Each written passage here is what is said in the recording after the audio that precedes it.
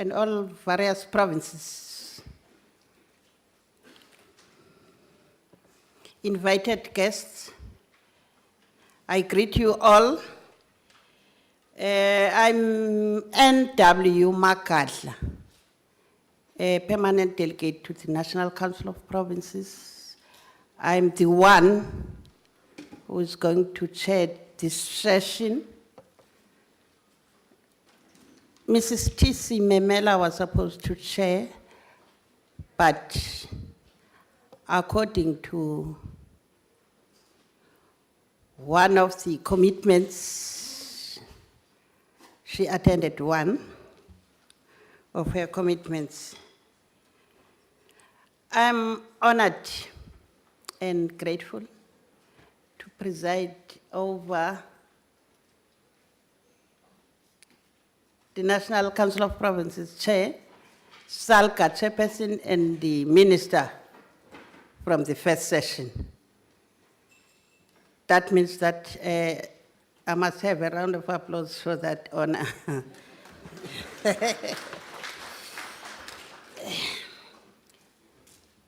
I now call upon the Chairperson of the National Council of Provinces to open and welcome the session.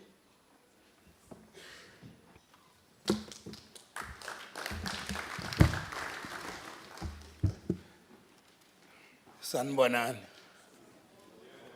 Ninjani. Sikhona nathi.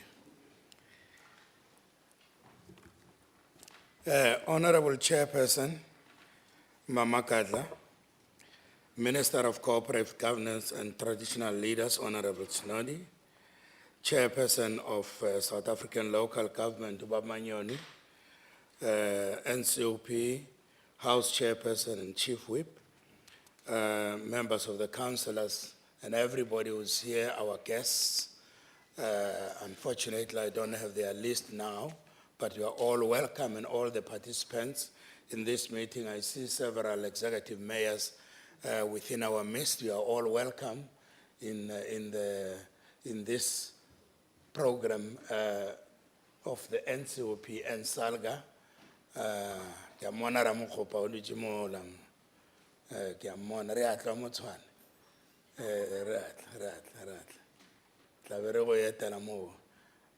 Well, other mayors as well, welcome very much to this meeting.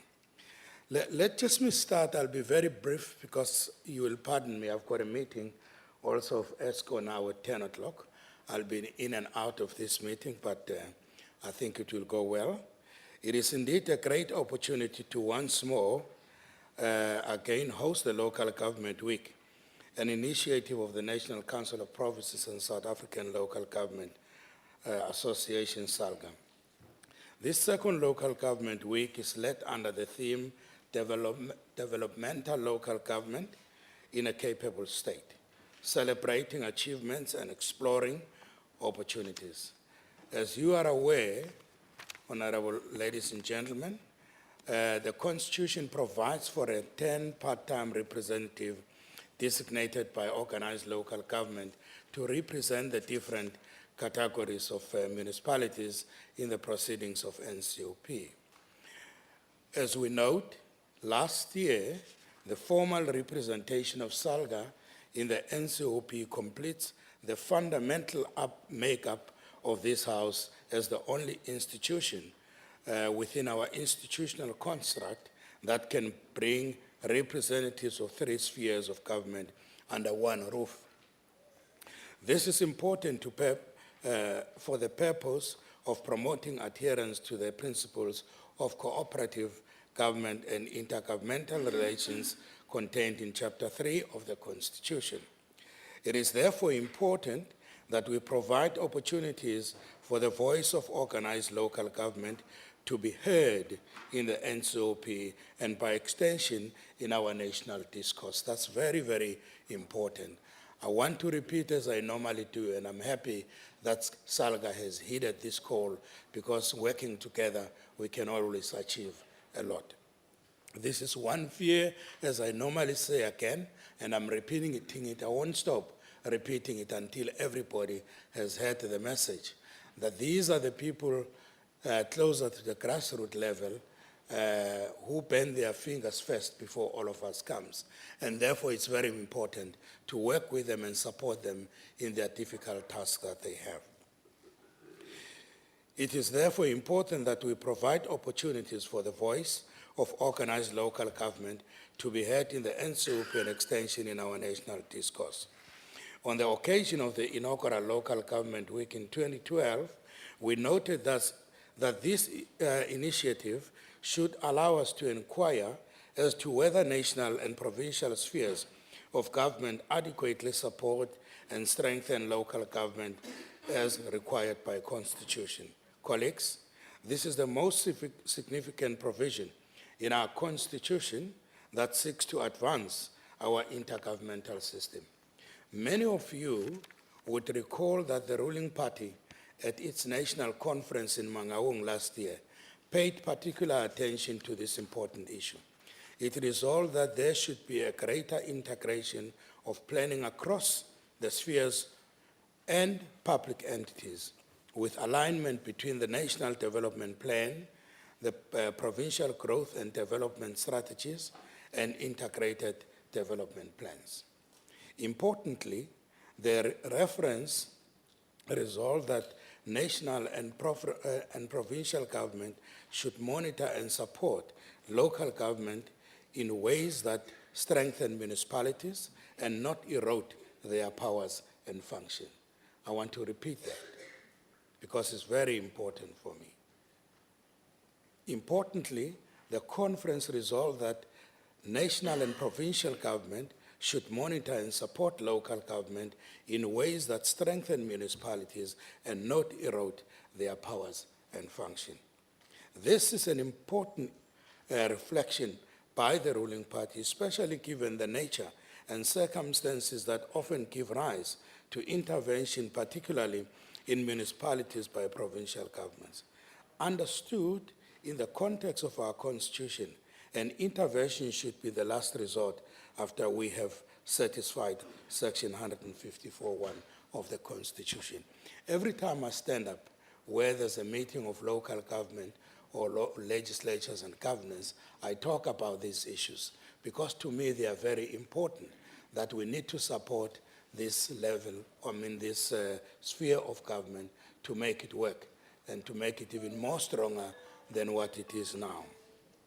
Towards ensuring the local government is supported, the NCOP resolved in 2010 to set up a portfolio to, among other things, 1, facilitate the anticipation of SALGA in the process of the NCOP and its committees. 2, facilitate the consideration of issues emanating from SALGA. And 3, assessing measures taken by national and provincial government to support and strengthen the capacity of municipalities to manage their own affairs, to exercise their power and perform their functions and provide advice to the House. That section or point comes exactly from Section 154(1) of the Constitution. We hope that this decision, as Honorable Makatla will reflect on it, will assist us to continue to be seized with matters that affect local government.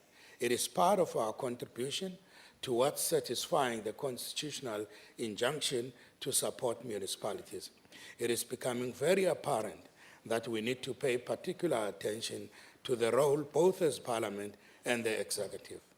Our work as NCOP reveals that while some municipalities are doing a lot to provide services within limited resources, they, however, need support from the provincial and national spheres of government.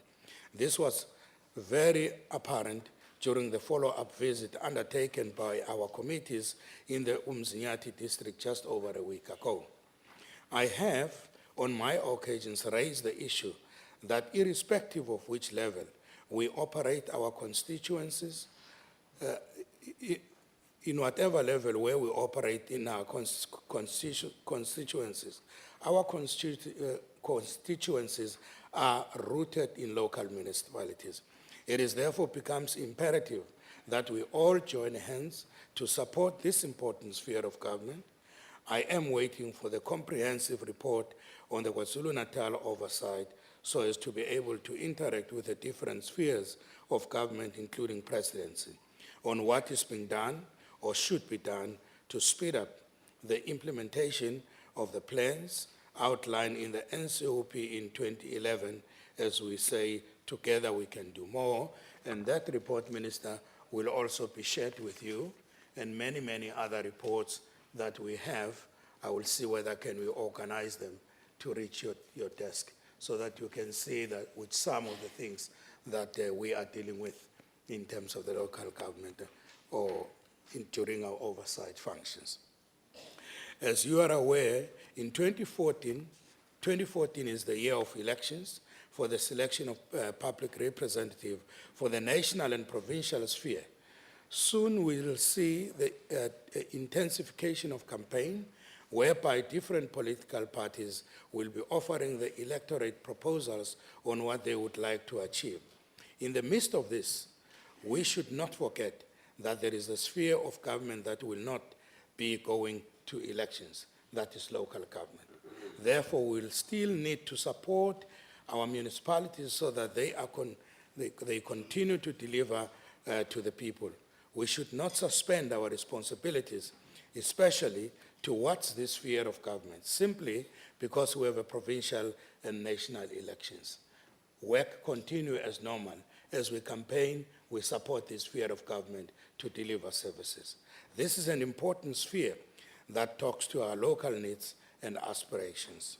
I therefore urge the gathering to continue to reflect on the best ways to support local government and how we could implement such solutions with speed and vigor. Such solutions must include how collectively we find ways and means of ensuring that young people realize the economic opportunities brought about by the freedom we attained in 1994.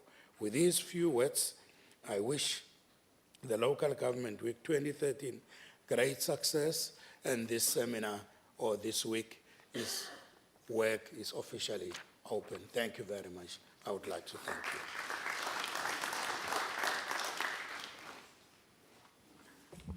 Thank you, Chairperson of the National Council of Provinces. I now hand over the chair to the National Chairperson of SALGA to give us through the objectives of the local government week. Over to you, Chair.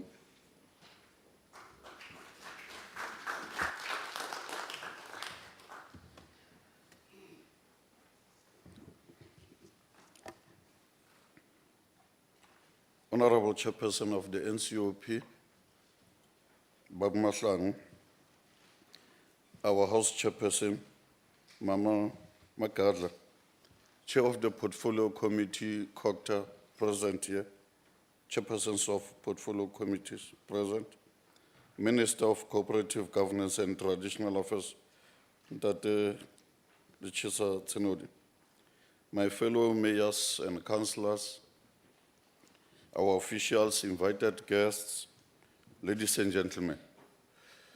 It is, of course, an honor and a privilege to address this 2013 edition of the SALGA NCOP Local Government Week. On behalf of the collective leadership of the South African Local Government Association, all of whom are present here today, I would like to convey comradely greetings. This Local Government Week comes at a time when our global icon of peace, Utatu Madiba, celebrated his 95th birthday from his hospital bed and where he has spent the last 58 days. We continue to pray for his good health and wish him many more birthday celebrations to come. May I also take this opportunity to remind ourselves that a month ago, on 11th July, we commemorated 40 years since the 1963 security police raid on Lily's farm in Rivonia, Johannesburg. This raid by the apartheid security forces saw 19 members of the underground movement being captured and charged with sabotage. The event led to the now renowned Rivonia trial, where Mandela's speech from the dock condemned the very court he was appearing in as illegitimate.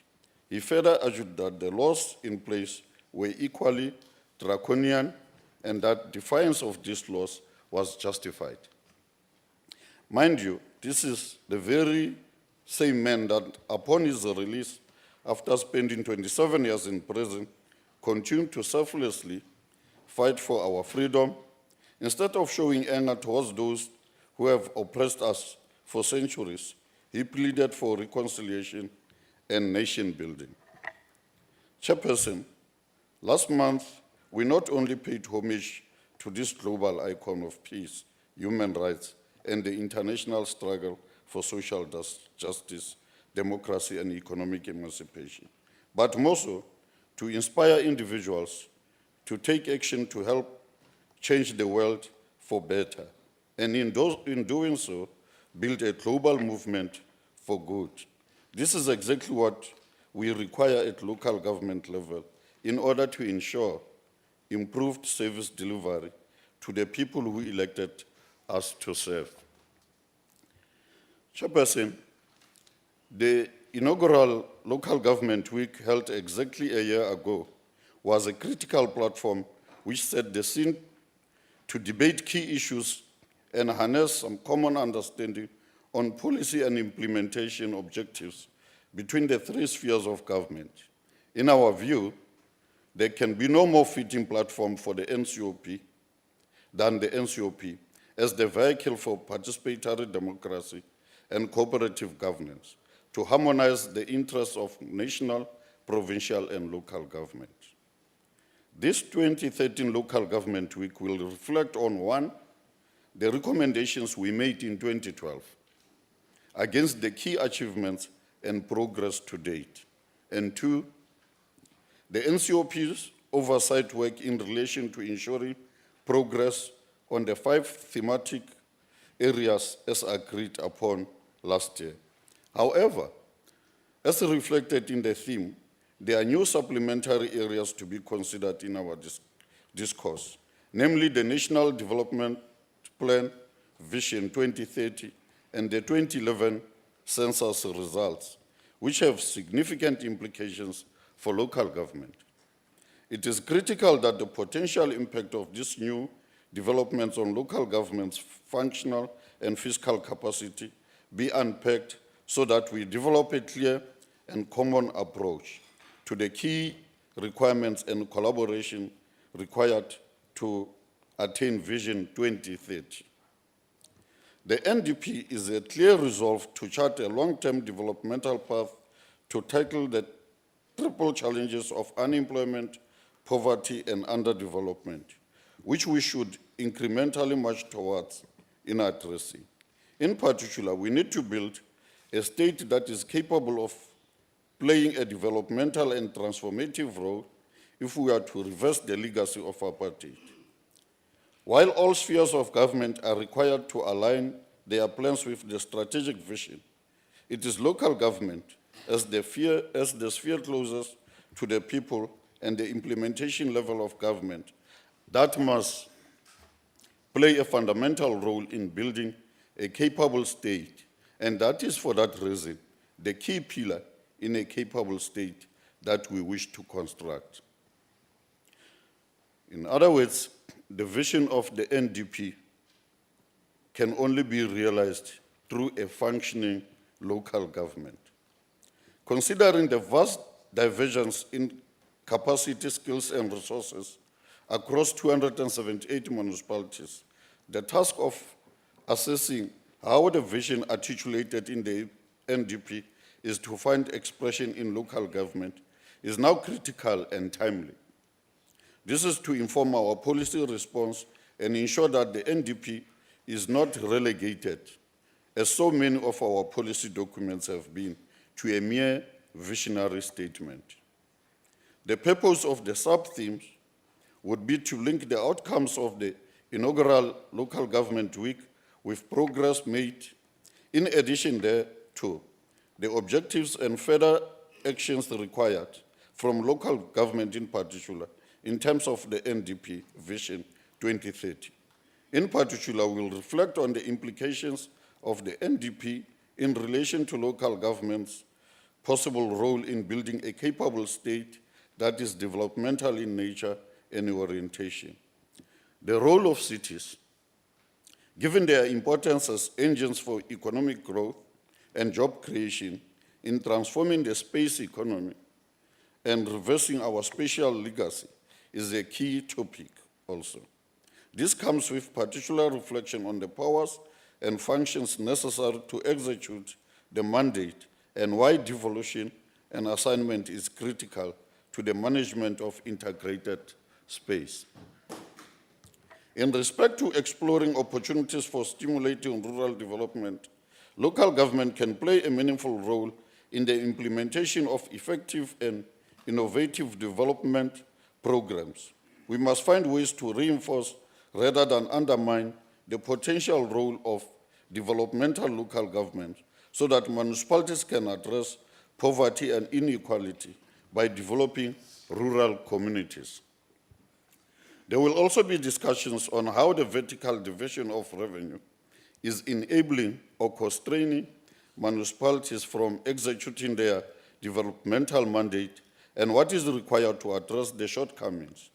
In particular, what impact the census has had or will have on the vertical division of revenue, and what the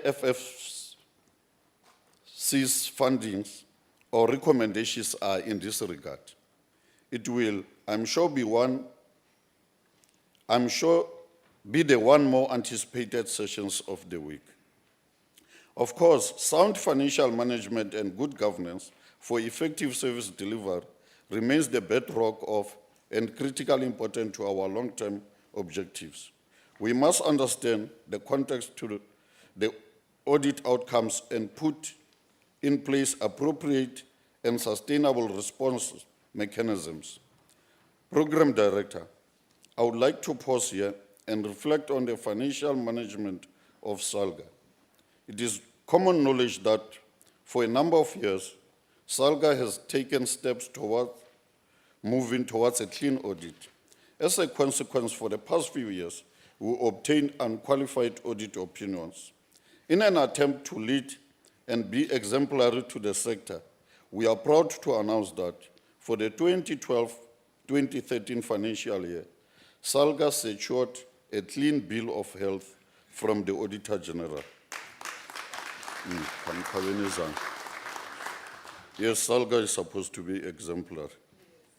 Now, all mayors who are NEC members in that SALGA must make sure that all their municipalities also follow suit.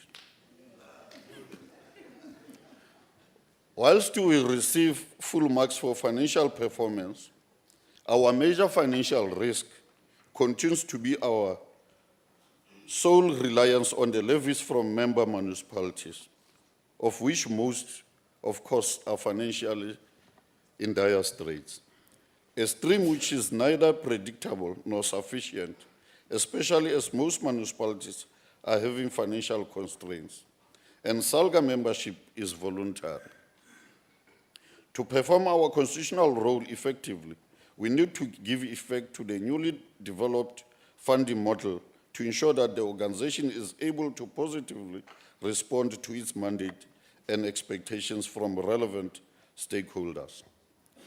Chairperson, coming back to our member municipalities, the debate on separation of powers or functions has been a topical one in local government over the last few years. SALGA will share some proposals from the sector on this front. Also, Chairperson, it is critically important, in our view, to bear in mind that the tremendous strides and progress that government has made with local government as the implementing agent in expanding the provision of services to our people. So while acknowledging the gains made, on the disappointing side, the recent past has also witnessed a number of so-called community protests that raged across our country.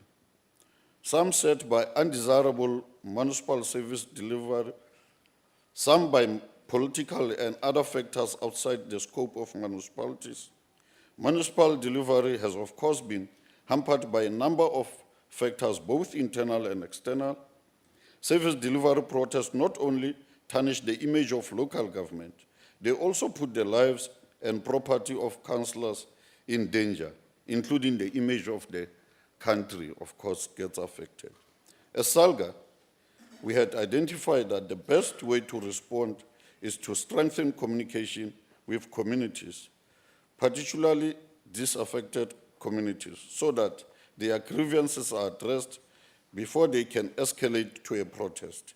It was similarly critical that the causes of the protests are properly communicated to the public in order to restore the reputation of local government sphere. Having said this, of course, while focusing on discussions on the necessary ingredients for building a capable and developmental state, we should not and cannot ignore further current topical issues confronting the local government sector, including but not limited to, 1, on matters of governance, persistent political challenges in various municipalities in the country, most notably in Tlokwe and Nelson Mandela Bay Metro. 2, continued challenges around the adequacy of the support framework provided by national and provincial government, interventions in Northwest, and the impending negative consequences of the minimum competency regulations that we cautioned against last year. This matter will still be taken with the minister.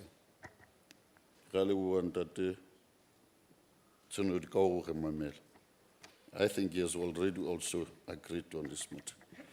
Concerns around some of the proposed municipal boundary demarcations and transformation fatigue in the sector, because we keep on every time getting transformation and also demarcating.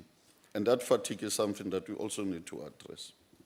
And also, NERSA tariffs and their implications for sustainability in the sector, particularly affordability and raising consumer debt. We should, however, not be overcome with obstacles before us, but rather focus on addressing the constraints, expanding and accelerating the good work. In summary, Chairperson, the objectives of this local government week are to facilitate dialogue on key local government issues, in particular, to review progress made over the last 12 months in giving effect to the outcomes we adopted last year, both in respect of implementation and oversight by the NCOP. And 2, heading into 20 years of the democratic state, to celebrate achievements and gains made over the last year and first 2 decades of democracy, and to address continued challenges confronting municipalities in the execution of the developmental mandate. And 3, to discuss the role of developmental local government in building a capable state that we aspire to, as outlined in the National Development Plan.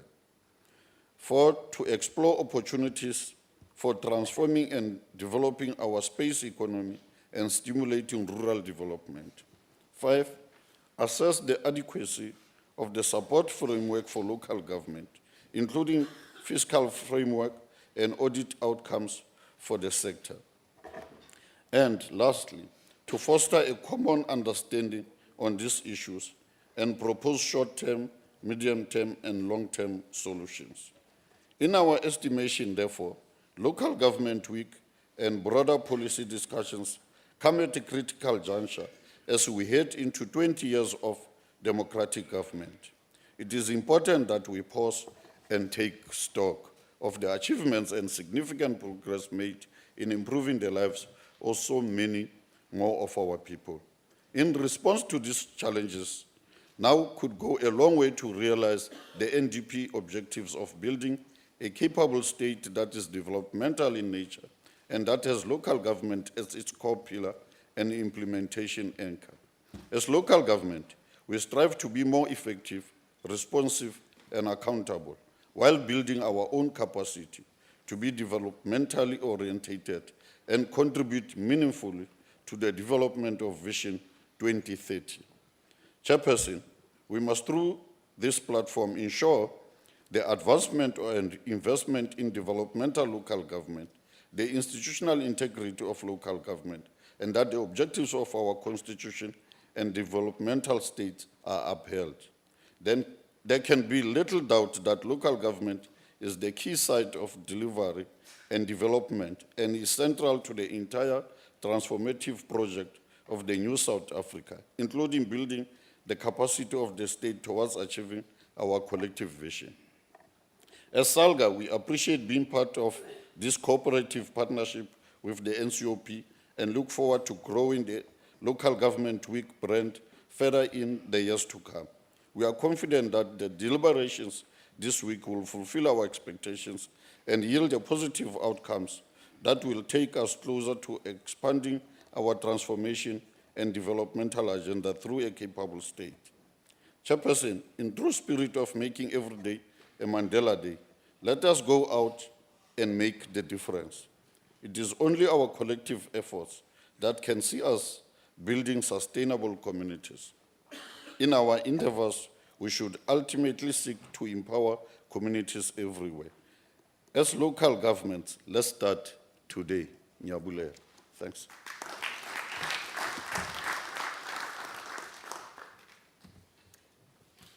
If you were listening enough, this partnership with SALGA has its own achievements and successes in improving the lives of our people. Thank you, Chairperson of SALGA.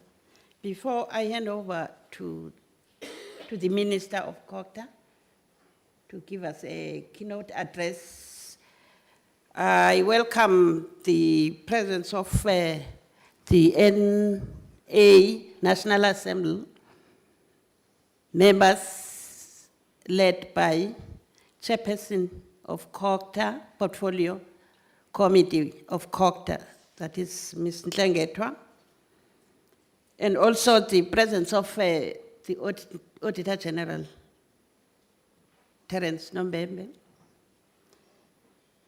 Over to you, Minister of COGTA.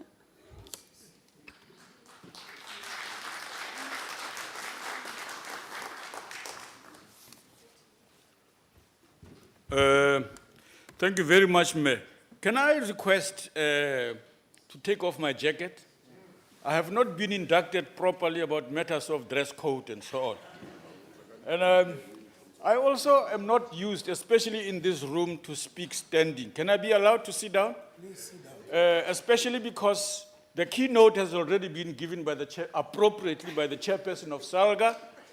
I'm merely here to throw up some ideas and thoughts that I have as I move into this hot seat. Is that allowed? Yes, sir. Thank you very much.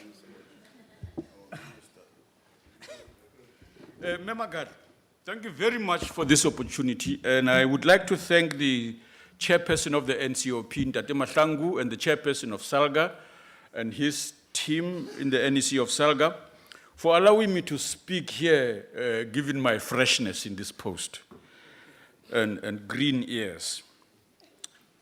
I would like to also say that I bring greetings from the Deputy Minister, Andries Nel, who, as we speak, had to fly back to Pretoria because he's attending on our behalf a meeting of the President and business persons to reflect on matters of mutual interest. And so as we reflect here, we anticipate that the decisions that are going to emanate from that meeting will have a bearing on matters that we are discussing today around local government and what happens on the ground where all parts of government work hit the ground. So we suggesting that we must put our ears on the ground and pick up what's going to emerge for it will come to us for our attention and so on. Just to say that government will also be going into El Khotla as usual annually next week. The timing is crucial because we are wrapping up the fourth administration. We are preparing for, so to speak, to mark the 20th anniversary of our freedom. And so the work that we are doing here is absolutely crucial in reflecting on what we've been doing all along. What is the impact it has had on the ground? What are the things we must do differently? And what are the things we must be paying more attention to than perhaps we have been able to do before? When government meets next week, it is also obviously be reflecting on the 12 outcomes, which is a translation of the 5 priorities the fourth administration set itself up when it started: education, health, combating crime and corruption, providing decent jobs, and promoting rural development. So at a strategic level, these are the matters that, as legislatures, we should also be reflecting on whether the work that we have done as the legislatures, the National Council of Provinces and the National Assembly, the legislation we have provided, which is part of our role, has actually had the desired impact.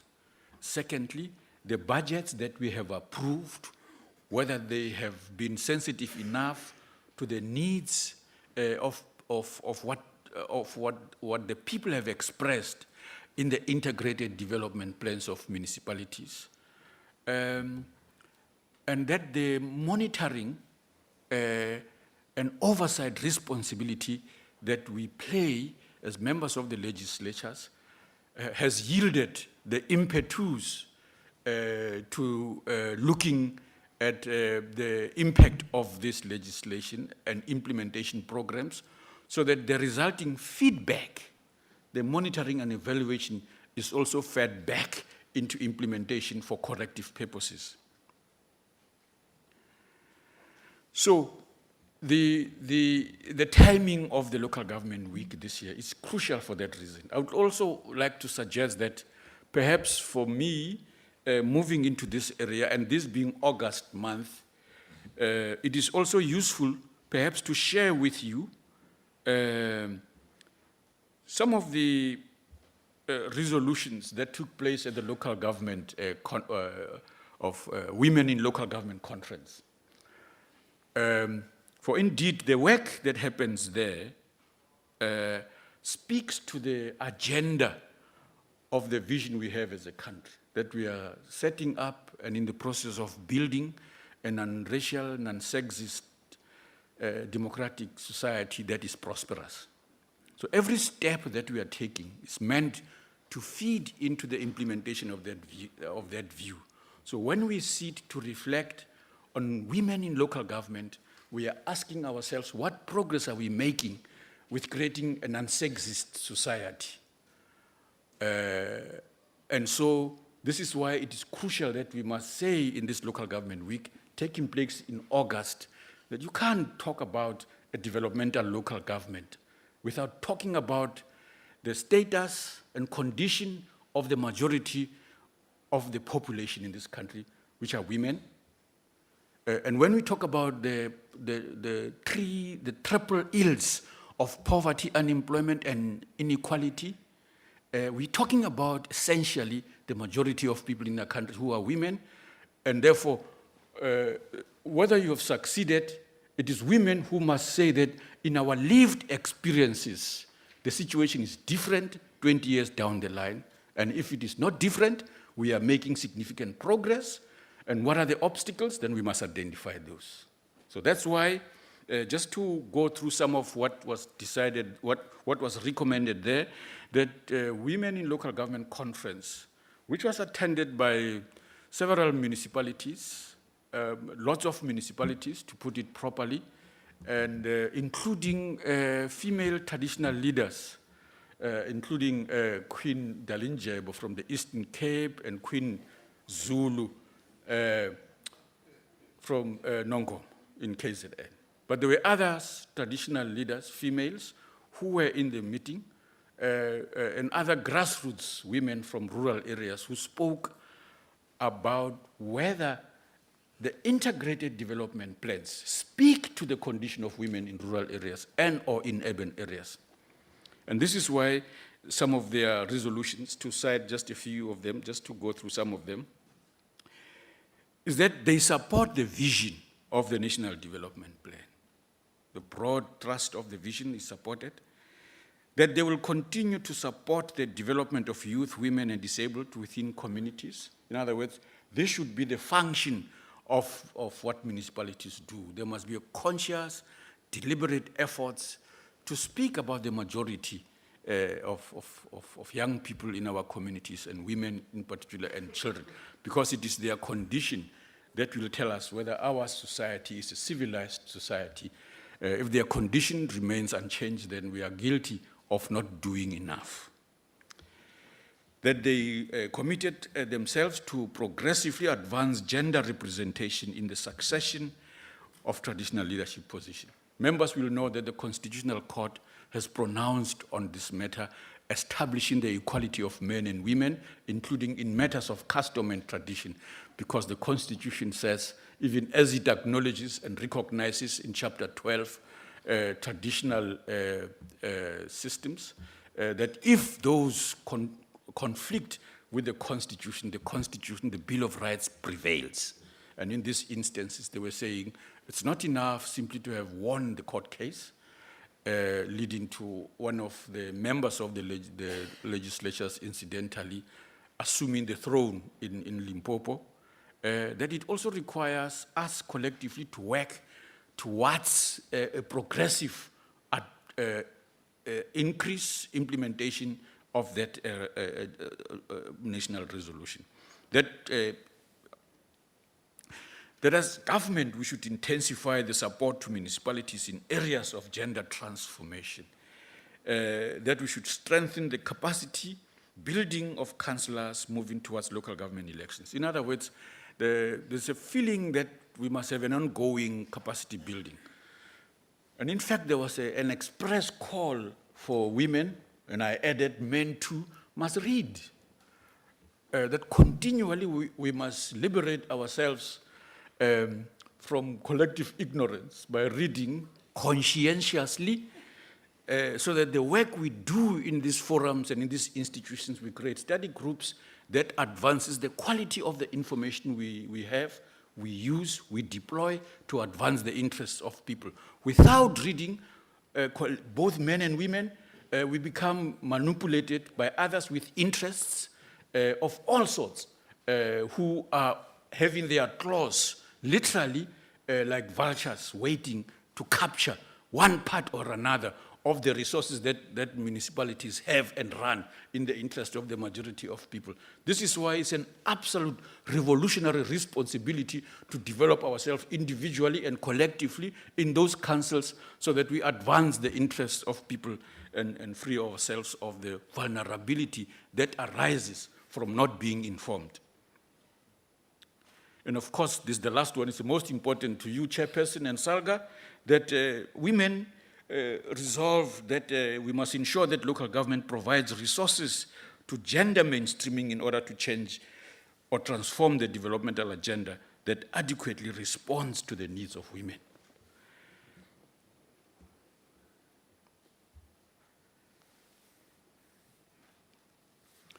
Let me, this month too, on the 1st of August, the statistician general and his team went to Mkanyagode to launch what their portal called Mkanyagode, which is a portal they've created of all municipalities in the country, so that each municipality and the key statistics that relates to each of these municipalities, you want their numbers, you get them there.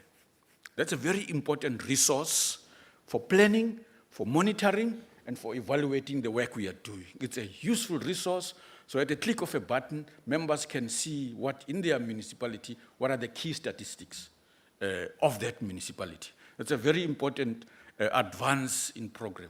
I mention this because I would like us to remember that the outcome 9, for which we are responsible for coordinating local government, says one of the first things that which the choir master, the late Minister Strelo, signed with the president that we should develop a more rigorous, data-driven and detailed segmentation of municipalities that better reflect the varied capacities and contexts within municipalities and lays the basis for a differentiated approach to municipal financing, planning, and support.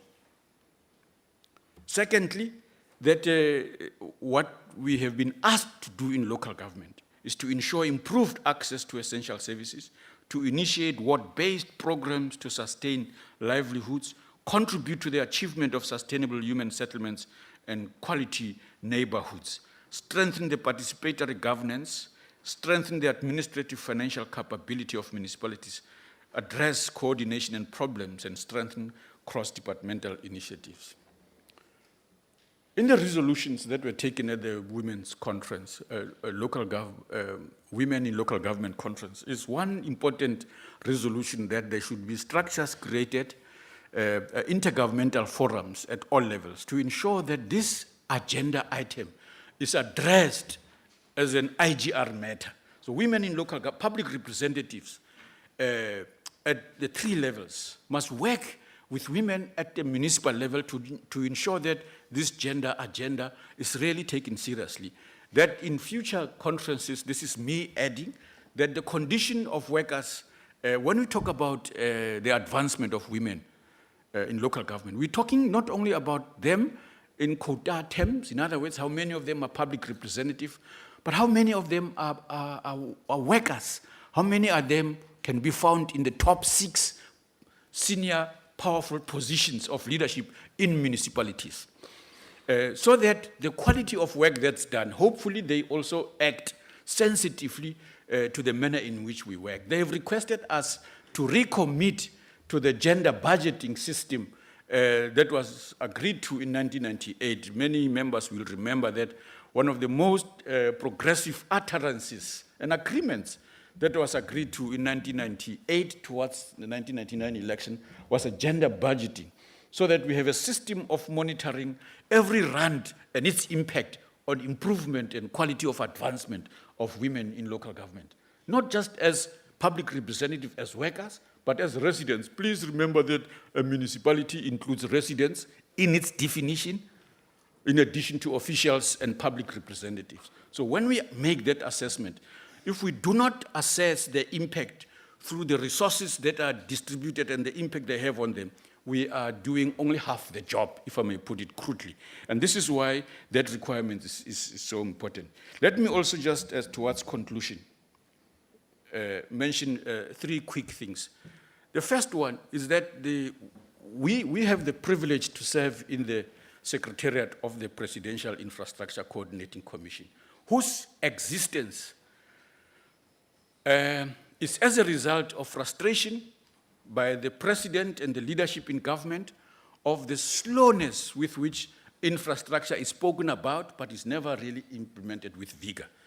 So it has been identified as one of the 6 drivers in the new growth path, that if we implement this program with vigor and bring urgency to implementation of infrastructure-related issues, we will unlock potential in a huge manner. What do we mean by that? That out of the 650 projects that were identified collectively in the country, 18 of them were identified as strategic integrated projects. In other words, they were identified because in their character and nature, if you do them, they at least lead to other consequential impacts in the area.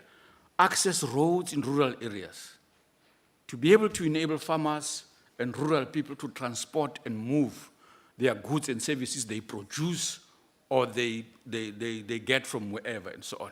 So that farmers having harvested, they're able to transport their goods and services to markets. Clinics for health purposes, early childhood facilities for which municipalities are responsible to ensure that the young ones are taken care of early on so that we do not worry about performance later in life when they go into matric. But right from the beginning, as little toddlers before 3 years, they get the best quality of services. Without those facilities, early childhood facilities, which is infrastructure, we are not talking fully to the issues.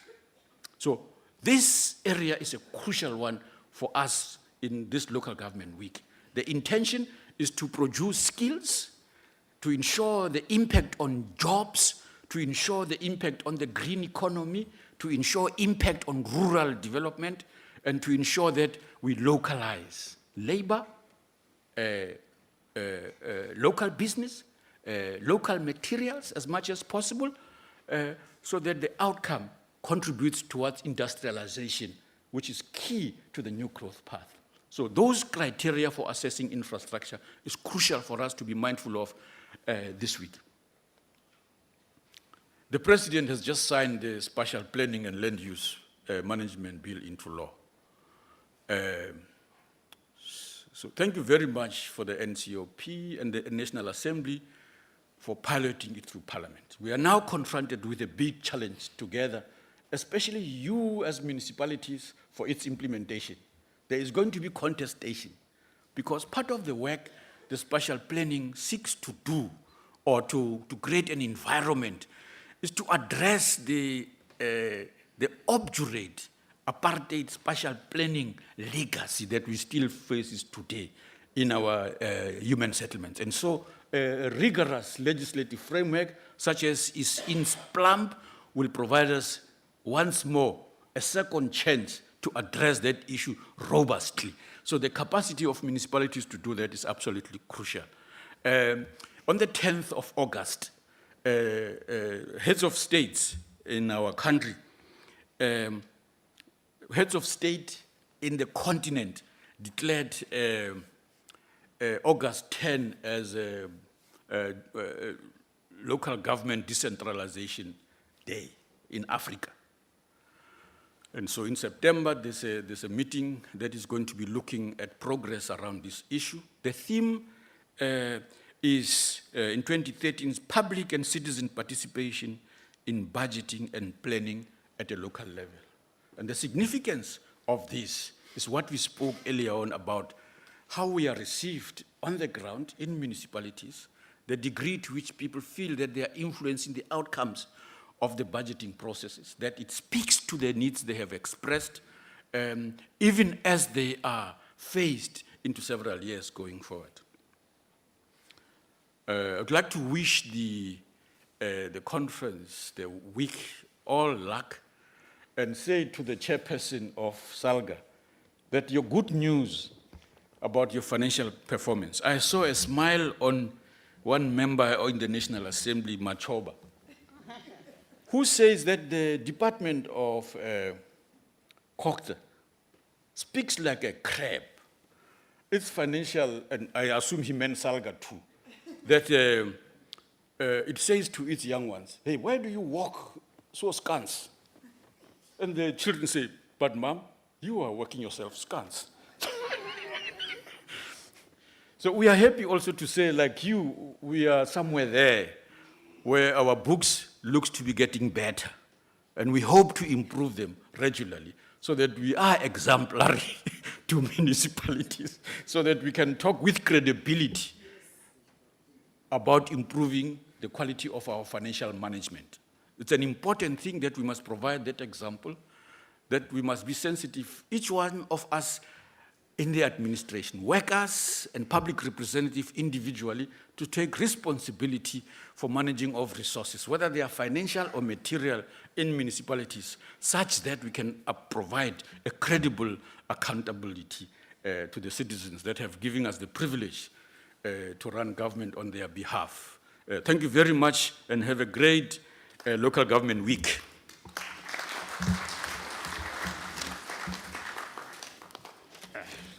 A big hand of applause again to the Minister.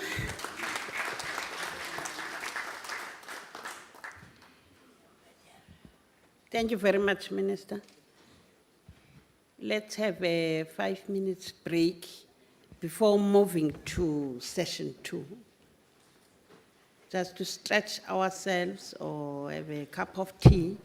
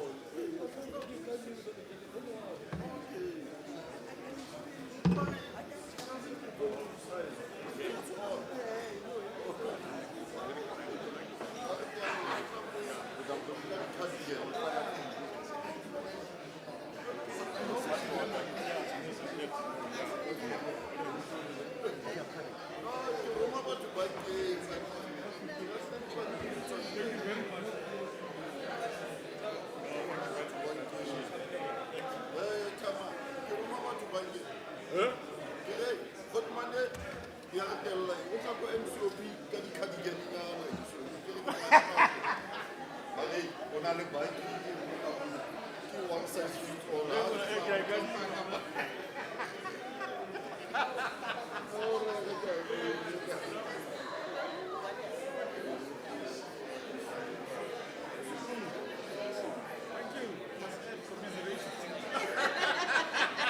noticed there was a one.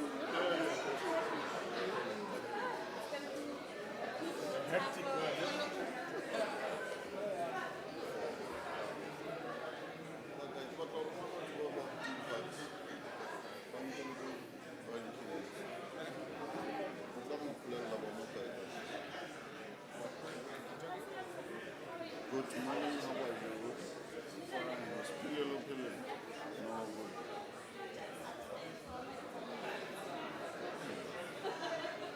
Why is SALGA in a spokesperson? Start appointing. Oh, I couldn't. Then you understand this. The spokesperson.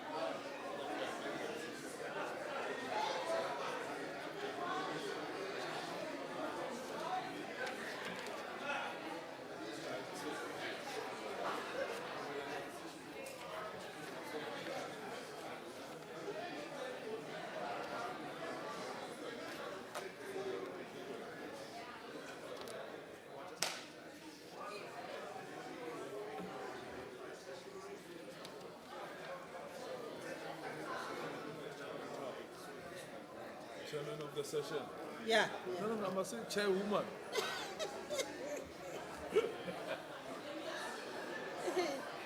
Call by name. Hey.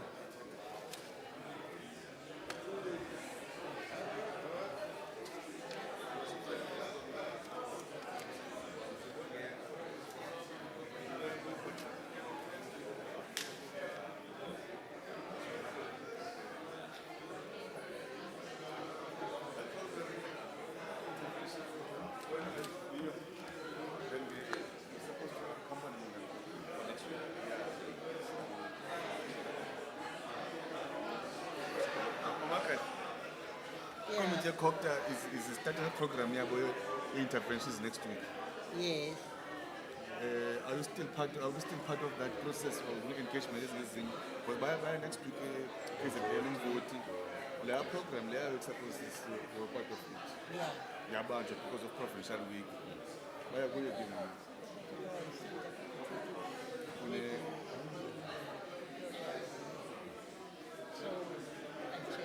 Okay, so we are good.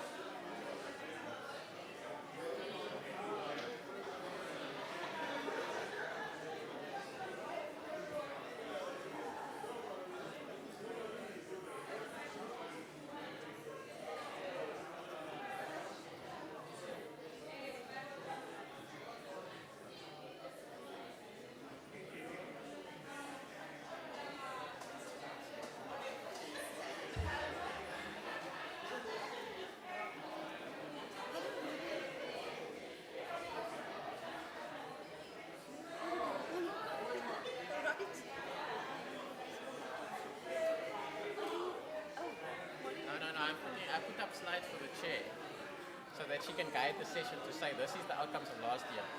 So that SALGA's presentation and NCOP doesn't have to reflect on last year. Oh, okay. She will cover the. She'll cover the main issue. Okay. They must just report progress.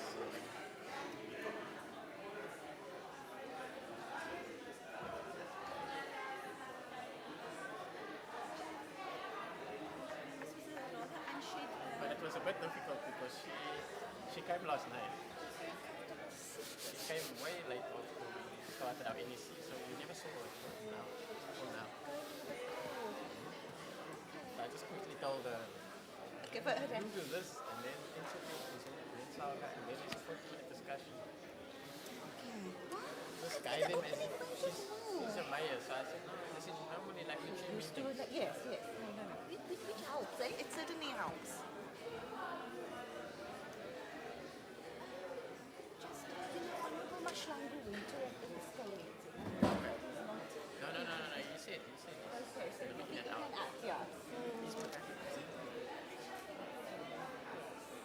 so it's like. You will call the police to Shout from here on the mic. Yeah, okay. I think there were a few what's inside, so.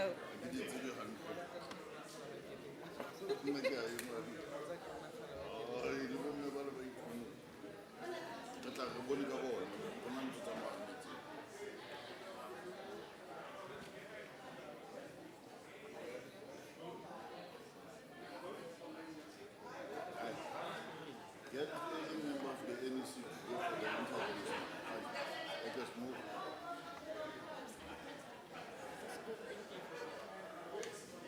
She must come.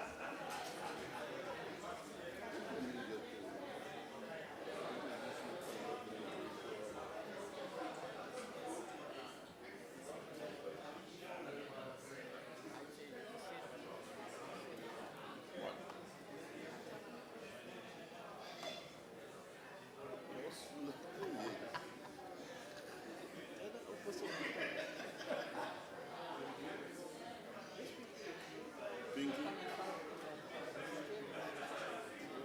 I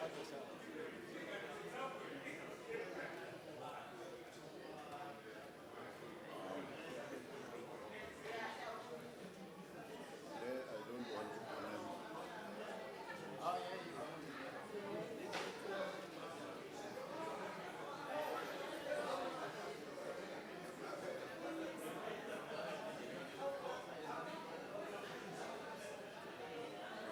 She's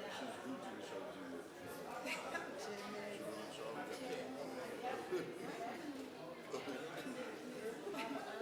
What's wrong?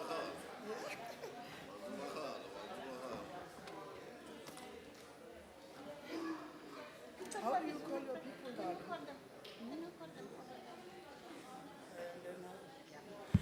Honorable members, can we be seated? Can we take our rightful places? Honorable members, do you have ushers or whoever those who call people in? Honorable members, can we request the ushers to bring in honorable members to be seated? We were only given 5 minutes. We have gone by. Now we are at 22 minutes, ladies and gentlemen. We are expecting the highest of discipline from honorable members. Honorable Magadla, bitsa batho ba gago tu.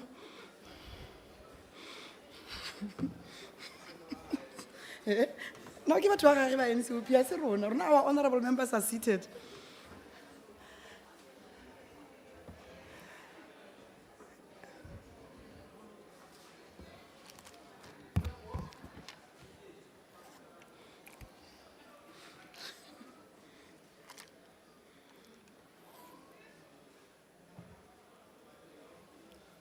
Where our people are not here also.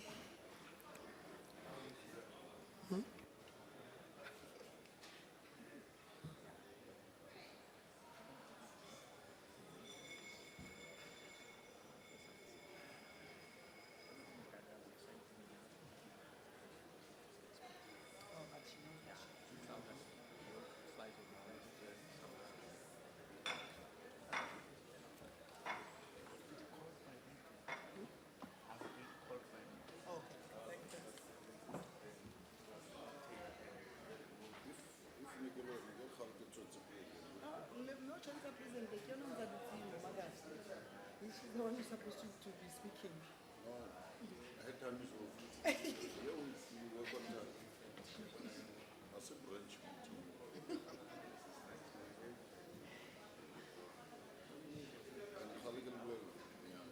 And rona we have been actually ba re kgoba go ke rona re leng but ke bone honorable members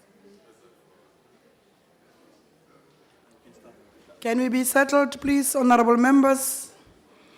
Hello.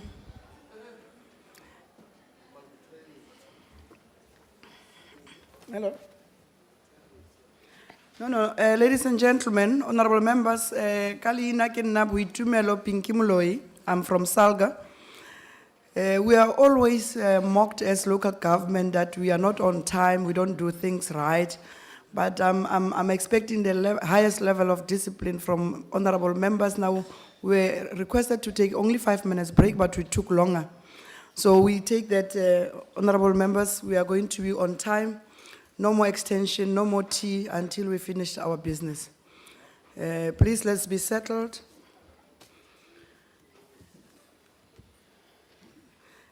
And I want to take this opportunity, in absentia, Tate Mahlangu, as always, he actually welcomes us warmly, and we are on the same page with him in terms of what we are expected to do on this joint venture as local government, as SALGA and NCOP in this week, and in terms of our work. And I think, Chairperson of SALGA, we are supposed to, as SALGA, to actually congratulate officially the appointment of the Minister and his deputy, Ntate Tsenodi Landrisnel. They are fresh from the box, and I think all of us will realize how passionate is Ntate Tsenodi when he speaks about local government. He's very passionate, he speaks with passion. And I think this is the beginning of great things to come. I think our relationship will go a long way. And there's no way that you can be a minister and not be friends with SALGA. I think we are in this together, and we need each other, we need to support each other. And ladies and gentlemen, indeed, at this point in time, without taking much of your time, I just want to bring you closer to where we are and why we are here. Among other things, this session in particular, the objectives, we are expecting that Mayor Honorable House Chairperson, Mayor Magadla, to, among others, make a reflection on progress made from the resolution of the local government week of 2012 and the NCOP oversight work relating to the 5 thematic areas. We want you to just go straight into the point. And this session, ladies and gentlemen, is not going to take us more than an hour. Therefore, we need to be precise and on time. And it includes 2 presentations from both the NCOP and SALGA, and it includes also discussions. So if we can just be disciplined enough and no more movements and just focus. And Member Gadla, Honorable Member, the stage is yours. Thank you. Thank you, Chairperson of the session. This second local government week is being held under the banner of developmental local government in a capable state, celebrating achievements and exploring opportunities.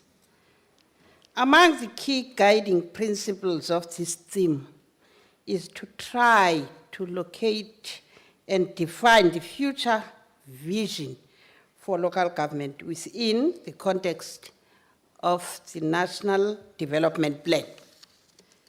The Local Government Week is aimed at providing an opportunity for national reflection on issues affecting local government in order to improve the lives of South Africans through accelerated service delivery. Fundamentally, this year's theme is firmly linked to building on the inaugural thematic areas, in particular with regard to local government's role, policy priorities, and fiscal alignment in building a capable state in line and in keeping with the NDP. The purpose of this theme would be to link the vision of the NDP in relation to local government's possible future role in the developmental state and the funding requirements needed to give effect thereto. This initiative is an important milestone in the history of engagement between the NCOP and South African Local Government Association. It will serve as an important means towards fulfilling the constitutional injunction that national and provincial government must support and strengthen the capacity of municipalities. Certainly, one of the key pillars of for this dialogue is to highlighting bottlenecks or constraints which prevent successful implementation of desired policy outcomes. It is for this reason that we had taken a decision to provide space to reflect on the recommendations made in 2012 and identify critical areas that require NCOP intervention as a legislative and oversight body. This includes recommendations on an urgent review of policy and legislation that hampers the ability of local government to deliver on its constitutional mandate. As part of our fulfillment towards responding to the resolutions of our last local government week, the NCOP convened a workshop with the Auditor General, as well as provincial legislatures and SALGA.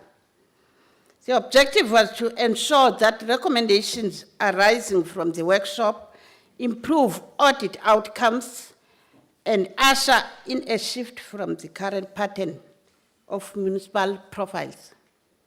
The workshop made a radical call for action in order for the NCOP and provincial legislatures to exercise their political oversight role for the purposes of effecting a reversal on the current state of affairs. The general feeling from the workshop was that municipalities have regressed considerable in terms of their performance from the previous audit outcomes, which demonstrate that we have lost vigilance and as a consequence became complacent as an oversight body. A call was then made for the NCOP House chairpersons in collaboration with the standing committees in provincial or portfolio committees in provincial legislatures to develop a coordinated oversight action plans to address areas which require intervention in the municipalities, especially in the most distressed municipalities and those that are on the borderline. During the month of April 2013, the NCOP embarked on a program of the Provincial Week, guided by the theme, Moving with the Utmost Speed to ensure socio-economic advancement in our communities. The theme has afforded permanent delegates of the NCOP, provincial legislatures, and SALGA an opportunity to assess the state of service delivery in our communities. The NCOP also made use of the oversight and Provincial Week program to have a dedicated focus on clean audit. Subsequently, we have written a question for oral reply to the Minister of COCTA to bring to his attention factors that render MPEC's oversight role ineffective. The Select Committee on Finance conduct hearings on the expenditure review and budget performance of provinces. The findings of this exercise will allow the NCOP to have a better sense of the financial performance of provinces, especially as some provinces had projected over expenditure at the end of the financial year of 2012-2013, while they do not have plans to address such estimates. Perhaps the most challenging issue is the division of powers and functions between district and local municipalities. Relations between district and local municipalities vary from cordial and cooperative to conflictual and unproductive. Overall, there is clearly a need to provide greater clarity on the need for the two-tier system of local government, the role of district municipalities, and the precise powers and functions of each district and local municipality as contemplated by the Constitution. We would need to provide a critical overview of the strategic and operational challenges faced by the local and district municipalities within the context of local government turnaround strategy and the National Development Plan. There is a growing failure from both the district and local municipalities to comply with Treasury regulations. We don't mean all district and local municipalities, some of them. They don't comply with Treasury regulations, reporting an inability to develop financial policies and revenue enhancement strategy. In terms of the interventions tabled in the National Council of Provinces and referred to the Select Committee on Cooperative Governance and Traditional Affairs for consideration and reporting the governance and public participation challenges facing the municipality has included, among others, lack of functional ward committee system,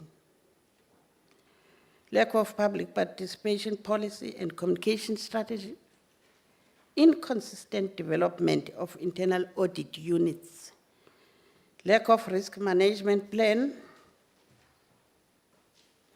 In some municipalities, absence of anti-fraud and corruption policy. In some.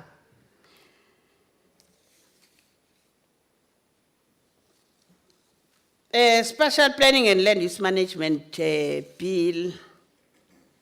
The concern raised here relates to the long period it takes to have this law come into operation. But the Minister for Cooperative Government and Traditional Affairs alluded that this bill has been signed by the President to become an act.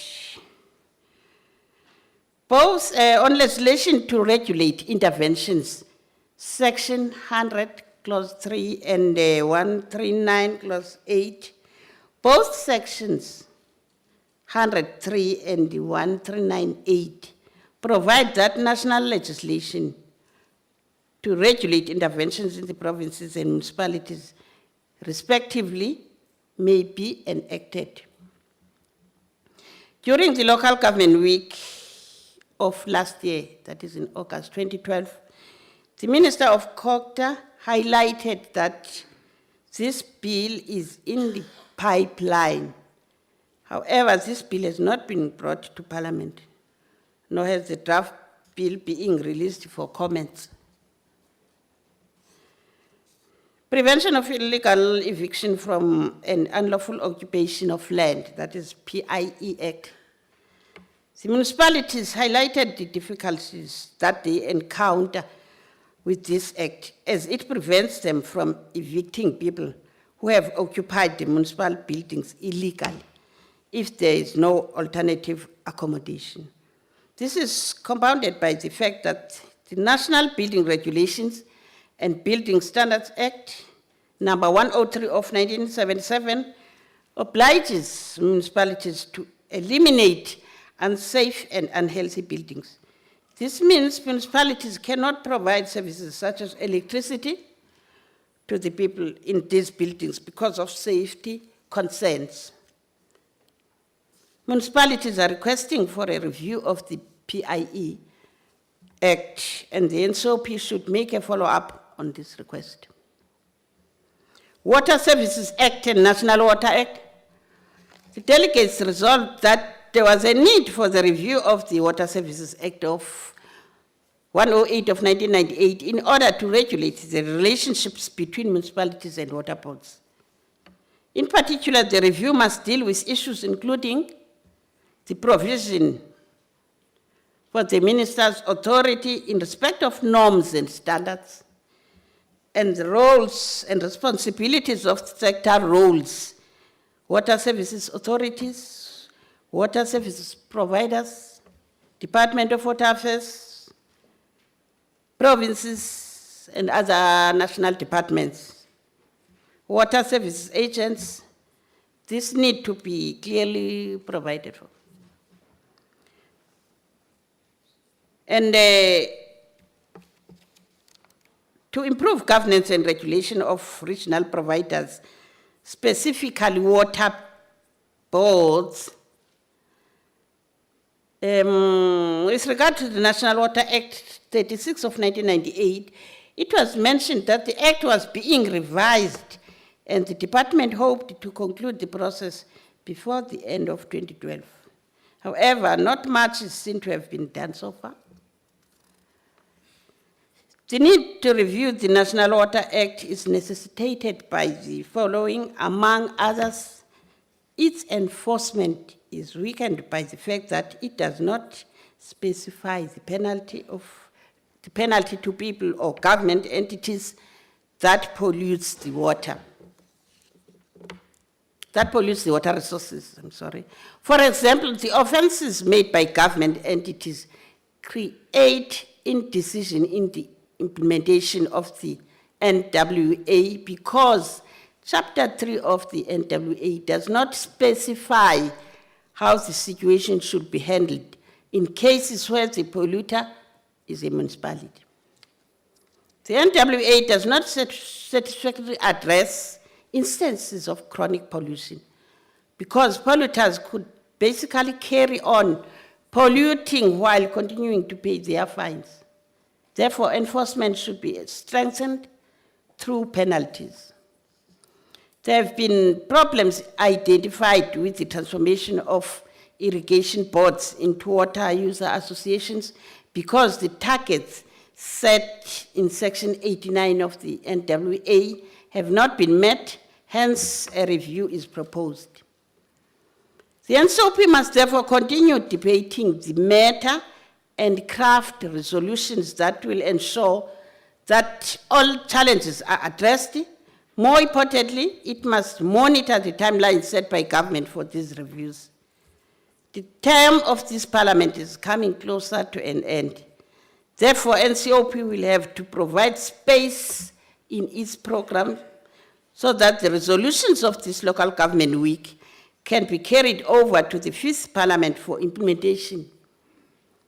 Having said all this, I'm happy to report that the NCOP is the only house of parliament ideally placed to bring together all spheres of government to create a meaningful discussion and open dialogue about the objectives, realities of our developmental state. I thank you, Chairperson. Thank you very much, Honorable Magadla. Another round of applause, ladies and gentlemen, honorable members.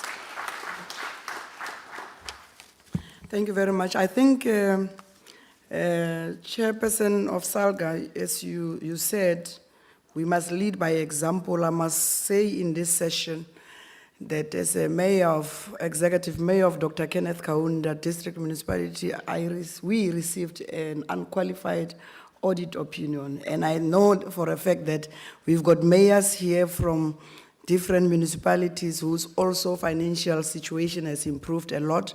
And also within our district, the municipality which is marked by infighting, Tlokwe municipality, also under the leadership then of the former mayor, Mapetla, received unqualified audit opinion for the first time in very many years in the year under review. I must note that actually it is very important that actually our overall performance has increased the performance of our province. And when Tadet Nombembe will present, will tell you in terms of some slight improvement, it is because of those little efforts that we do as municipalities. So it's not that we are not doing anything that we are supposed to do from time to time. So thank you very much, Mema Gadla, for the presentation. Ladies and gentlemen, I will not take much of your time, but also to indicate the fact that the next presentation, which will be presented by SALGA, will also be a reflection on progress made from the resolution both of Local Government Week of 2012 and progress from the local government perspective and we'll get that presentation through Honorable Deputy Chairperson of SALGA, who's also the Executive Mayor of the Western District Municipality in Tate Nawa. The stage is yours.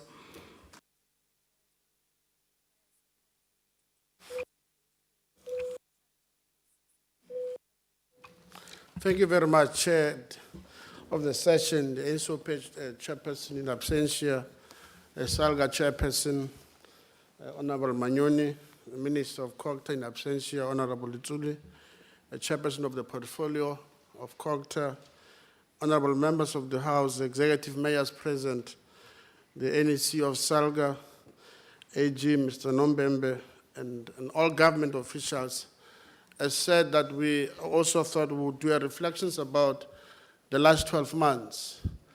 And our presentation is about giving the progress made by local government and SALGA in particular.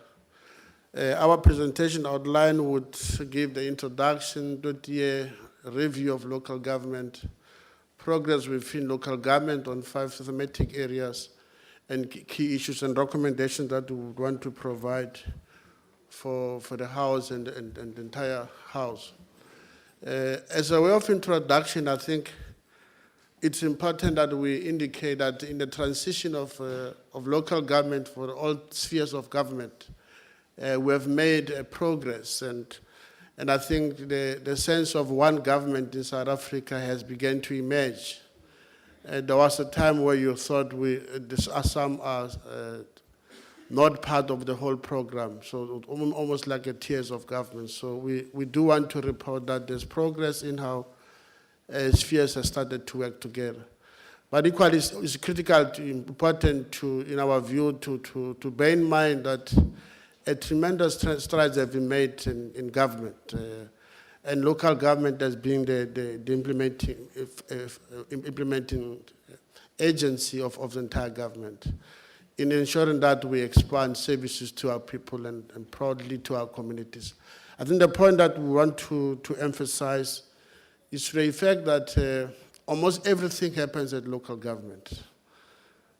So all of us as members of different sectors, we stay in in municipalities. So we work and we live there. Whether you talk about sports, all sectors and fraternities that are in existence happens at the local government level. So we're taking interest in this meeting just to indicate that we want to remind all of ourselves that local government is forever at work. And daily we interact with local government. As indicated last year, we called on the House to recognize that local government is the closest government to the people.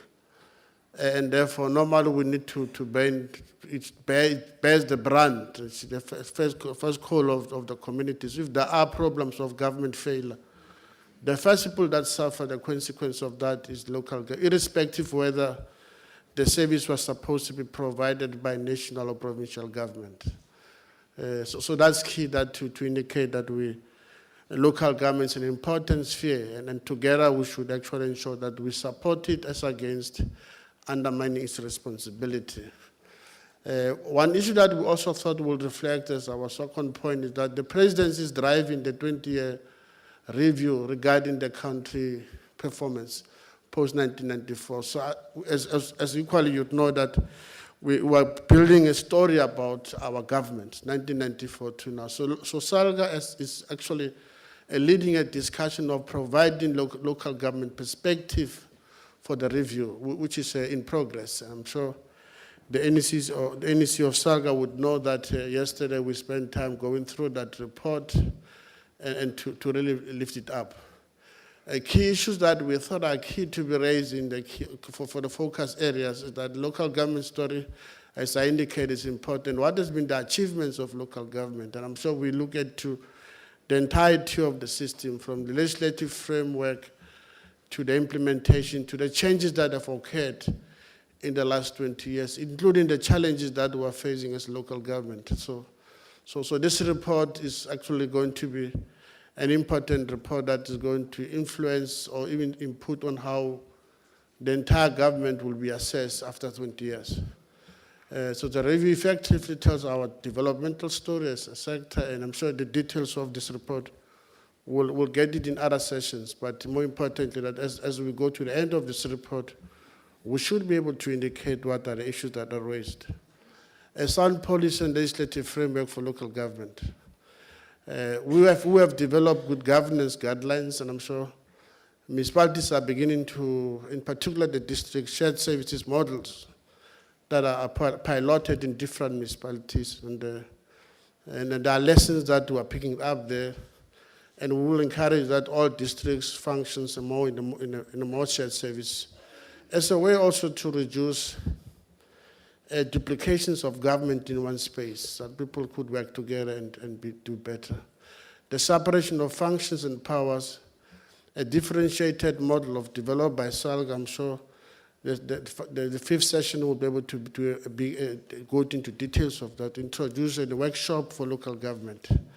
The essence is that continuously as we develop the system or the sector of local government, we take and pilot and go to municipalities and work through to workshop the municipalities to be able to appreciate what is more to be done. I'm sure you would know that recently in metros we have introduced chairpersons of portfolios. Before, you will have to integrate the executives. The chair of the executive becomes the same person who's going to chair the executive, equally want to present on behalf. So we are beginning to separate the two, that there are independent chairs from as a way to ensure that we align to the other spheres of government and making a better independent ways of resolving issues of executive. Public participation guidelines, I think we have developed that, and I'm sure almost the entire municipalities across the country has gone through some workshopping on local government and how to improve public participation. I think the appreciation of SALGA is that the local government legislative framework is entrenched of public participation, and that has been an issue that we put forward. SALGA will host an anti-corruption summit in October, and as a way to respond to some of the issues that are being in the public discourse, that corruption is in local government. And I thought, as the executive of SALGA, we thought it's important to also rise to the occasion and indicate that corruption necessarily, it's actually a multi-sectoral problem. And therefore, as SALGA, we do have a responsibility to react because we have the view that it can distort development corruption, but equally, it can undermine what we stand for as a people. So at the core of doing that is to begin to introduce integrity systems in local government. I'm sure the conference of SALGA in 2011 would have spent some time in professionalizing the sector, but equally to ensure that we undo some of the things that were of the past that would distort what we stand for. Sound policy and legislative framework for local government. The story about good governance, last year, immediately after the meeting that we've had here, the Local Government Week, SALGA in partnership with Santam and the Department of Cooperative Governance signed a memorandum of understanding in June. And we continue to ensure that we can pilot with different municipalities. And we want to indicate that 5 municipalities were selected for the project. And so far, I think the project has bear fruit, especially when we deal with disaster, fire, flooding. We identified some municipalities, Ulundi District Municipality, Eden District Municipality, Mbombela Local Municipality, Tulamela Local Municipality, and that has happened. What we want to highlight is that in April 2013, firefighting equipment was delivered to all these municipalities, and a capacity building program for the firefighters and disaster management officials is currently being implemented under this program. And not only that, we also provide support in terms of training for firefighters and prevention. And so that work has been done, and it is something that we say is progress after the inaugural meeting of the Local Government Week. In relation to sound policy, again, as we move on, review of existing policy, legislative required legislation. the impasse regarding the repeal of Section 57, subsection 7 of the Systems Act between SALGA and the COCTA department is proposed to be resolved through regulation publishing for comment. I'm sure our engagement with the relevant department is continuing. So the advocacy responsibility of SALGA in shaping the policies and legislative framework in our country, I'm sure that has been profiled, and I'm sure there are a number of participations that we have engaged and come in to submit comments. And I'm sure, however, the regulations of minimum competencies and lack of policies, coherence between COCTA and NTA, I think that is an issue that we would have raised with the previous or the then minister about how we think we have rushed the process, and it would have affected a number of the municipalities, in particular in relation to the audit reports. It's an issue that we were continuing to engage, that there should have been a rush, and I'm sure our views are known in the House of how we would have presented ourselves. So that is issues that we think in relation to sound policy and legislative framework we were engaged. Building capacity for local government to accelerate service delivery. At the core of local government is to ensure that we provide service delivery. There are a lot of things that could be happening as secondary, but primarily why there's local government is to really provide services. So to overcome the myriad of problems created by fragmented approaches of building capacity, an integrated human resource development strategy was developed by SALGA, and that is a way to ensure that we can maximize on integrations and ensure that we take the benefit from how we would integrate. So we thought it's important to develop that strategy, and almost all municipalities and provinces in our country, SALGA would have put them through a workshop and make them understand, and we should develop that strategy. And that strategy is detailed. I'm sure members will be able to see that the institutionalization of HR norms and standards, so that across the country there's commonness on how we respond to some of these problems. Institutional reengineering and transformation is issue that we're all about. Compliance of predetermined objectives, including reporting obligations, the attraction and retention of critical and scarce skills, hereby providing impetus for establishment of local government leadership academy. I suppose we all know that ordinarily we are a teenage government. Actually, local government is worse because it came later in 2000. So we are 15 years old, if not 14 years old. And that indicates that we are in the process of building a better system. And all these things is to ensure that we make local government resilient to a point that after years you would have a better established systems of local government. So the essence of that strategy is to really respond to some of what is the current challenges that we have, and those challenges are reflected or revealed in the audit reports of municipalities of what are the challenges that we are facing. Building capacity for local government as we continue, that the foundation of professionalizing local government system, and that was the resolutions of the conference of SALGA in 2011 in eThekwini, that there is a need to start shaping and ensure that we have professionalized the system of local government to respond to the constitutional call for efficient, developmental-oriented, responsive local government, and which is equally accountable and transparent. So that's the whole process of professionalizing systems, and I'm sure we would also have put that to the presidency and to the then minister of what is our approach and how we hope to build a capacity in the municipalities. A multi-year inflation-based wage and benefit improvement agreement with the union. So even in that level, we would have, perhaps members would know that last year and this year, there's never been disruptions by labor because of how we would have engaged them. And therefore would have agreed that there must be a multi-year agreement on how we deal with the challenges of local government and the workers in particular. orientation of municipal political leadership through tailor-made induction programs contributed to significant to the enhancement of good government. And one issue perhaps that we should deviate a bit from this one is that the manner in which the treatment on different public representatives is different. And the NEC of SALGA yesterday made a reflection about it, that councillors are not allowed to do degree programs.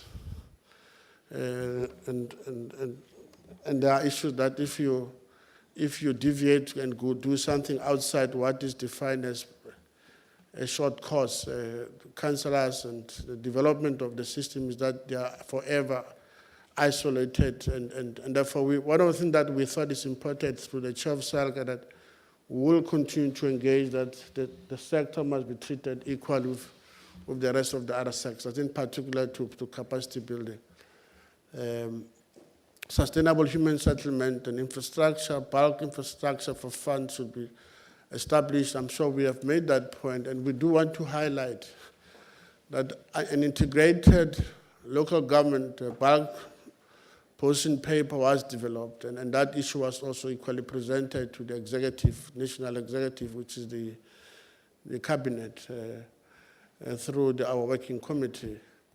The paper also presented and endorsed by the NEC and local governments that to submit a proposal in the local government budget forum in October. So we are continuing to engage in how we think we can reverse the bulk infrastructure problems in such that the funding must be actually in such that it's able to change the landscaping of our country better than what it was before. A national IGICS-based database should be established to collect and manage data on an ongoing basis in the state of municipalities' infrastructure. The apartheid system would have actually planned in such that years after you are unable to even to locate where the problems are, when there are water losses, and so forth. The sense of the new sense that we need to respond better, that even in the future you are able to detect where the problems are without you allowing yourself that every government has to respond to the same problems of the old. So there's a sense that there should be a way that we improve how we deal with it. I'm sure those issues are the Department of Affairs as a geotech, and I'm sure all our engagement in relation to that are indicated in our report as a way of progress. Sustainable human settlement and infrastructure, a strategy should be developed and address the refurbishing of the growing infrastructure backlogs. And that's a major problem in municipalities. Sometimes you get a sense that there's no appreciation, that, in particular for smaller and rural municipalities in response to this problem, that the manner in which the biasness in relation to infrastructure backlogs, that the government, local government become fragile on the basis that municipalities are unable to respond to the infrastructure backlogs. And that's an issue that we think in relation to the funding, there must be a way that we tilt our focus to a point where we are able to resolve this problem. And in this case, we don't want to speak like only as local government. We are total in approach. We've seen the entire government as it is, all spheres. We should together respond to these all backlogs that are reflected. Regional master plans clarify technical ways, and I'm sure the whole issue about proper responses, that there must be plans, and that's why across municipalities you get a sense that there's something called master plan, which most of them are part of the IDPs to give a sense. On assignment function, 6 metros to sign executive assignment agreement with the respective MECs by the 15th of August 2013. SALGA has made a support into that process. So we have been a backup as SALGA to ensure that even our metros are able to function in a way that will be perhaps at an international standard. Funding for the national housing subsidy programs and how directly the assignment of municipality, which is a significant milestone in the decentralization of funding for built environment in local government. And that has also been in the public discourse, so members would know about it, that upon assignment, 12.7 billion US dollars, and there has been also funding flow directly to the Metro's 2013-2014 budget. The role of local government in stimulating rural development in early day. On rural development, a draft position paper was developed, a peer review and tabled by SALGA. And municipalities are currently being consulted on the proposed role of local government in stimulating and facilitating rural development. And I'm sure the response for us on this issue is to be biased or equally to, sometimes our government seem to be focused on urban establishment, metros in particular. And we thought at SALGA there should be a way that we also do some focusing to rural development. And I'm sure all of us are aware that it's part of the priorities of the Republic to respond to that. The draft position paper proposes a central role for municipalities in project management, and I'm sure those details are there: public participation, partnership of development and management, training and coordination. And those are the details that we are responding to. I reinforcing the development of the role of local government in LED. We have got into serious partnerships with different departments as a way that we also lift our policy commitments. Cooperative and establishment, I think COCTA and the DTI and SALGA have developed a sense of what has been, and I'm sure on the far left we will also indicate who are the beneficiaries in provinces.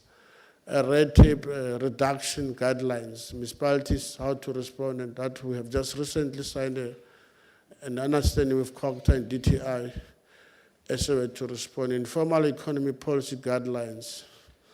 Again, we also are ensuring that there's a sense of uniformity across the country in all these policy initiatives, national tourism conferences, and SALGA is in the lead, ensuring that we are able to respond to these issues. I'm sure progress on 2012 in relation to municipal finance, on government debt and irrecoverable debt write-offs. SALGA participated in provincial government debt steering committees and aimed at resolving this matter. And I'm sure our provincial offices are consumed by some of these issues that I'm talking about, how to ensure that there's a bigger response to that, how government debt increased. I think there are challenges. Recently it was 3.5, now as we speak it has gone to 3.5 billion over the last 12 months. And this calls for different approaches, treating government debt as a dispute. Preliminary engagement have also taken place within and the National Treasury to determine the way forward. The National Treasury has amended monthly budget reporting to enable detailed analysis of government and other debtors. Only 1.1% of the department was written off during the 2013 when compared to 1.2% written off during the same period in 2012. So those are the details that SALGA is consumed with and in relation to financed. Conditional grants, National Treasury and FFC conducted analysis of local government conditional grants. A review of infrastructure grant is underway. Non-financial performance and proliferation of grants needs further attention. Our district funding arrangement and has been focused. And perhaps just as a way to indicate to the House that in between the work that we do, we also have fused some of this discussion in the party ruling party policy conference and the national conference. That the policy framing of our country should also be able to respond. So we would have influenced through our members who sit in those parties that we think there's a way to tilt out or to shift how local government be treated as a way to undermine the apartheid formulations of government. Unfunded mandates, I'm sure we also have responded to that. Equitable shared, the benefits are beginning to show off. A new formula allocation reflects as changes, and I'm sure I will not be able to go to all those details. Members would have copies of this report to study it better. That also indicates equitable share revision. And the districts who are not water supply authority, what's happening there. And that report also would indicate the details of what we are talking about. A key issue that we thought we should bring to the House, actually. Over the last 12 months, much has been done to give effect to our resolutions and to strengthen local government and institutionalize good governance and build our capacity and improve our financial management. And those are the details that we want to deal with. So that whole bullet number 1 indicates what has been happening. Of course, we are mindful of the plans mean nothing to communities. And over the next couple of years, we think they will start to, if they're implemented, a government would reflect that what was the essence of those meetings. How we believe that many instances the approach is necessary to ensure that we're not perpetually dealing with the feasible symptoms and underlying the challenge that this long term can be. So can we go to the next one? Key issues continues apart from our annual assessment. The 20-year review project is timely and remains an important project for us because it would be able to indicate the major strides that we have made over the last 20 years. In particular, we would want to highlight the following, that the democratic participation, importance is that communities are beginning to appreciate, and perhaps that's why you see a lot of protest as a way to participate in shaping the future and the policy of local government. And we would want to say, those of us who come from local government or practitioners would want to indicate that public participation, citizenship engagement is in relation to local government has improved tremendously. And I'm sure those details that we want to indicate that we are saying we will fulfill the promise of Section 154 of the constitutions. That even the provinces are beginning to take local government serious. And I'm sure across the whole nation, we do get a sense that SALGA is invited in most important policies, discussions in provinces, and that has begun to bear fruit.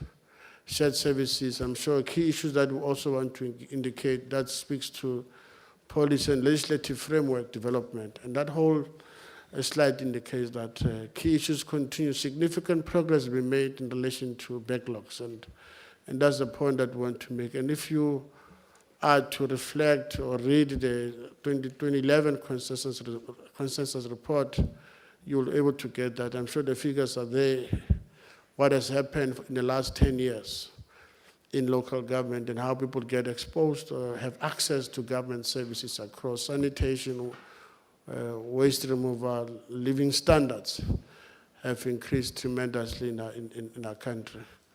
And key issues continues, again, those are issues that we also raise.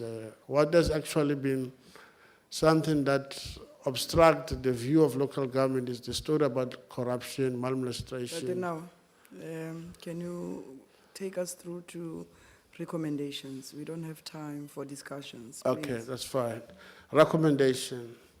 We welcome the 20-year review. I'm sure, Chair, these are issues that we want to indicate that we want the House to take note and on the 20-year review program, celebrate the success and achievements over the last 12 months. At the same time, we also acknowledge that there still issues that are remaining that we are yet to conclude. Acknowledging the challenges which will also be overcome, the obstacles before us, but rather focus on addressing the constraints, expanding and accelerating the good work done up to date. We recommend that SALGA invites, perhaps we invite you to discuss the progress, and I'm sure we can have an opportunity to build and formulate new recommendations, and together we can work to address the remaining challenges and to facilitate a conducive framework for building capability of local government to accelerate service delivery. So, Chair, thank you very much. I'm sure I would have taken long. My apologies. Thank you. A round of applause, ladies and gentlemen, please. I've been very kind, actually, to you because I needed to give you more time to explain our situation So you took more than what I actually bargained for because we needed to discuss within the hour that we were given to us. But I think the presentation is very comprehensive. And I know that amongst us here, we do have honorable MECs from different provinces and we've got important guests and stakeholders who are here amongst us. We are going to engage, and we've got at least something like only 15 minutes for discussions on what is being presented. And on our discussions, ladies and gentlemen, we need to reflect on both the presentation as presented by Mema Gadla for the NCOP and the one which was presented now by Ndate Nawa on behalf of SALGA. But I just needed to remind honorable members that in our last session last year, there are issues that we had agreed upon, and I think I just needed to highlight those few issues that we need to also confine ourselves as to what do we do as and when we engage, and based on what we agreed last year, honorable members, we have noted that in 2012, that our transformation from a society rooted in discrimination and disparity to a constitutional democracy posed and continues to pose particularly profound challenges at local government level. And it is here that acute imbalances in personal wealth, physical infrastructure, and the provision of services were and still are most patent. Now, we are saying here as local government that local government is the key site of delivery and is central to the entire transformative project of the country, and we must therefore, with the support of both provincial and national government, eliminate the disparities of the past and rapidly ensure the provisions of services to all of our communities.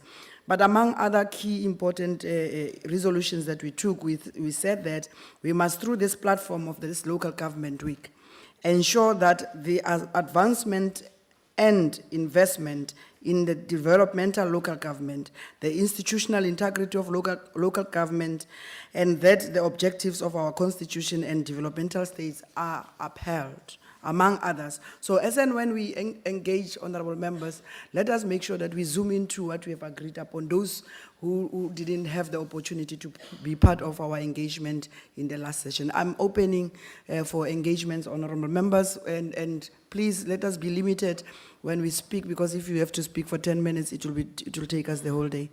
You'll pardon me because I don't know your names, honorable members, and I'll call you all honorable members because you are honorable. I've seen one hand from the other side, from my left-hand side. Any other hands that I need to recognize? Honorable Date Fale, Honorable Nyetling. I'll take 5 hands first. Let us start Kamefa and then introduce yourself and make your point. I'm sure from both NCOP and SALGA, there are those who are taking notes and those who are supposed to be responding on issues as being raised. They will be able to interact later. You are noted, ma'am. No, thanks, Chairperson of the session. Mine will be on the access to water.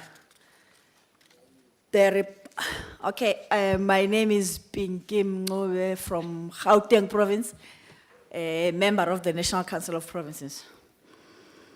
So my question will be on the reduction of the number of households that do not have access to water or tap water.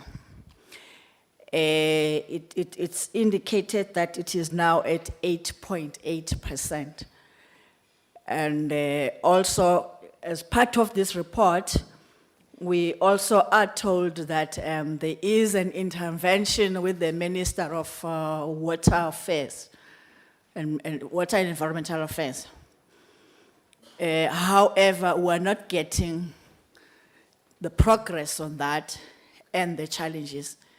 I want to link it with what we found at Umzinyati district in 2011, Bongotu Msinga. And the Minister of Water Affairs was part of us during the public hearings, and she heard about the challenges of facing Umzinyathi district. And what is worse is that in Ngquthu there is Umzinyathi River, Msinga there is Utugela River. However, the whole district has a problem of water. You have households that are having water tanks, but there is no rain. So it becomes a problem. So because we're not getting the progress on that, so that, because we were there also 2 weeks back, we found things that they are still the same as we found in 2011. So can we get progress on that, and challenges, so we can then be able to raise it with the minister in terms of the no progress thereafter? Thanks. Thank you very much, Honorable Member. I'm Honorable Nemadzivanani from Limpopo Province. I would like to make a number of recommendations. Firstly, when we do Operation Clean Audit in our province, we visit municipalities. Some of the challenges they have is that they do provide services to the provincial government and to the national government, but the national and provincial government do owe them some money, which makes them unable to carry certain tasks. Our recommendation was that sometimes when they provide those services, they overclaim. So where there are disputes, we think that COGSTA must be involved in dealing with that. But where claims are not disputed, we think provincial national government must be able to quickly pay them so that they can provide services. We also noted when visiting municipalities that there always a constant conflict between traditional leaders and municipalities. Even when we are just dealing with bulk infrastructure, there will always be a friction where traditional leaders think the IDPs are not credible because they're not involved. So we recommend that they must do have credible IDPs. In some municipalities, we find that we have municipal police, and that municipal police do not always work very well with SAPs or coordinate. And although the honorable member emphasized about firefighting and all that, but when we do Arrive Alive campaigns, we find that they do not really coordinate properly rates and collection of internal revenue. For example, we have a transport department where we hand over to municipalities the responsibility to collect license fees and this and that. But we find that some municipalities resort to exorbitant fees or collect the funds and not hand them to provincial or national government. That's why we resort sometimes and to use the post offices, because we find that they are much more amenable and reasonable. CIDBs is another issue. In our whole province of Limpopo, the CIDB levels are very low, such that you go to Tulamera, you go to Pulukwane, you want to develop something. That municipalities, all of them cannot produce anybody who has standard and qualities, maybe grade 10. So we have to get people from outside Limpopo because municipalities are not focusing on CIBDs. And as well, in training women in CIBDs, my last count was that there were only 5 women being trained in the whole of Limpopo in CIDBs, that is road building and dams and all those things. Lastly, Chair, without wasting your time, I want to emphasize that we're focusing on Operation 2014 Clean Audit, and municipalities are not doing very well, and they are not complying to Millennium Development Goals. These are issues which I think SALGA must look into. I thank you. Thank you very much. Honorable members, please let's make sure that we reduce our inputs or comments, because most of the issues that are being raised, actually, we have dealt with in our previous engagements, and some of them find expression actually in our documents. We have spoken about the issue of the government departments that are owing municipalities. If you look into our report on finances, the issue of fiscal whatever, I'm sure you'll realize that we have talked about the fact that the outstanding debt should be resolved and fast-tracked. We have talked about the fact that National Treasury should develop guidelines to assist local government to write off some of the irrecoverable debt, and because we want that. And members of, those who are chairpersons of working groups from SALGA will be responding to issues except those that are specific to the presentation, which will be responded to by Honorable Councillor Nawa. Councillor Neethling? Councillor Netling's behind me, Alderman Sorry. Kwali, Western Cape, SALGA Chair. Program Director, there have been several mentions of the need to review legislation and regulation that impedes service delivery at local government level and other issues. One bill that has not been mentioned is the Public Administration Management Bill, which is currently before Parliament. And SALGA has been asked to comment, which they have done and will supplement further. But there are many serious issues and serious concerns that SALGA has with this bill. And I would like to suggest to this gathering, this Local Government Week, that it is that important, and if we're going to practice cooperative governance, it would make more sense that at the formulation of policies such as this, that there was engagement rather than drafting the policy and then asking for comment. So in terms of cooperative governance, I think we can do better than we have done so far. Thank you very much. Honorable Member, you have to follow. Who was next on my list? Can we again get responses in the meantime before we take another set of questions? Oh, is there a hand? Where? Honorable Mokhobi, thank you.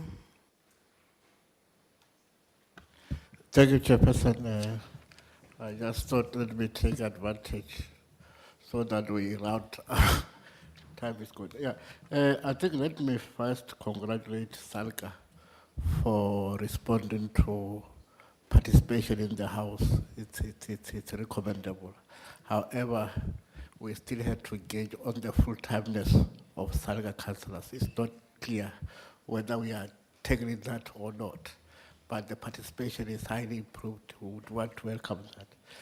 Also, the department, I'm not sure whether they are here. The question of pieces of legislation, we said they need to be audited, about 300 of them. They needed to be audited so that we have an understanding as legislatures to say which ones did review and whatever. But that question can only be answered by the department if they were around. The intervention bill, I won't go, there are so many things, but I won't go to my intervention bill. I think we need to be tied to a time frame because it's causing a lot of problem in terms of the approach of intervention, especially Section 139 on our side. Maybe we need to discuss and say, can't we give it a time frame because I'm told the bill is there, but it's not yet in Parliament. Thank you. Thank you very much. And that Mokhobi, I think we need to receive responses. And that then now, do you want to respond to some of the questions as raised? Thank you, Chair. I'm sure the first part that I will deal with and the chairs of working committees will also take a bite.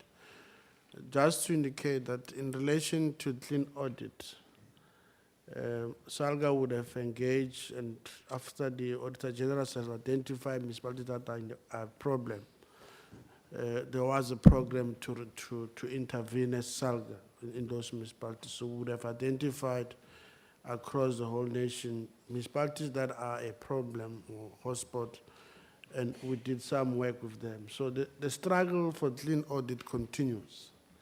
And I'm sure when the Auditor General gives his assessment or report, there might be some sense of improvements in different municipalities. So the appreciation is that something is happening. And I'm sure as we were moving towards the target of 2014, we also are putting pressure as SALGA that a bigger number of municipalities must receive clean audit. And part of the IDP process of planning is equally to take care of the millennium priorities as indicated. And we do emphasize that municipalities must take note that we are signatory to international conventions.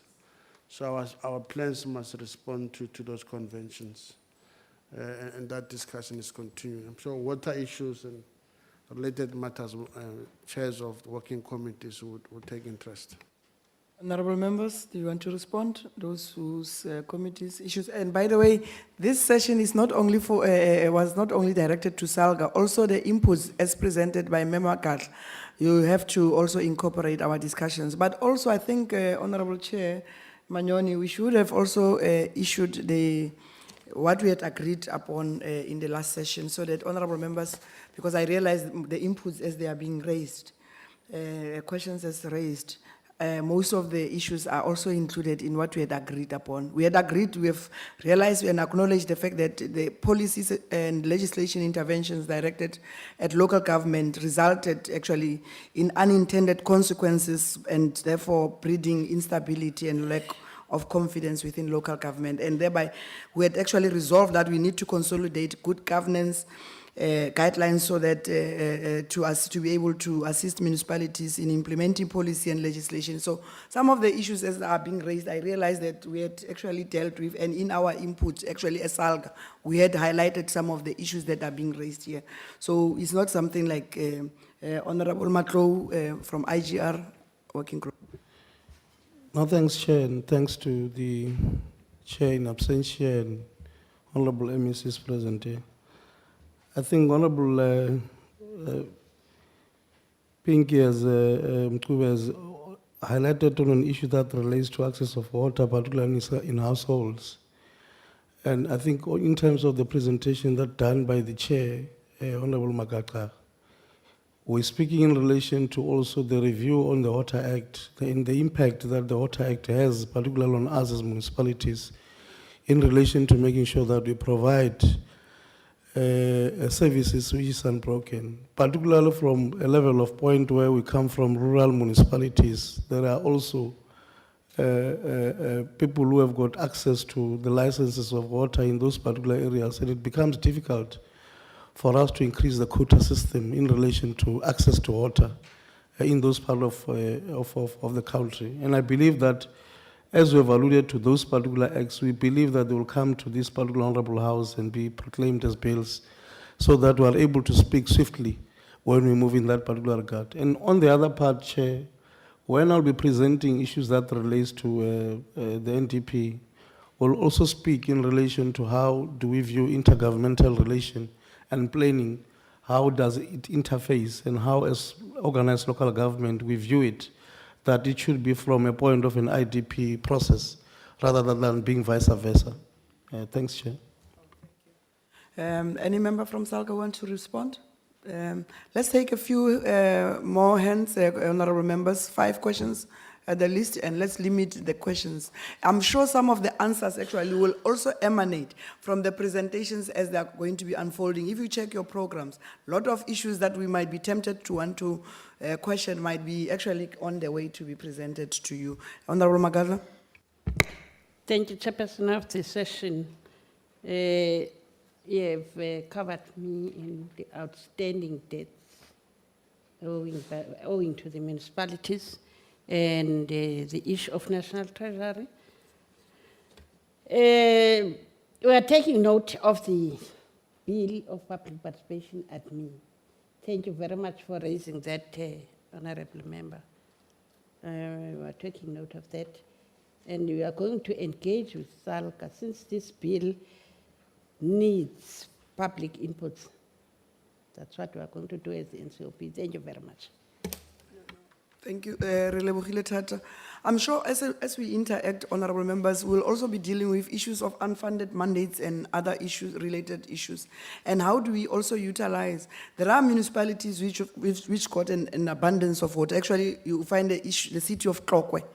I would make mention of it. It has an abundance of water actually, where you are supposed to provide 6 kiloliters of water per household, indigent household. They're actually providing 10 kiloliters of water for every household, not for indigents only, for every household, because they can afford. So we can also engage separately out of this. How do we utilize? In Matlosana, in Clarksdorp, for instance, we've got a Midval water company, which actually the community is utilizing less than 50% of its capacity. The water can be exported outside to other municipalities. How do you also utilize in Zirast, for instance, in Ramotsirumuilo in the northwest, you find that there is a Motsweding dam there, which does not provide water. The people are having problems with water, but the dam itself is actually giving water to Botswana people. The water is being actually exported to Botswana instead of being given to the people. How do we talk and engage also with the Department of Water Affairs and see how do you utilize all this and make sure that we come to a mutual understanding and agreement? Honorable members, are you really sure that there are issues that you needed to raise, those who had not spoken? Honorable Magadla, thank you very much for the opportunity to chair this session. I think we can now break, if we have to break. I'm not sure what is the next course of action, but for now, my job is done. Thank you very much you have been a very good audience, ladies and gentlemen. You can give yourself a round of applause, ladies and gentlemen. Only 5 minutes break for those who can't do or who can't think, without smoking, Not the other smoking, not the dacha thing, please.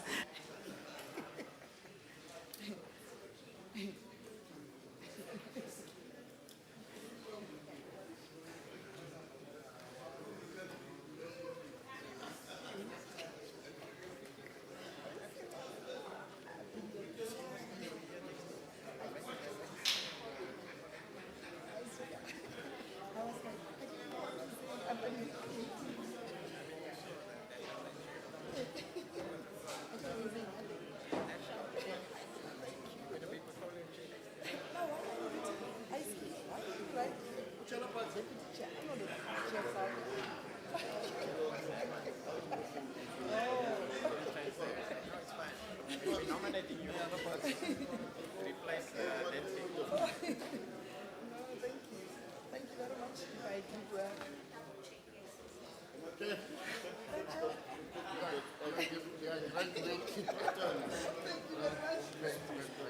I'm not sure about whether am I doing the right thing or am I not doing the right thing. Really? Thank you very much. No, thank you very much. Let me just shift for your chair. Oh, because it's you who's coming.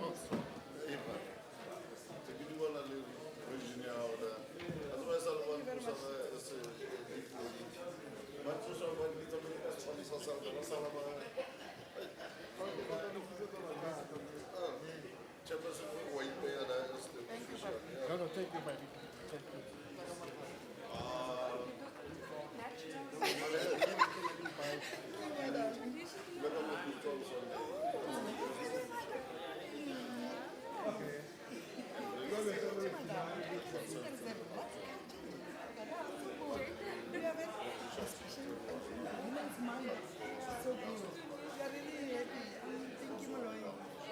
Nickname, but they call me Bitumen,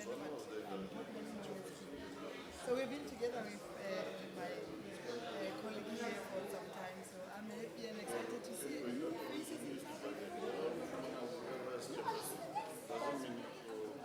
Yes, I've always known until now.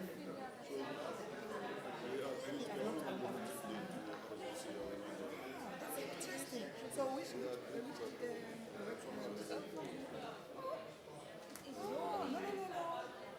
No, but we were there. Were you not there? Who's dealing with housing? Who was from housing? Oh, I'm mixing her with remember? Because she's also in my but you were not there in our portfolio. That's just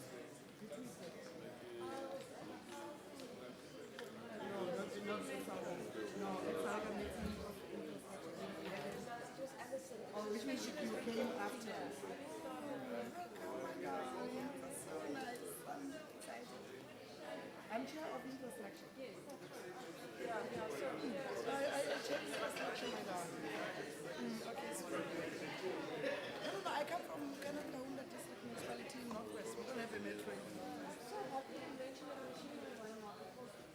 I know there's not water problems for everywhere.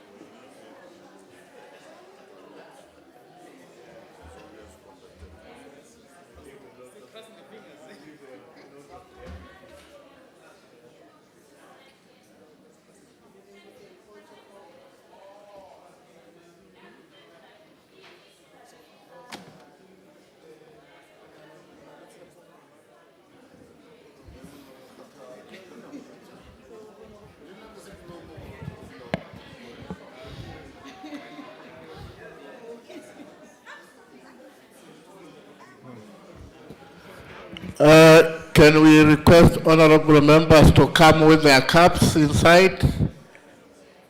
If honorable members would come with their coffee and tea inside.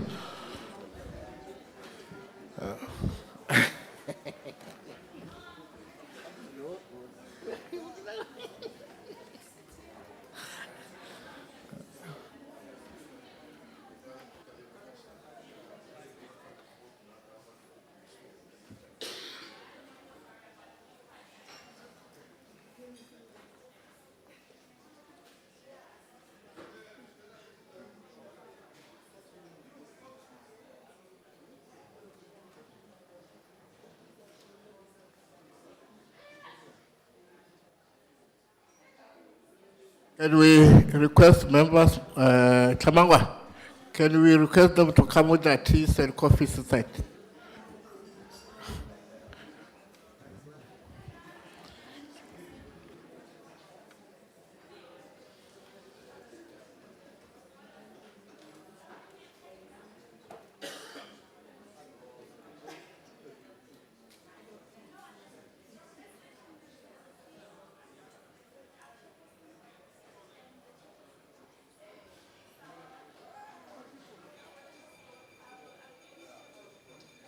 I must go ahead. Only bring my.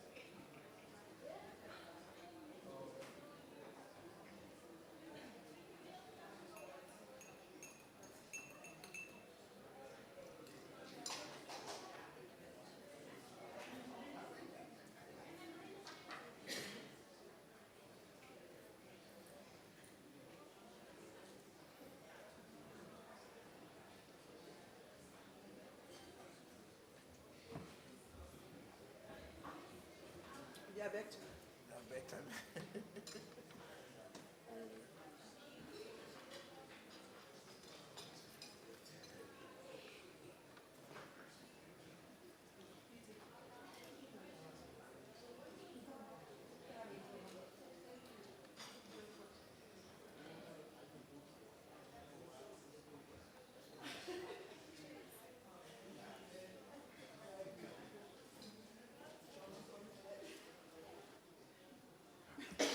Honorable members, let's start. It will never be scientifically full. They will join us. They'll find us on the way to the minister in absentia, the national chairperson in absentia, SALGA chair, and the entirety of the SALGA leadership. our MECs here present, the management, the AG, let me say protocol observed in the interest of time. We are going to engage with session 3. The topic will be National Development Plan 2030, the role of local government in a capable and developmental state. That will be the focus of this topic today. We are going to receive presentation. Members will note whatever they will be noting so that we enhance and enrich how local government will play a role in this plan towards 2030. We are going to receive presentation from His Worship, the Executive Mayor and Member of the NEC SALGA, Honorable Joshua Matlow. Thank you.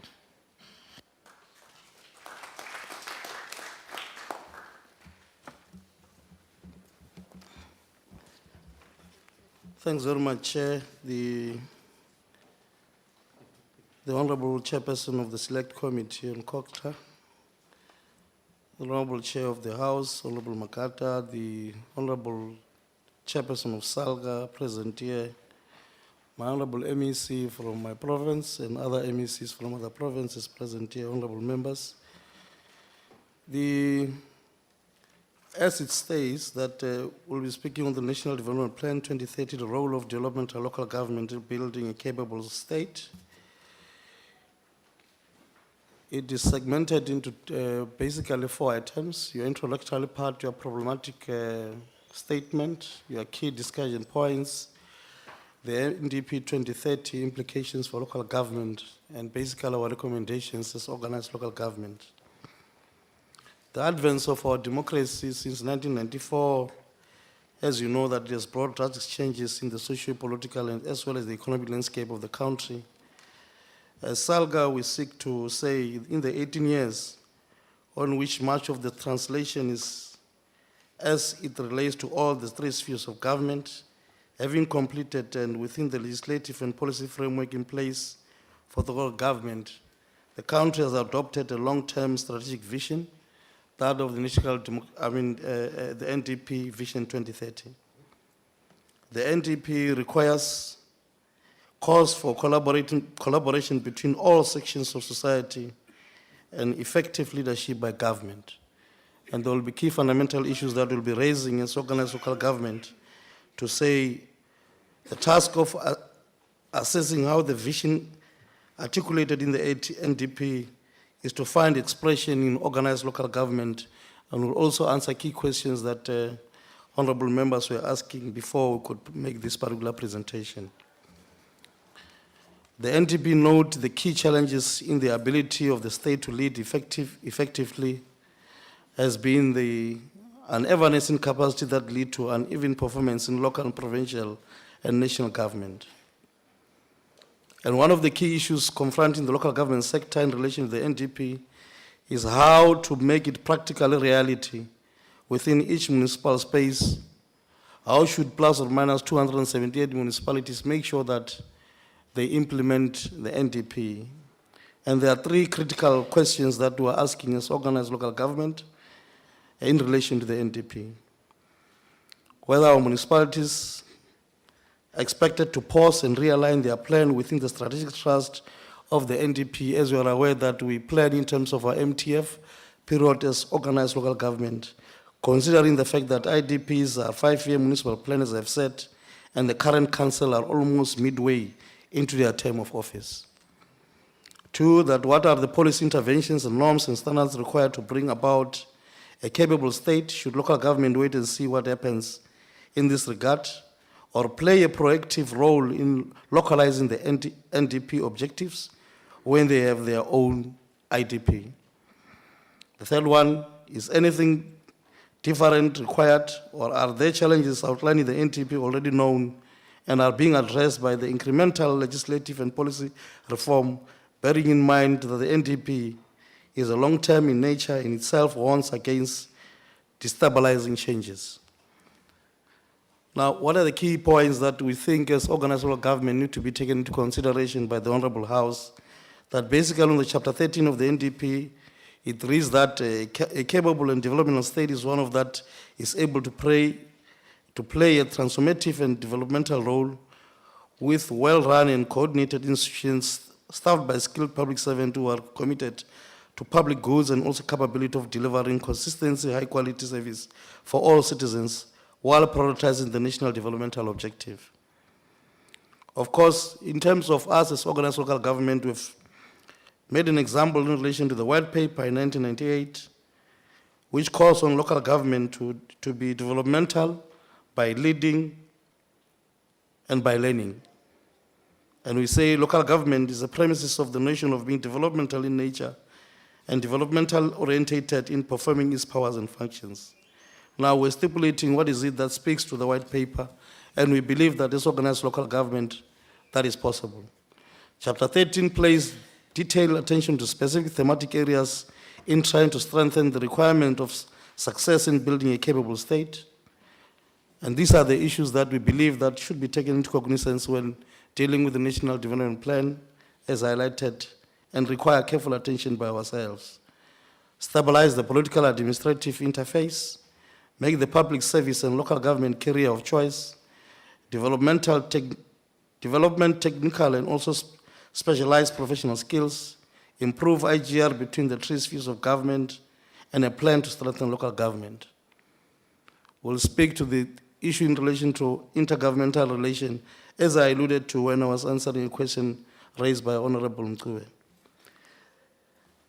In terms of planning in the intergovernmental system, we are saying as organized local government that the determination and execution of key developmental priorities involving all the three spheres of government is an unpredictable and incoherent process at most, if not at all levels. Presently, the status, role, and interrelation of various processes and instruments remain uncertain. It is this uncertainty that causes poor correspondence between the plan and priorities of all three spheres of government. The real difficulty has been that there is no developmental planning within the other sphere. And we'll make an example in relation to what we are saying when we'll be making that particular presentation. To exacerbate matters, when local government plans, there is little engagement by other spheres to align their programs or even to adapt their programs to facilitate alignment to fit into the priorities identified at local government. A clear example is in relation to our IDP rep forums. Very few departments interface at that particular level, and we'll see the negativity of it when speaking to the implementation of the National Development Plan. Key in this regard is the 5-year planning cycle in government. They must be seen as an incremental stage to reach the goal articulated in the NDR. In our view, as organized local government, the NDR does not respond to the key issues of how to achieve integrated development planning across three spheres of government. Key questions in this regard are as follows. How should municipalities be supported to ensure that sectoral plans, programs, and projects that impact on the activities of municipal space development and transformation are timelessly submitted into the municipal planning cycle? How do I align the framework for developmental planning with the complementary external environment? How do we ensure successful development planning and policy concurrency with emerging new legislation like the bill, the SBM bill, model of differentiation, decentralization, governance, and mechanization of oversight and also coordination? How do we introduce integrated planning for service delivery? For example, the concept of a value chain from bulk to reticulation and subsequently that of a rollout.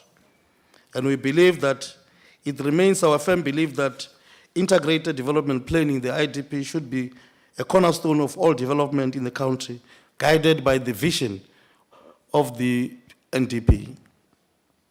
This will ensure that we plan and execute our developmental initiative in a coherent and also coordinated manner in the municipal space. Ultimately, if the NDP does not find expression in the 278 municipalities, then we will continue to have a disparate planning, investment, and also duplication that has been the case to date.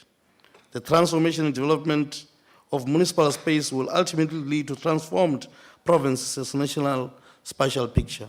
Both our national spatial development planning and also spatial planning at the local level will speak to those particular items.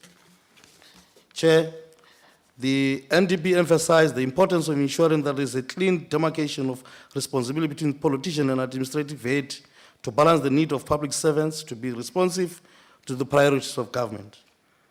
This principle is already legislated in local government, and we believe that it will continue to make sure that that particular separation, it is there. Even though there are some few challenges in different municipalities, much of our municipalities have got a clear role in relation to the both political and administrative role. Political leaders must take responsibility to ensure that there is adequate policies that guides administration on service delivery implementation and to put necessary oversight mechanism while allowing the administration and the necessary space to exercise their technical expertise. There are issues that Honorable Nawa has addressed in relation to our HR policy, and I'll also dwell a little bit on it to make sure that we speak on issues of career choice and the technical and also specialized skills within organized local government. The NDP confirms that government lacks many professional skills and that is suffering the consequences of its inability to reproduce expertise. Shortage is mostly severe at the municipal level, particularly in rural areas, which is expected to build, maintain, and operate infrastructure. Municipalities must have creative strategies of staff recruitment, retention, and capacity. And I also speak that as opposed to the peri-urban and also more rural municipalities that have been decidedly disadvantaged. To this end, as I said, Honorable Nawa also found a foundation on the professional local government system have been put in place with the development of our local government professionalization framework and the integrated human management and also development strategy developed by SALGA. And we believe that in itself will help us as organized local government to maintain what we have and to continually make sure that we're able to get more people. For municipalities to be able to make a significant impact and play a prominent role in building the capable state, we have to embark on a course of pursuing meritocracy in a clear and sustainable manner so that we should build effective local institutions and not merely manage them from one transition to another. We must build on municipalities that have excellent recognition of programs by not only paying lip service to the issue, but implementing it through meritorious selection on recruitment. SALGA is at the forefront of leading the change in this particular sector. When we speak in terms of intergovernmental relation, the issue that is basically part and parcel of my daily activities, at the macro level, the Constitution provides for a good framework in relation to the decentralization that is flexible enough to permit evolution over time. But in practical, the 4 tiers of government, one will wonder why I say 4, because at the local level, we've got, including the district, the national, provincial, district, and local, is the overlaying complex arrangement that complicates the IGR. The concurrence of power and functions and subsequently unclear division of responsibility has seriously hammered the effective performance of spheres of government in implementing and efficient delivery of services. Now, these following 5 issues are raised by the NDP, have been a constant feature in the discontent in the IGR arena and the management of power relations within government. And what are those particular issues? 1, the NDP acknowledged that greater clarity and differentiation is required in local government. As a principle, these functions, which have the most immediate developmental impact on civilians, on citizens, should be performed by local government. As we have said, we are at the cold face of our democracy. Key is how best local government developmental goal could reach through the most appropriate institution arrangement, the 2-tier system of local government. The NDP proposed that South Africa need to move towards a more differentiated approach to districts that will better accommodate the gaps they need to fill in the different parts of the country, clearly not in all. And in terms of reviewing the policy, in reviving the policy review of province and local government remain opposite and even more imperative than ever before. Now, one will speak in relation to the role of provinces. In terms of the constitution, it speaks in relation to section 154. I can't allude to that particular one, but it also speaks to what role should they play in the developmental and capable state as we find ourselves as a country. And the interventions of local government are, as an aspect of the IGR, entailing a respect of provinces' ability to fulfill their mandate. Ultimately, the purpose of Section 139 intervention should be to assist municipalities to become sustainable. However, conclusion from the application of Section 139 intervention strongly point to provinces lack capacity to monitor and support local government in terms of personnel, funding, institutional knowledge, and also expertise. Many interventions could be prevented if early warning systems have been in place, and effectiveness of interventions are highly questionable, and they are curative or simply take over without necessary skill transfer. These are issues that are raised by organized local government, and we believe that provinces have got a particular role to play. This is the material point around intervention. It is evident that provinces are struggling with their constitutional commitment to support municipalities. The NDP puts forward an argument for more focused role of provinces. In our view, the national strategy in this regard should entail building the capacity of provincial government to monitor and support municipalities, including in the area of technical capacity, to operate and maintain infrastructure, borrowing and investment on infrastructure, monitoring provincial performance and fostering effective intergovernmental cooperation with provincial departments of COXA. Now, the plans to strengthen local government. The initiative mentioned are not new. NDP is simply calling for more focused attention on these areas if local government is to meet the developmental objective. On an enabling framework, the MDP note that in response to problems facing municipalities, a temptation by national government has been to issue more regulations or legislation for local government, like what we always speak of in terms of circulars from both provincial and national treasury. However, many of the existing regulations are not implemented, so it is not clear on what basis new legislation will address the problems. More laws is not a solution to solving problems. In addition, the IDP needs to focus more narrowly on core priorities of local government, and municipal leadership need to engage people in their own space. Elected representatives and administrative officials should be prepared to go to communities, deal with issues rather than expect them to come to government forums for engagement. This will discuss by our colleagues from the Good Governance Learning Network in relation to the presentation, as I said, for me to make sure that I don't waste much of our time. The NDP Vision 2030 is a clear resolve to chart a long-term developmental plan to tackle the treble challenges of unemployment, poverty, and also underdevelopment. In particular, we need to build a state that is capable of playing a developmental and transformative role. It is local government, as a sphere closer to the people and the implementation level, that must play a fundamental role in building a capable state, and is for that reason that the key pillar is a capable state that we wish to construct. Considering the vast diverge in capacity, skill, and resource across 278 municipalities, the task of assessing how the vision articulated in the ADP is to find expression in the local government is now opposed in order to inform our policy responses. We must ensure that the NDP is not relegated to a mere vision statement. Honorable Chair SALGA, we invite delegates to discuss the key issues and proposals and assist in the formulation of recommendations which will address the challenges as identified, facilitate the conducive framework for building a capability of local government to play its developmental role where it comes from. Nakens, Inko. Round of applause. Thank you. Thank you, Honorable Executive Mayor, for the presentation.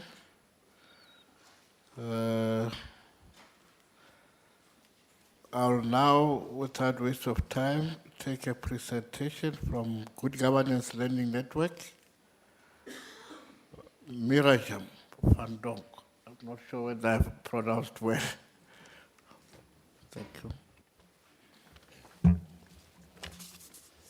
Good morning. It is Miriam van Donk. Honorable members of the House, honorable councillors, distinguished guests, thank you very much for this opportunity for the Good Governance Learning Network to present in this forum. I do feel a bit of an outsider here, so do bear with me if I speak to you in a language that may be less familiar, or even if I haven't acknowledged protocol in the way that I should have. But I hope that all protocol is observed. I'm going to be presenting on behalf of the Good Governance Learning Network, which is a learning network consisting primarily of NGOs in South Africa, but also other interested parties that have an interest in making local governance more participatory, developmental and democratic. It's largely a learning network, a peer sharing network, a knowledge production network, as well as on occasion an advocacy network. And one of the key things that we put out on an annual basis is what we call a state of local governance. It's a perspective on where we think we're at in terms of participatory local democracy, and it's based on the work that our various members are involved in. And my presentation today will largely draw on this body of work that was launched about 3 months ago here in Cape Town. In terms of the network itself, I'm not going to take you through the detail of the vision and the objectives, just to say that we've been around for about 10 years, and that our membership consists of organizations spanning different cities, different provinces, and that, if you show the next slide, you will see where members are located, which doesn't mean that that's the area where their work is concentrated exclusively. I think across our members we tend to cover many of the regions and areas in the country. So in terms of this particular State of Local Governance publication, I want to echo what the Minister said. Reading is good for you, so we really hope that you will take an opportunity to read this, and we can make copies available to this House, both in electronic and hard copy if interested. And this is just an indication of what we are covering in here. But before I go through that, I just want to dwell very briefly on a caricature in terms of state-civil society relations. So in terms of modes of engagement, we can see civic engagement and social mobilization along an axis that on the one hand leads us to demobilization, disengagement, perhaps this notion of a culture of entitlement, and on the other hand, a radicalization of relationships and engagements, very much evidenced in protests, amongst others. And in between that, a whole strata of ways of organizing, ways of mobilizing, ways of engaging, either at a social level, at a community level, or with the state. And what we have found is that this all is operating within an environment that we think is largely characterized by a state-centric approach to development and governance, where the ways of engaging, the modalities of engaging, the terms of development are very much set by the state, and where communities and civic actors are invited in to engage the state on particular issues in particular forums, such as the ward committee, such as certain indabas and listening processes and so forth, but very often on certain terms that have been set by the state, and of course that have been legislated for in many respects. All of that is happening not just in a context of a state that tends to position itself as the one that possibly knows it all, but at least has the pressure to develop, but also within a political environment where there's a political culture that sort of reinforces some of those attitudes and values.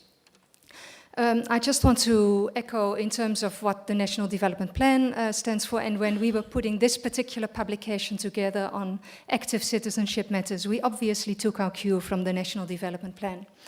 I trust that these particular provisions in the National Development Plan are familiar to you.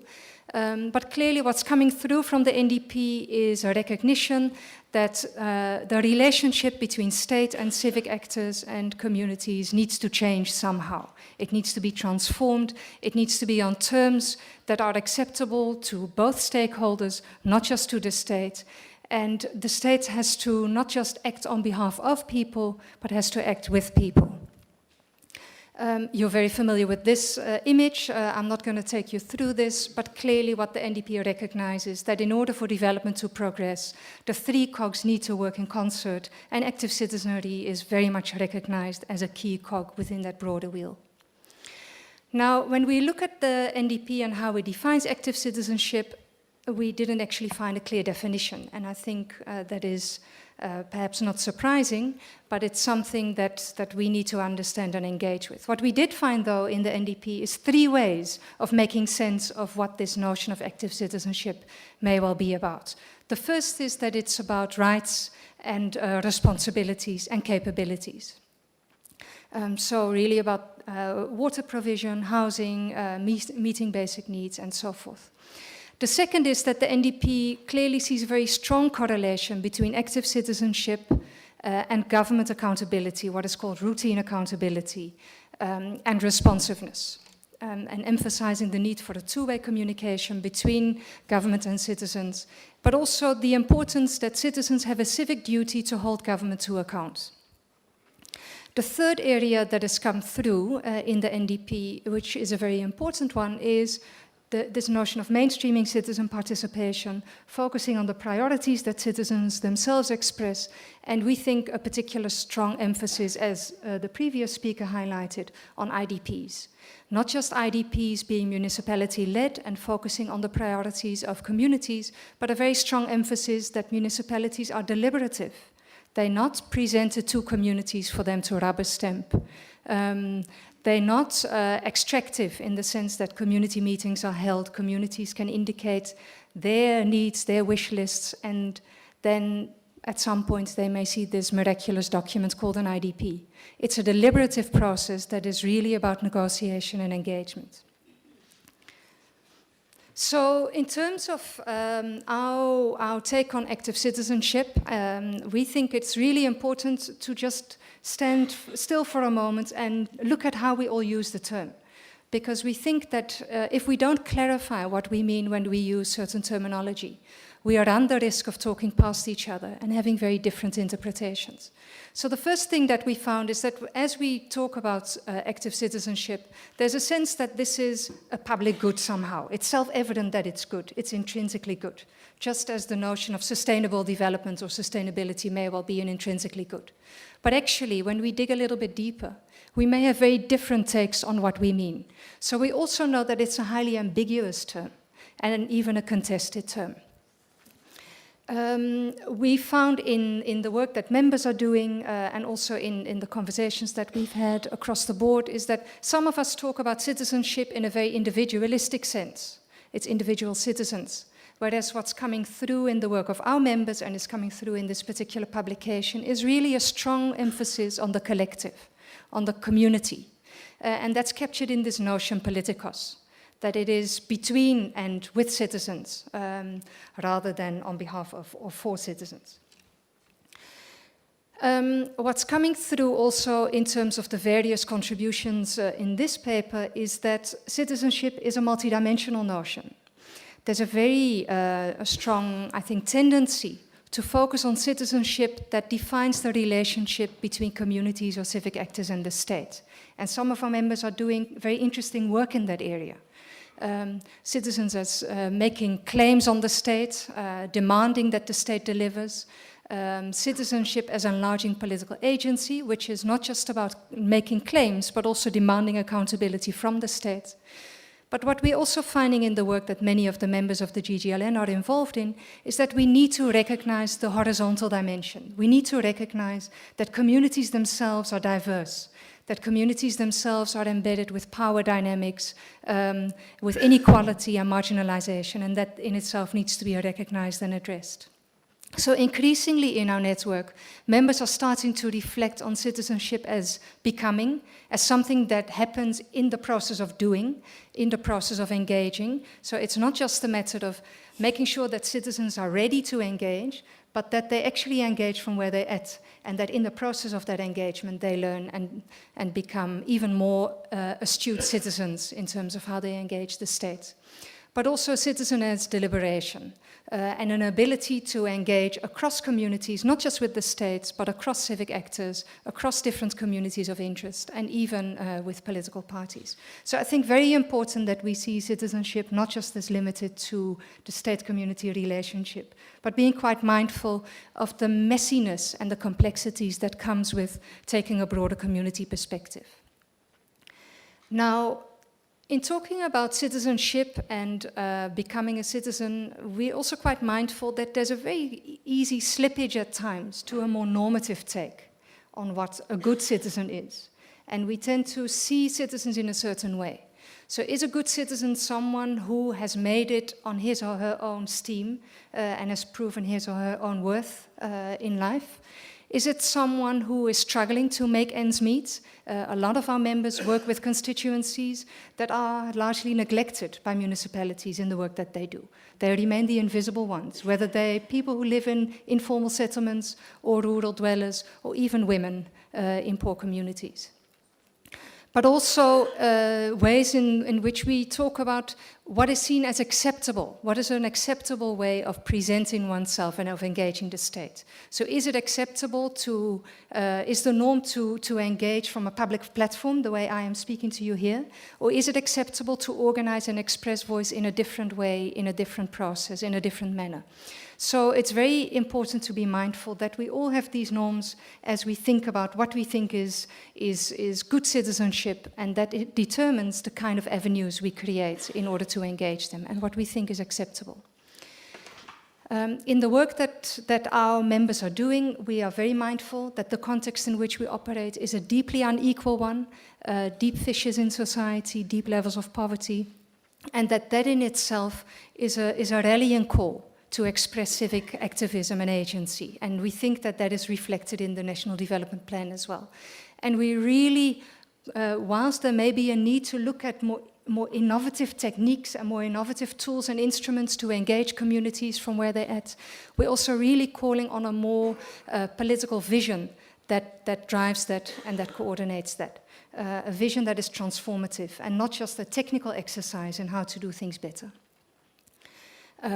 So just as a way of leaving you with some of these ideas, I'm not going to go through this in detail, but this is just to illustrate that while our network is a thinking network and a learning network and a knowledge network, there's a lot of practice that is happening in the network as well. There are different ways in which our members are seeking to animate and sustain civic activism, ranging from developing very interesting work on social accountability tools and community-based monitoring to issues around leadership development and conflict resolution, as well as working on this notion of deliberative planning and deliberative engagement. So last but not least, given perhaps that we are a civil society network, we did find that many of us are rather silent on on political society, particularly political parties. And there's a sense in this particular body of work also that may well be the elephant in the room. I guess in this forum, many of you are much more attuned to that and astute to that. But in our context, there's very often a bit of a discomfort with that. And on the one hand, there's this sort of notion that politics corrupts. We don't want to dabble in that. We don't want to engage political parties. We don't really understand where they're coming from, or we're assuming that there's a self-interest at heart. On the other hand, I think what this particular work is doing and what the network is doing is to actually reclaim what we deem political in terms of the kind of work that our organizations are involved in, but also a broad gala of organizations at community level. That kind of activism and mobilization is in itself political. It doesn't have to be party political, but it's about reclaiming that space and recognizing that it's about expressing voice and agency. And This is basically an illustration of how we think the NDP is seeking to make these all work in concert, and obviously we're very mindful that that is a very challenging task, a task that warrants cooperation and collaboration across sectors. But as a network, I think we really welcome this opportunity and we look forward to working with you in the future. Thank you.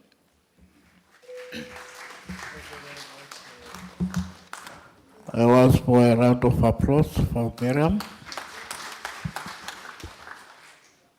Thank you very much, honorable members. We have listened to the two presentations. It is clear that we are the only people seated in this hall who must drive a capable state. We need to come with the right policies. We need to come with the mechanism for implementation, and we must take local government with it. As we speak, mostly it's like NDP is something that is flying at national and provincial. Now, how do we integrate local government to be part of that? But what is basic is that we need to concentrate on public service as well as local government administration.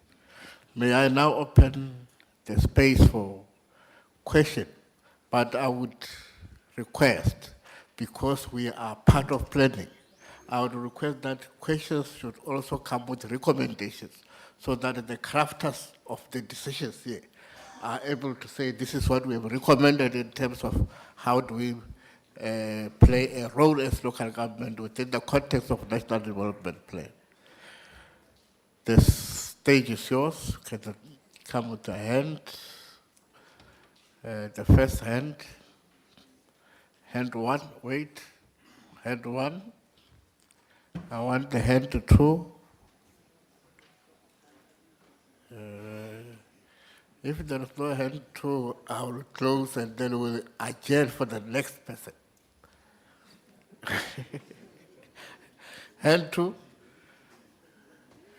Honorable Dibia, is it the head? Oh, okay.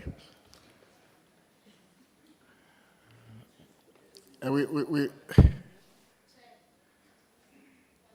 oh yeah, head 2, 3, 4, in that order. As we engage, please come with the recommendation to assist the crafters of the recommendation. It's very much important that when we move out of here, we have those recommendations on how do we take local government as part of that. Is it head 5? MEC, Skosat, it's your head up. You are number 5. Somebody, I don't know whether it's a head beyond Honorable Dow. Oh, okay. Thank you very much. 1. Thank you, Chair of the session. I refer to the presentation by Councillor Mattal. In particular, the issue it said on an enabling framework, the NDP notes that in response to problems facing municipalities, the temptation by national government has been to issue more regulations and legislation, and it goes on to say more law is not a solution to solving problems. Chair, I would ask that national and where it applies at local government, I mean at provincial government as well, when passing new legislation, at least the question should be asked, what legislation and regulation should be repealed? Hopefully it would also lead to actions, but too often new laws are put in place and old ones are left there, and it just gets more and more in terms of compliance. Thank you. Hand 2. Thanks, Chairperson. Chairperson, as I'm listening to the presentations, I think what we are lacking in is the 3 spheres of government, the 4 spheres of government. I was listening to a presentation saying we are 4 spheres of government, including the district municipalities. Sometimes it's the lack of coordination within the spheres of government, coordination of work, as much as implementation of policies that are set up for each sphere of government, so as to commend and upgrade the standard of work and the development that needs to be done within the local municipalities, the district, as much as within the national sphere of government. Thanks, Chair. That's my recommendation. Number 3. Thank you, Chairperson. Here at the back, Johan Metler from Drakenstein Municipality. I think we must also assume or take a scenario where there is engagement, that there is honest engagement between especially local government and its communities through the IDP process. Now, if one assumes that, then the next question is that the citizen will ask you is, so what? And that is a question, that's an issue that confronts us at local government level twice a year when we do our IDP processes. We are told that we have raised these matters with you before, but you have done nothing about it.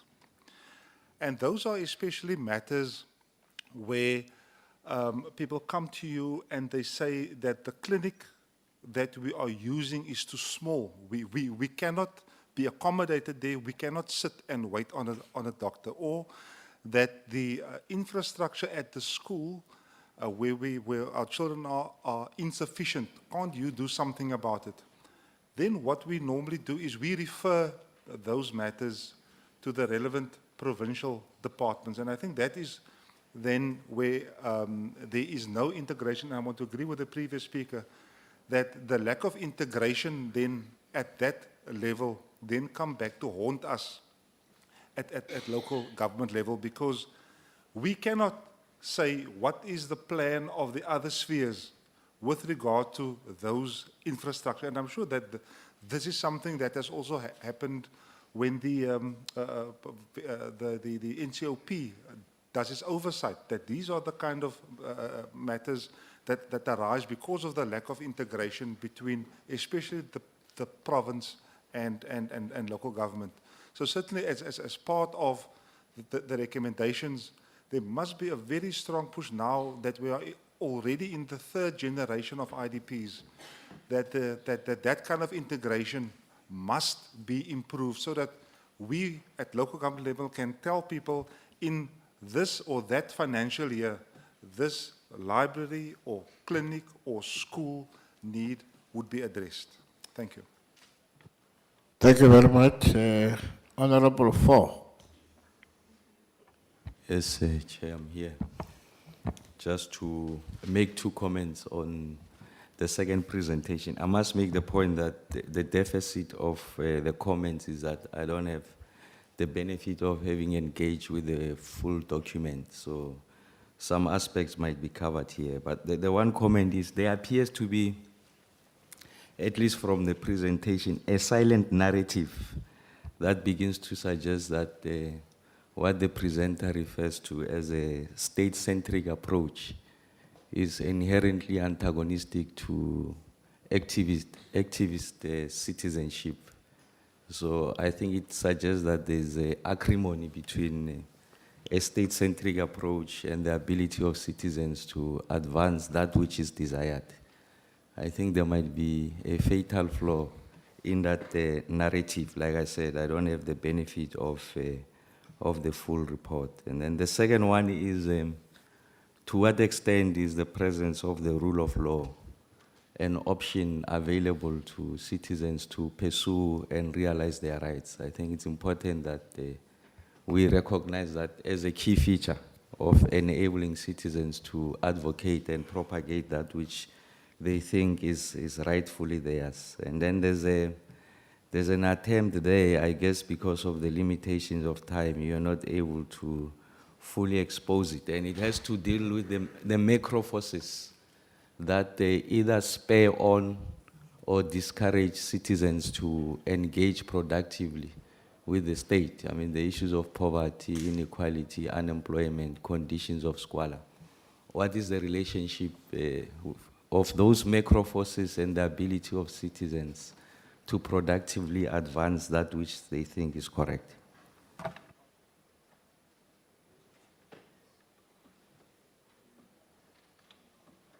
Good. Can I get the head 5, number 5? Thank you very much, Honorable Chair. Well, let's welcome the presentation by SALGA, and also thank them so much for dealing with this subject in the manner in which they've done. I just want to latch on the issues of Section 139 interventions. There's a presupposition that the provinces are well capacitated and better placed to zoom in and be able to assist the municipalities when they hit the problems that they have.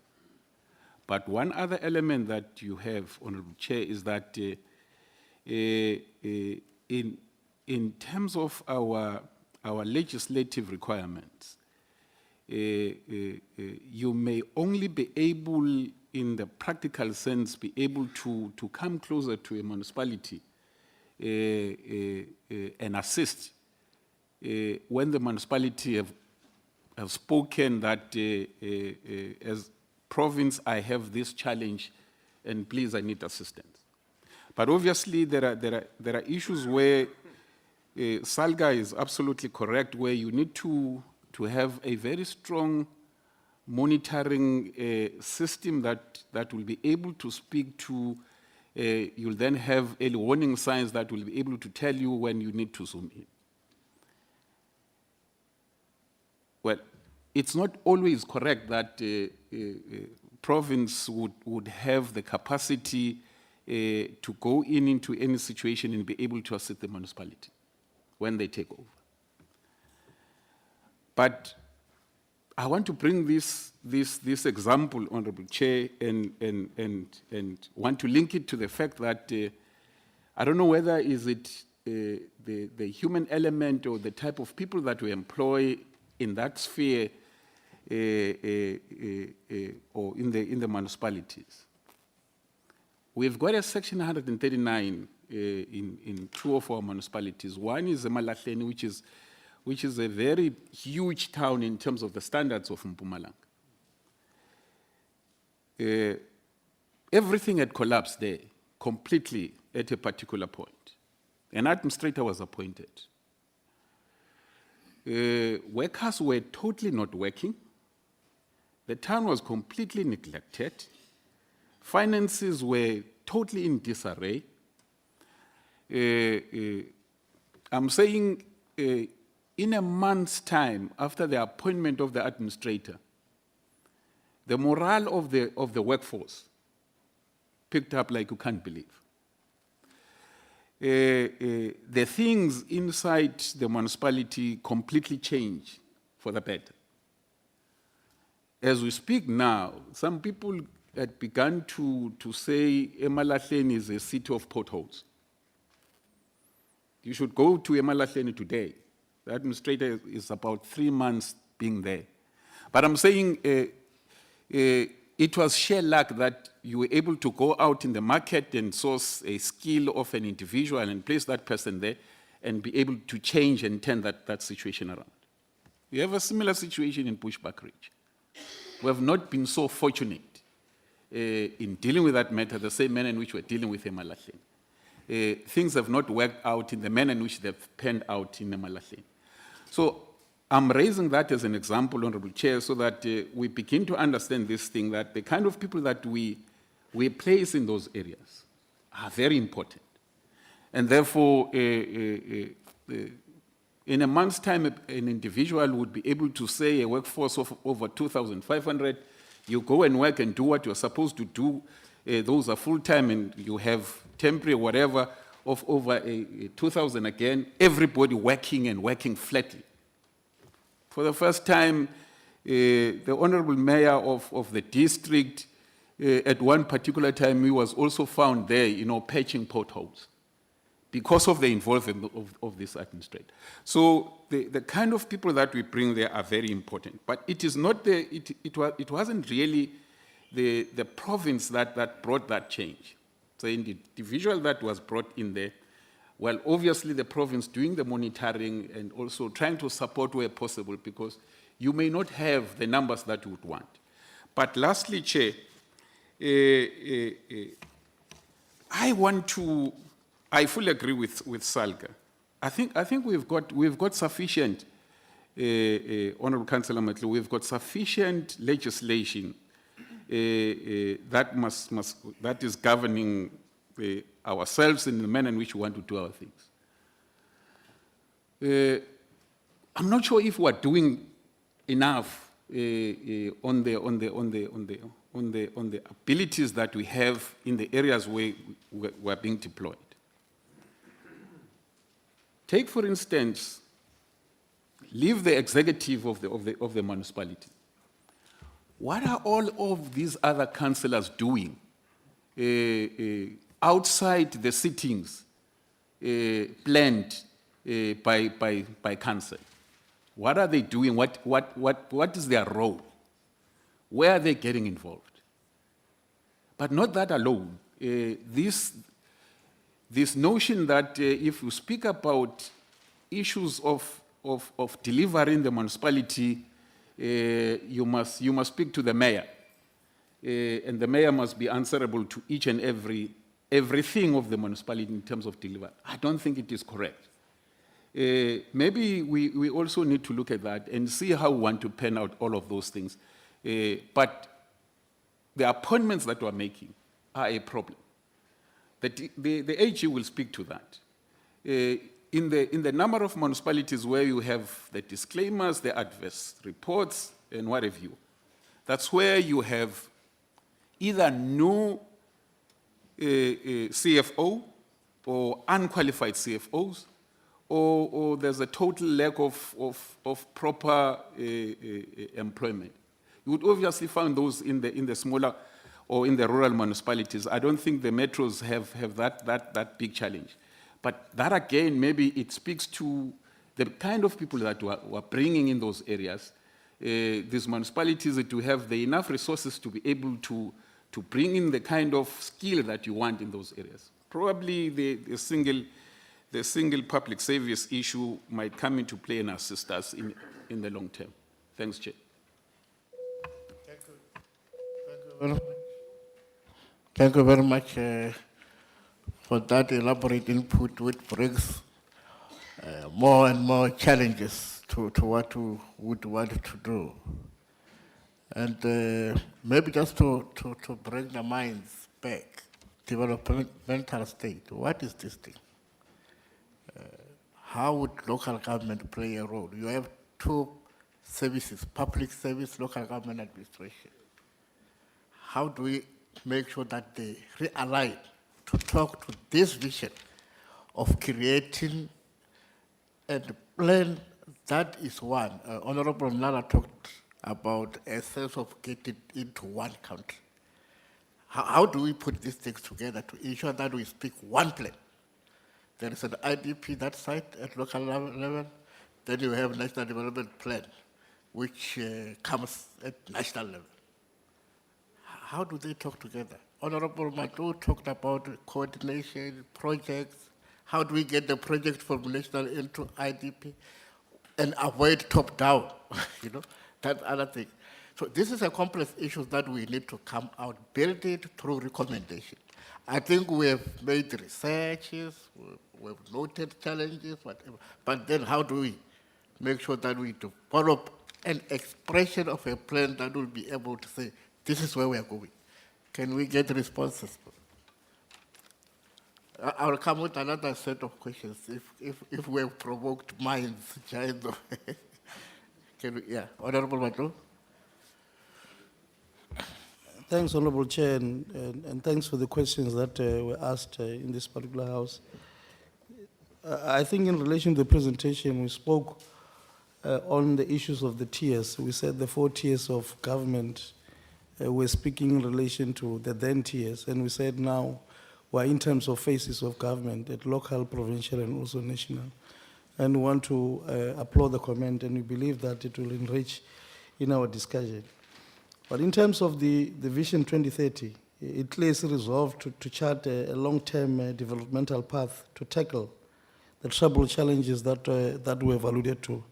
And we believe that, Honorable Mahlangu, as you have been alluding to the facts, that particularly on issues of intervention, we believe that as organized local government, that if there is a need for Section 139 intervention at municipalities, there should have been processes that are alluded to. Ourselves as organized local government, we also have a role that we need to play. But basically that provinces should have also a role to help municipalities which are ailing in terms of their function as provinces, to make sure that if you say Section 139 is the last resort, what is it that we have done inconsistent with the spirit of intergovernmental relation to make sure that we have been trying to help that municipality? We applaud all interventions that have been there, but we believe strongly as organized local government that we should be brought to the picture and make sure that necessary support is given, as you have been giving an example about Omalahleni. We want to appreciate the good work the Honorable Minister, MEC has done, but we say, let it be a collective effort in terms of the spirit of the intergovernmental framework that we always speak about as organized local government. And our take is that, we agree to the vision statement of the National Development Plan, and that's why I quoted chapter 13 of the NDP, that as organized local government, we are of that particular spirit, but we are saying it will be good that the bottom-up approach that Honorable Mokhobi spoke about doesn't have a negative impact in terms of a developmental state that we want to achieve as organized local government. To say it is important that, simple things like your your IDP rep forum, when honorable members are on recess and municipalities are doing their session on IDP, or they are trying to make consultation with communities, it will be lovely to see honorable members, not only as community members, as resident in those particular areas, because I believe that each and every honorable member here is from a particular municipality. To see them participating actively as citizens of those particular areas, to make sure that they really understand what kind of challenges we're also facing as organized local government. In that regard, in the spirit of intergovernmental relation, we believe our planning should speak to the cycle that we have in the IDP, and basically speak to everything that at this particular level we are doing in terms of legislation and laws. Thanks, Chair. Thank you very much, Honorable Matlo. Can we get response from Honorable Romero? Thank you. I prefaced my one comment by indicating that I am presenting a caricature, but I think any caricature has some validity at the bottom of it.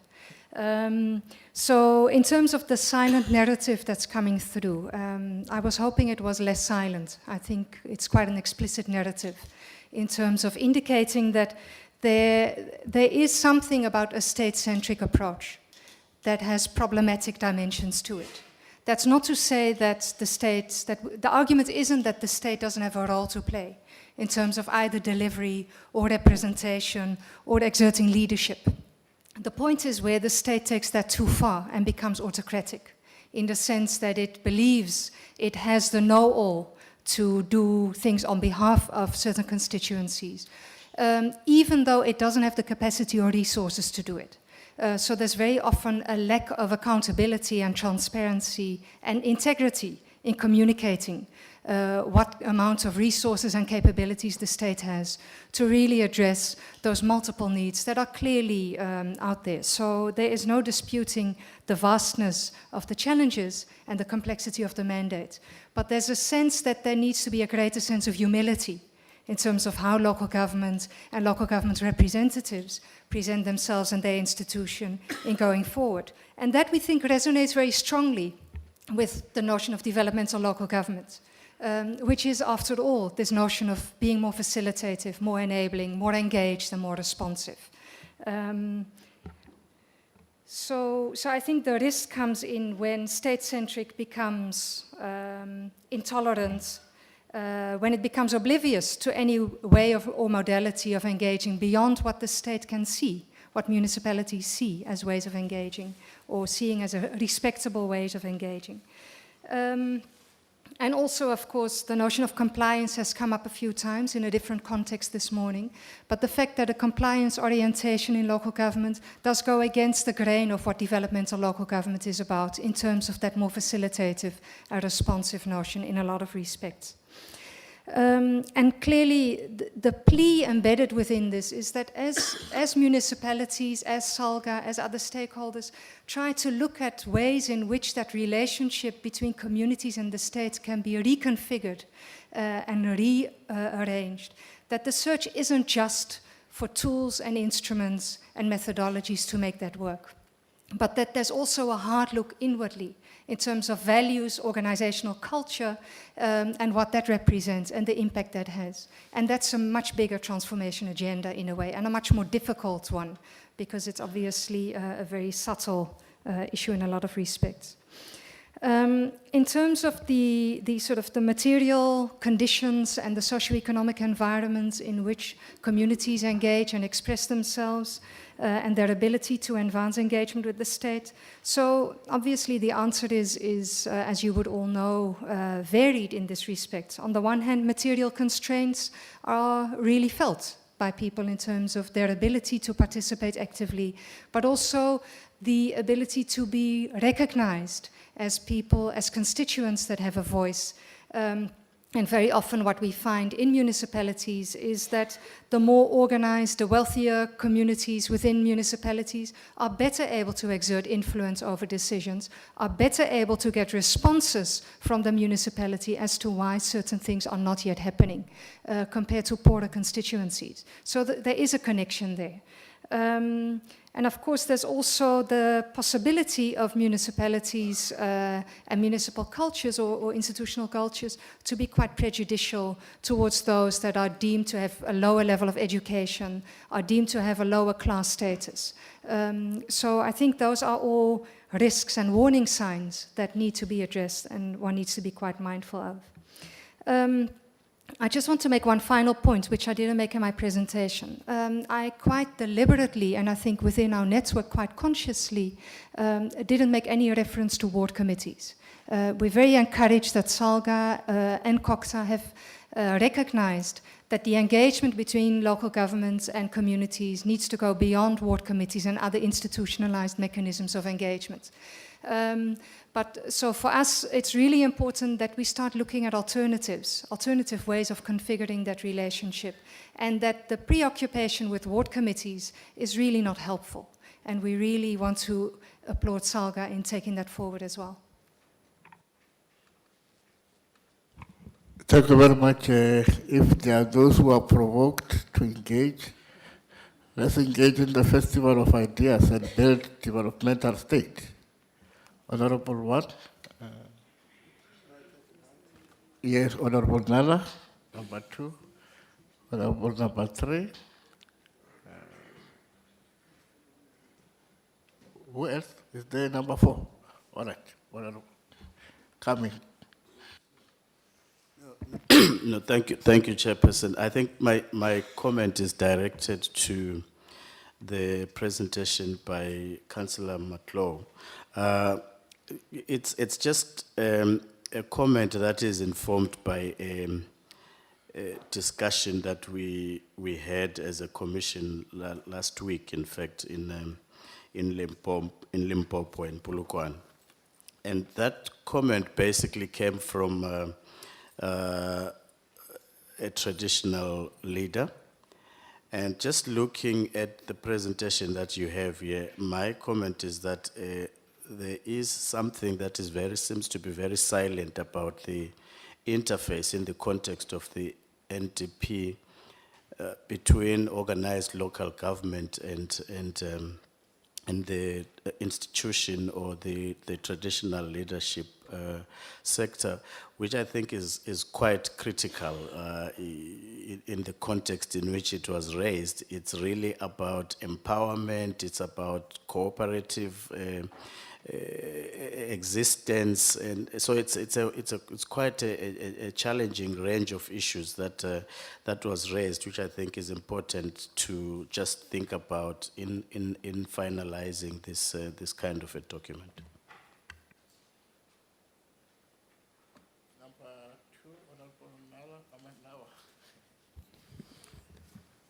Chair, I thought the discussion raised by the Mayor of Tshwane, Hossein Ramokopa, fundamentally wanted to question the ideological underpinnings of the presentation about what is the expectations. And I'm sure you are raising a point about developmental local government or developmental state, call it that way. The premise is that we run from the same understanding that government is one. There's no too many spaces.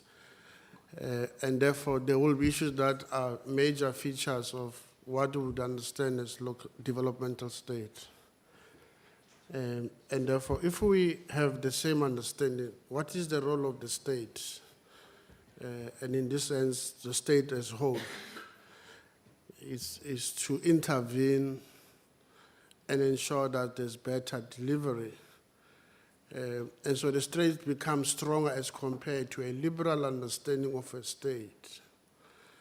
And in this case, you might find, and I'm running outside what you earlier raised, whether if an NGO that is in its own orientation is liberal, would we be able to resolve the understanding? The expectation becomes different because you might define that state as centralist if it intervenes and project what is the bigger future or what is the future.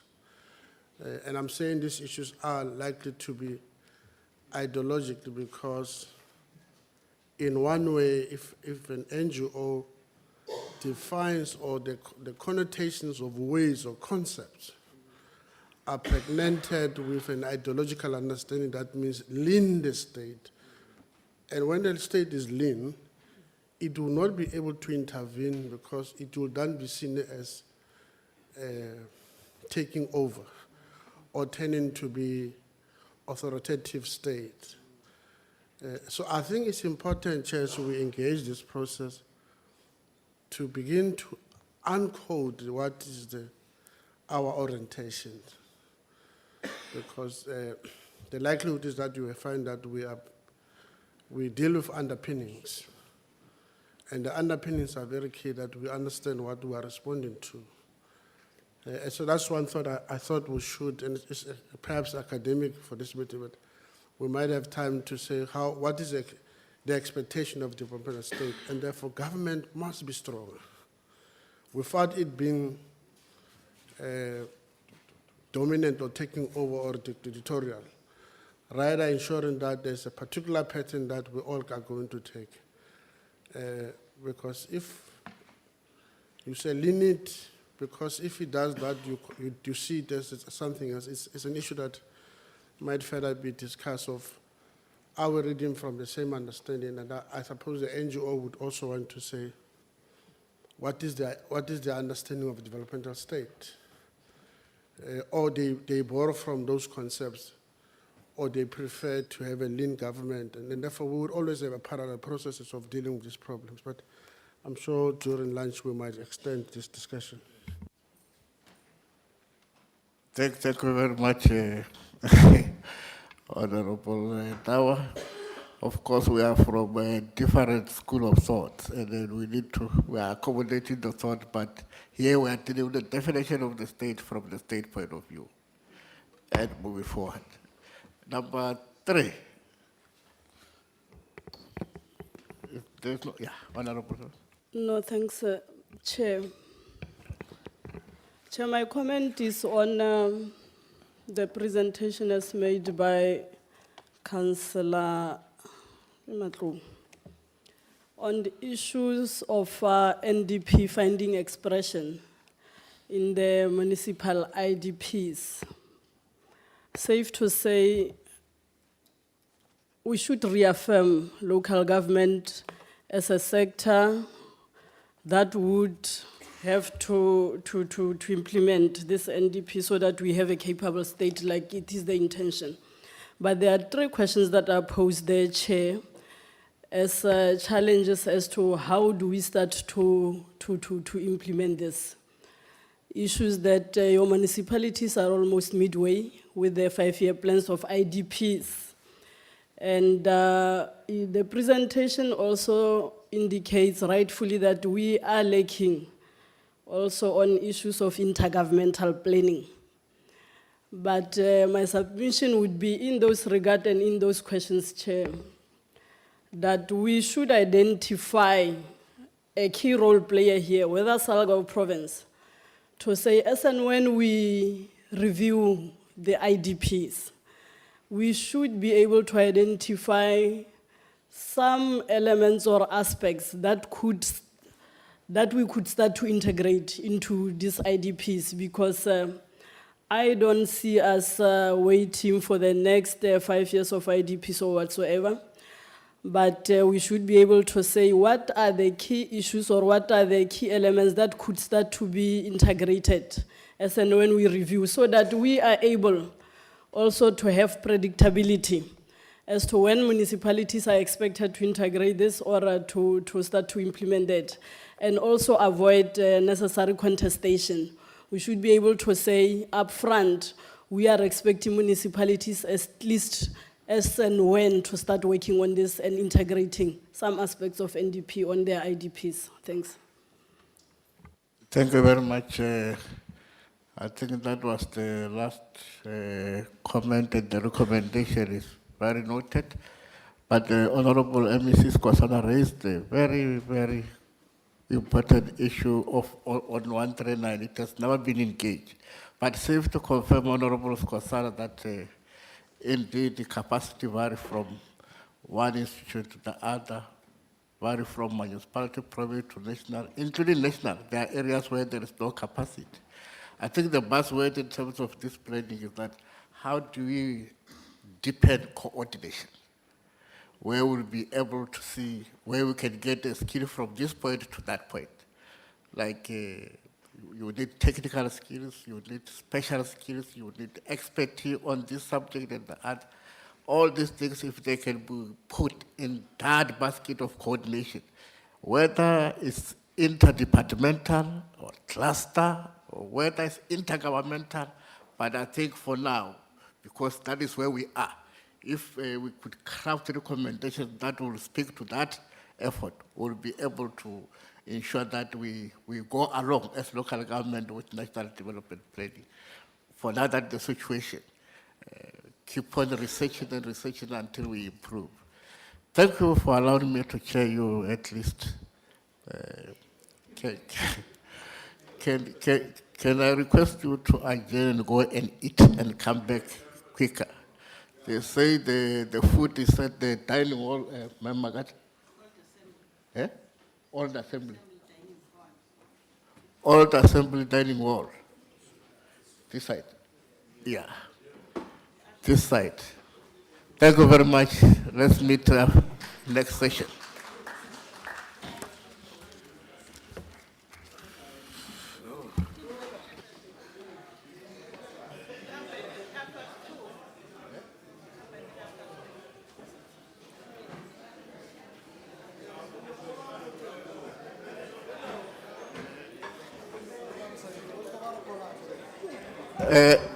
You are requested to come back at 2:30. 2:30, 2:30.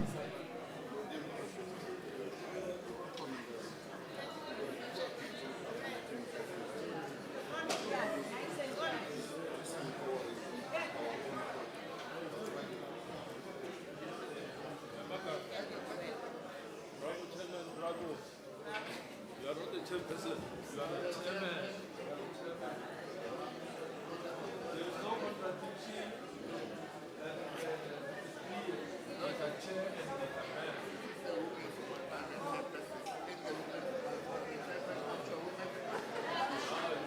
If she wants to chair, she will be a chairwoman. Why should we be confused? Why should we be confused?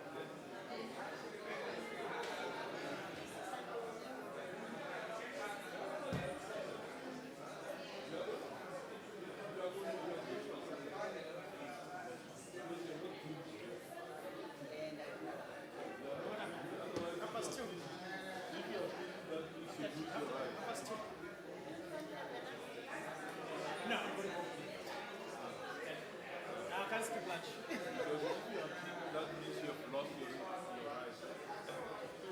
So the right about freedom, that one is there.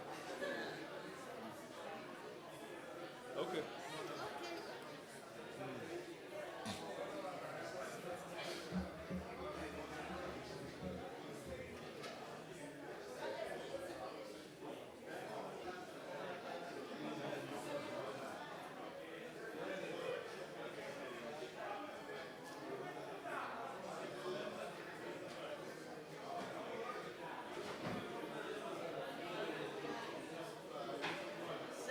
Zembo,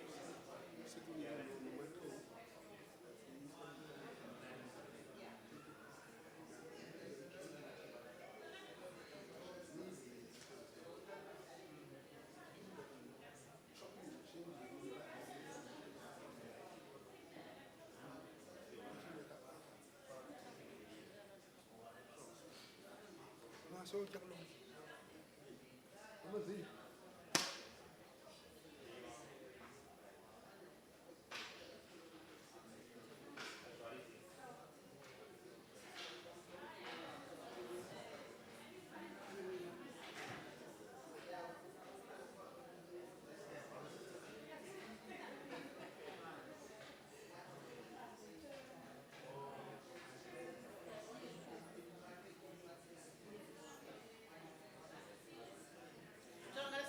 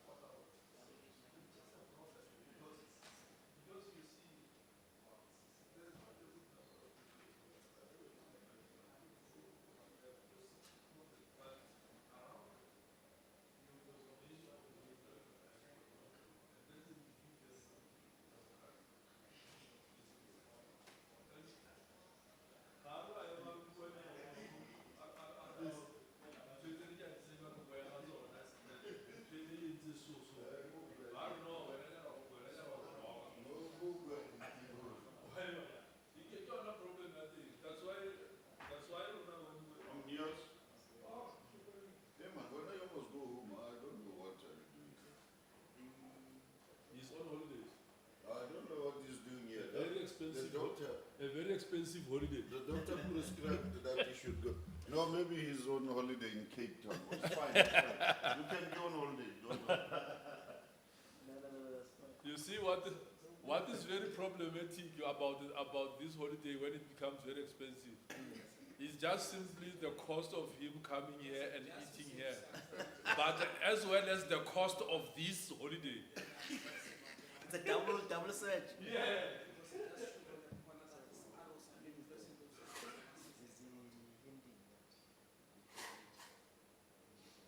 I told him we are meeting today. And manje angiboni usebenzisa phela. I just saw him briefly outside. Maybe. Then khona manje? No. Shouldn't that first point. Yes, it was there. But he hasn't been If the flow is I'm not picking up from this discussions, maybe so there will be time between half 4 probably half 6.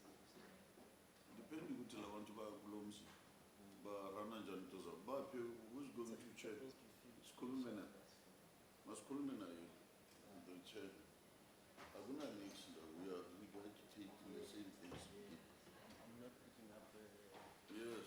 because all our reports are fairly strong, but we're not strong in the debate. Mina bengifuna sibe ne-list of what is it that we are going to discuss with you. No, that's what I'm printing now. All right. Yeah, I'm printing. Omniels? Hey man, Omniels, man. Omniels, man. Don't worry, we'll make you Speaker of Legislation. No, I'll find where I am. Oh, now no look. I thought you would be relaxing there, but a bus for yourself. A bus for myself. Yeah, a bus for the plus. For your house. Yeah, man, Omniels. So at 5, then there's that meeting with the PEC here. 5?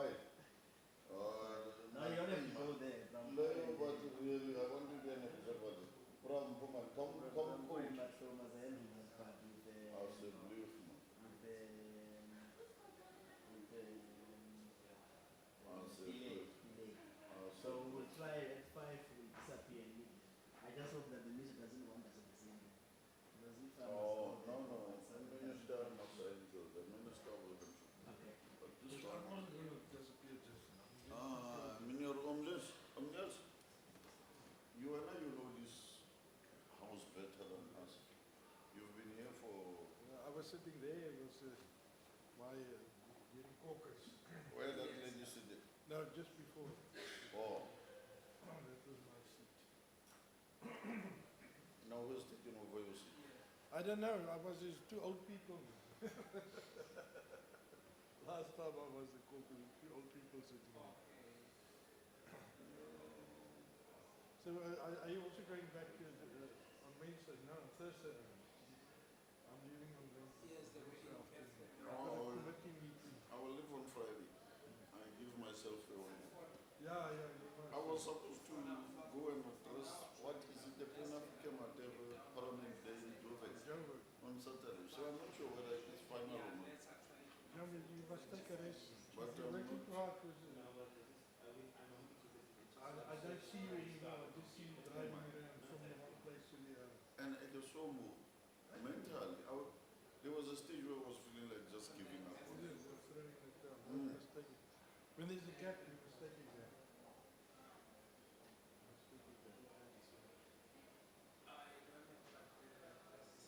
I'm leaving tomorrow afternoon. Thursday, I've got a before I get into trouble with the chief of the speaking. The EFF is having a new logo. What is it now? It's a spear, a hand, and a mine, and a star. Okay.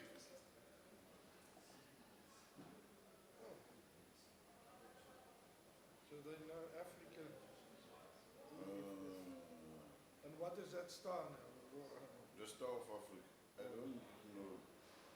Oh, there's a The t-shirt will still be red. I don't know. EFF stands for Our Land Back, development of mines, free quality education, healthcare and sanitation, industrial development for quality jobs, state capacity to stop tenders, anti-corruption, development of the African economy. Amandla. But they were part of all those state tenders and things like that.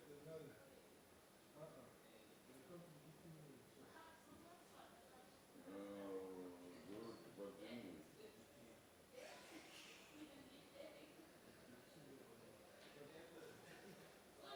I see that our friends, they're still fighting each other there.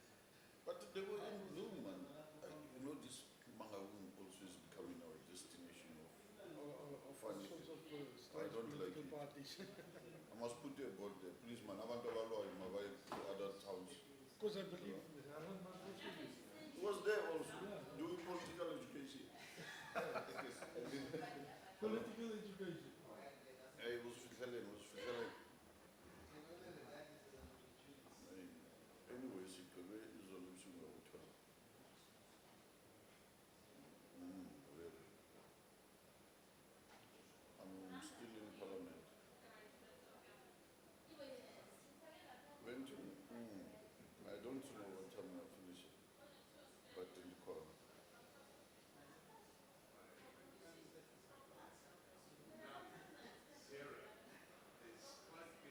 I love this week one, maybe tomorrow, because we still are right here today. I'm surprised that they never fixed it.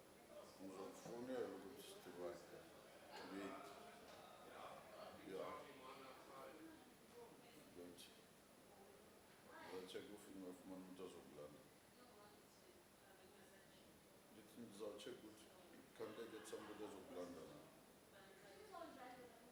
I will check. Yeah, man.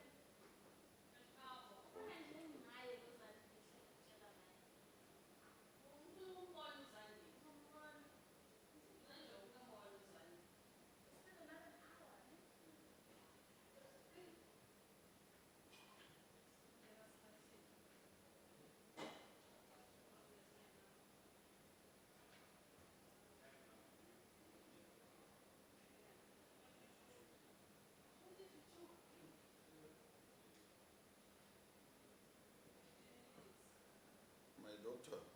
Oh, Tama. Good. I've got a daughter.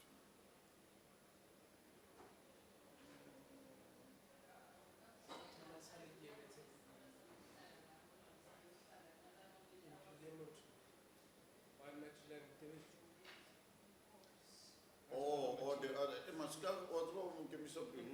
Go with that. The magic. Under the magic.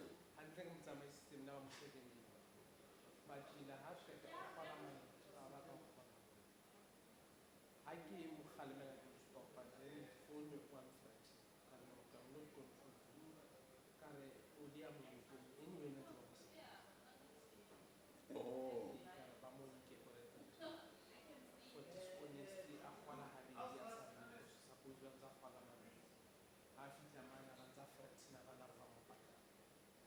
Ewa.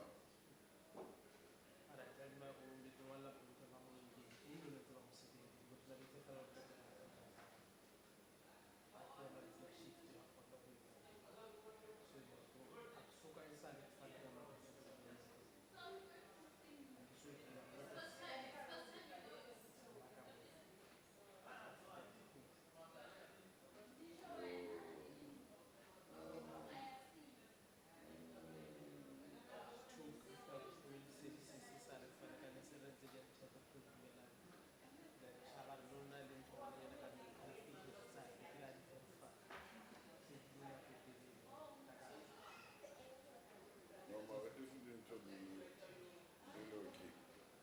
You must fill up those posts quickly. Yeah, come on, get the ball back. That's the next speaking one. Come on, there.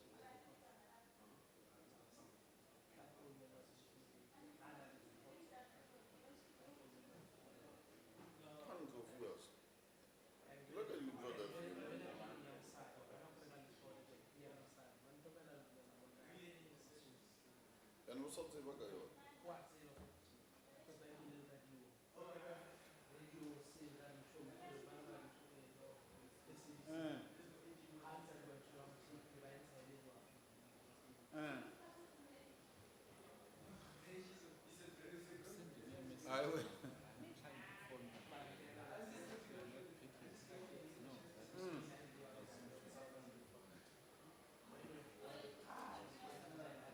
Sorry? Anguzova. Hello?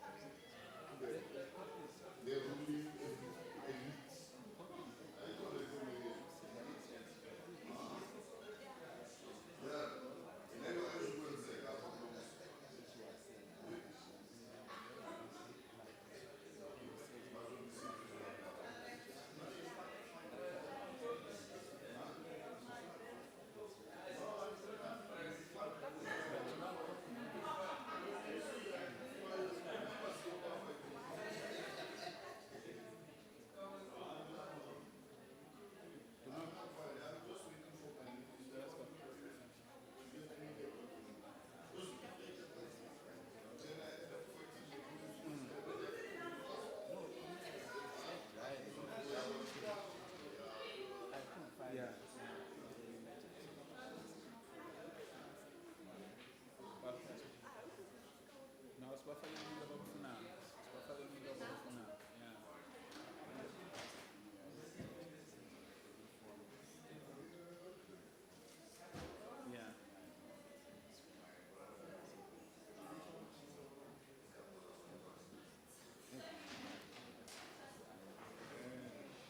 Yeah, no, that's fine. Yeah, no, no. Yeah, no, no, no, no.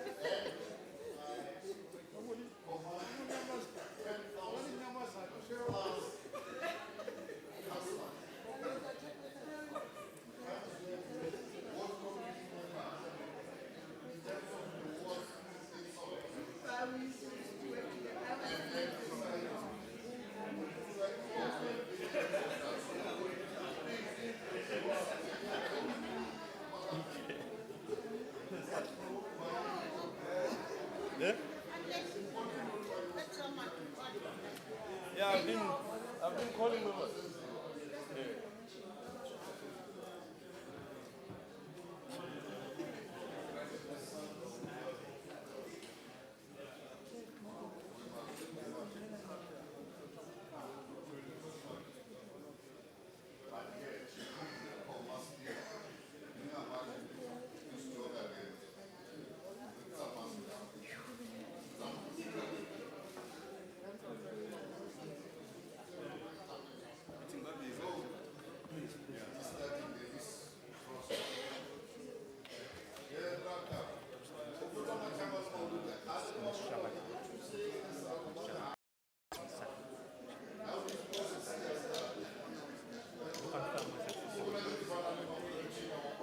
Check.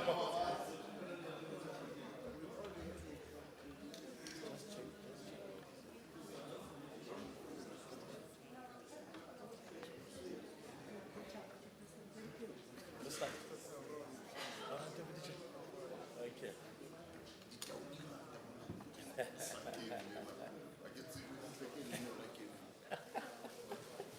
Tsa ipontsha ko pele, ha e ntse di batla. Honorable members, I know I'm going to be blamed for not being consistent because when we adjourned earlier on, it was said that we're going to start at 2:30. But having realized that all members have had their physiological needs satisfied, I then found it necessary that we should start. If we are all agreed, then we can start with this session. It is not an easy session, but at least the weather in Cape Town allows. It's not too hot, so I do not expect members taking some doses and so on.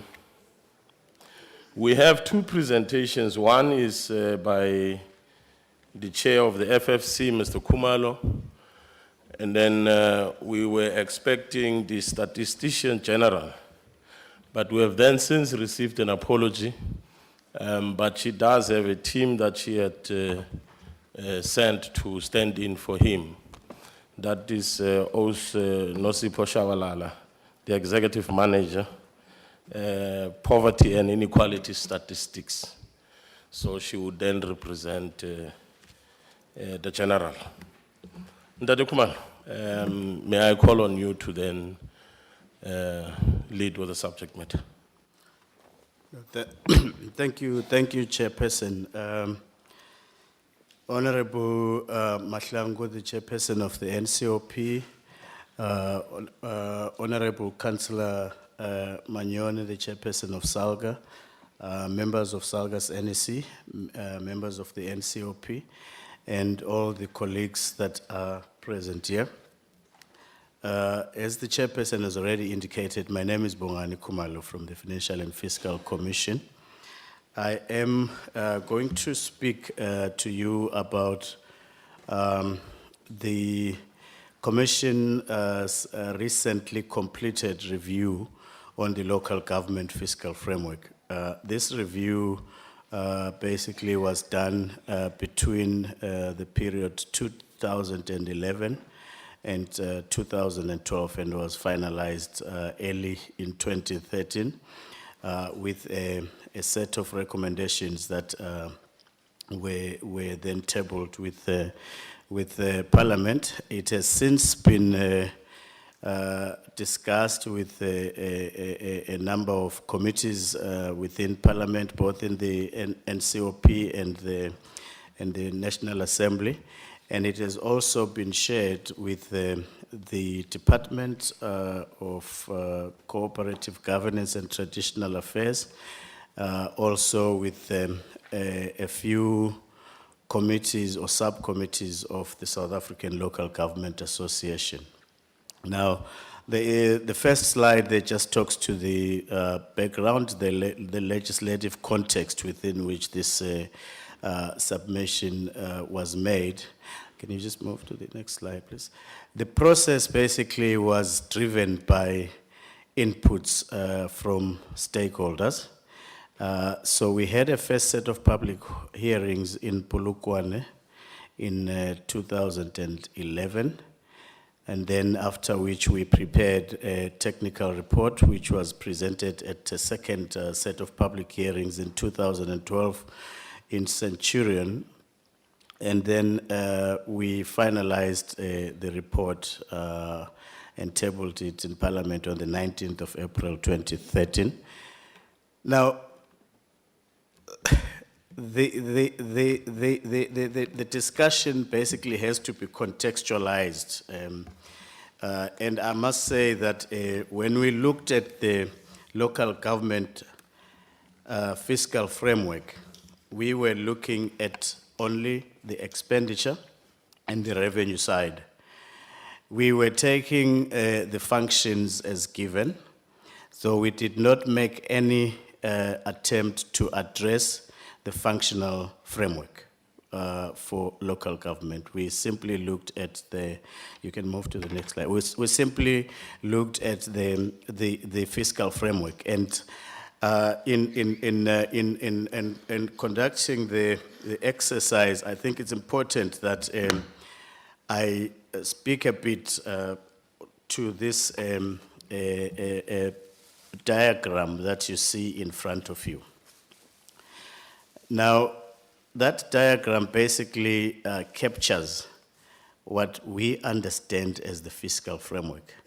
On the left, to my left, looking where I'm looking, so that's the side that has got principles, objectives, and context.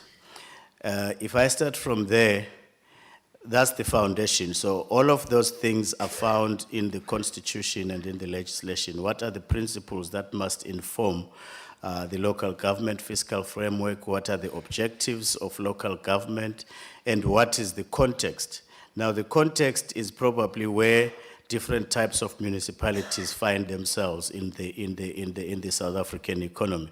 Now, on my far right, we look at for whom this fiscal framework is trying to be serving. So we're looking at households. We're looking at low-income households versus high-income households. We're looking at the non-residential players, which is basically the private sector, government, non-governmental organization, and all sorts of people or entities that the system must service. But I think the critical issues, there are two critical issues. It's that local government has to deliver services, and that's the red a part that is in the inside of that. Now, right in the middle is municipal expenditure. So in order for municipalities to deliver services, they must spend some resources. And here we are just looking at money.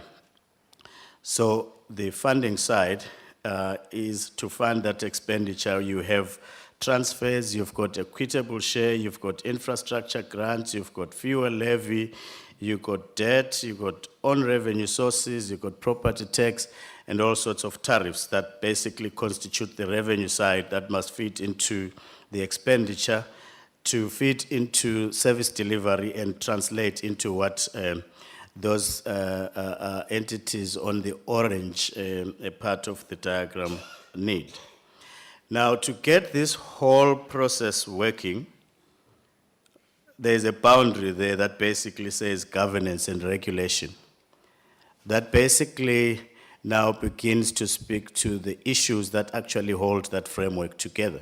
So if there is a failure in governance and regulation, no matter how well you have designed your transfers or your equitable share formula or your infrastructure grants, no matter how well you've designed them, if the governance and regulation issues are failing, then the whole system collapses. That is the key message that we have to think about when we contextualize this. So each municipality will have its own space where this actually applies. And that is, now to summarize this, go to the next slide. What that diagram basically shows is that the local government structure is complex and multidimensional, that the aim is to ensure adequate service delivery to communities through appropriate funding of municipalities. Recipients of municipal services are varied. Service delivery to communities is achieved through municipal expenditure supported by various revenue streams. And then the nexus between service delivery, consumers, municipal owned revenue takes the form of the principle of a social contract. Now, if the municipality cannot match what it does with what the citizens require, then there's a problem. And I think the discussions that was being raised earlier basically tried to contextualize some of the tensions that you actually get when you try to match what the municipality does with what the society basically want. So those are some of the tensions that are there, but obviously they are not necessarily a negative types of tensions. It's just interactions that are dynamic.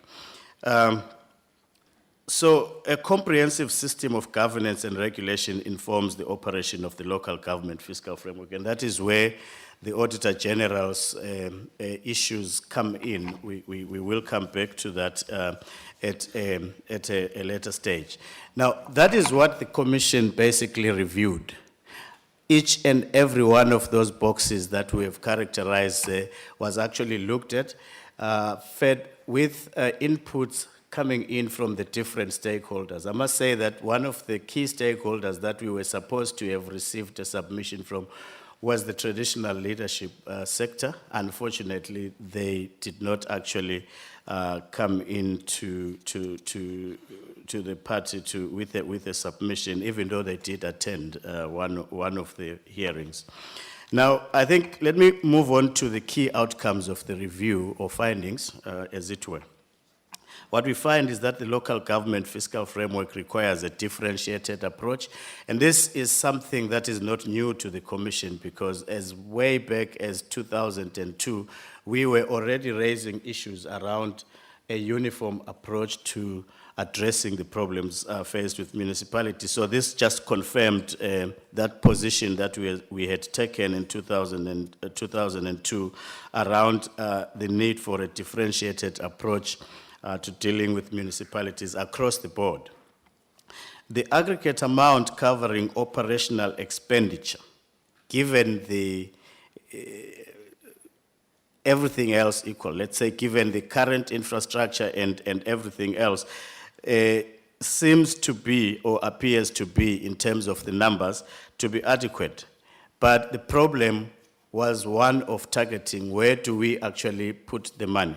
Now, part of this issue is addressed or was addressed because it had already been identified as a key issue, both by this same House and also by organized local government. And that relates to the redistributive nature of the revenue allocation formula. So I will talk a bit about that towards the end of my presentation, because there's a separate discussion. It was a separate report that came out which dealt with that. There is a vertical fiscal gap, which is driven primarily by capital expenditure and rehabilitation needs. And again, this is something that was confirming some preconceived ideas that the Commission had actually tried to investigate in the past. Now, the Commission also found that there were some issues to be addressed with respect to the revenue situation in municipalities, and some of the issues basically were discussed in the morning when SALGA was presenting on progress with what has happened with, since 2012. So that's something that I might not want to spend too much time on, because you've already discussed that. The conditional grants framework needs to be reviewed, and I think it's an important area which at this point in time we are very happy to say that there is work has already started with the review of the local government conditional grants framework, which is basically led by the National Treasury working together with the key stakeholders, including the Commission. And then there's also the need to look at transitional implementation arrangements that are required to achieve. As we review, we need to also think about how we will actually phase in some of the changes that are actually required, because you don't want to destabilize a system by introducing changes that present a shock in the system. So there's a need to actually to deal with that. Now let's come to the issue of differentiation. The issue of differentiation, it means basically that there are, the fiscal framework must account for variation in municipal contexts, which basically there are certain contextual issues that are exogenous. In other words, they are beyond the control of the municipality. So a municipality, for example, cannot immediately influence weather patterns where it stays, it cannot actually change the powers and functions that are assigned to it. It cannot change the population dynamics immediately. So those are issues that basically must happen over time. Economic activity in a municipality is not entirely within the control of the municipality. So we need to take into account all of those factors in designing the local government fiscal framework. The variation in municipal performance can also arise as a result of factors that are within the control of a municipality.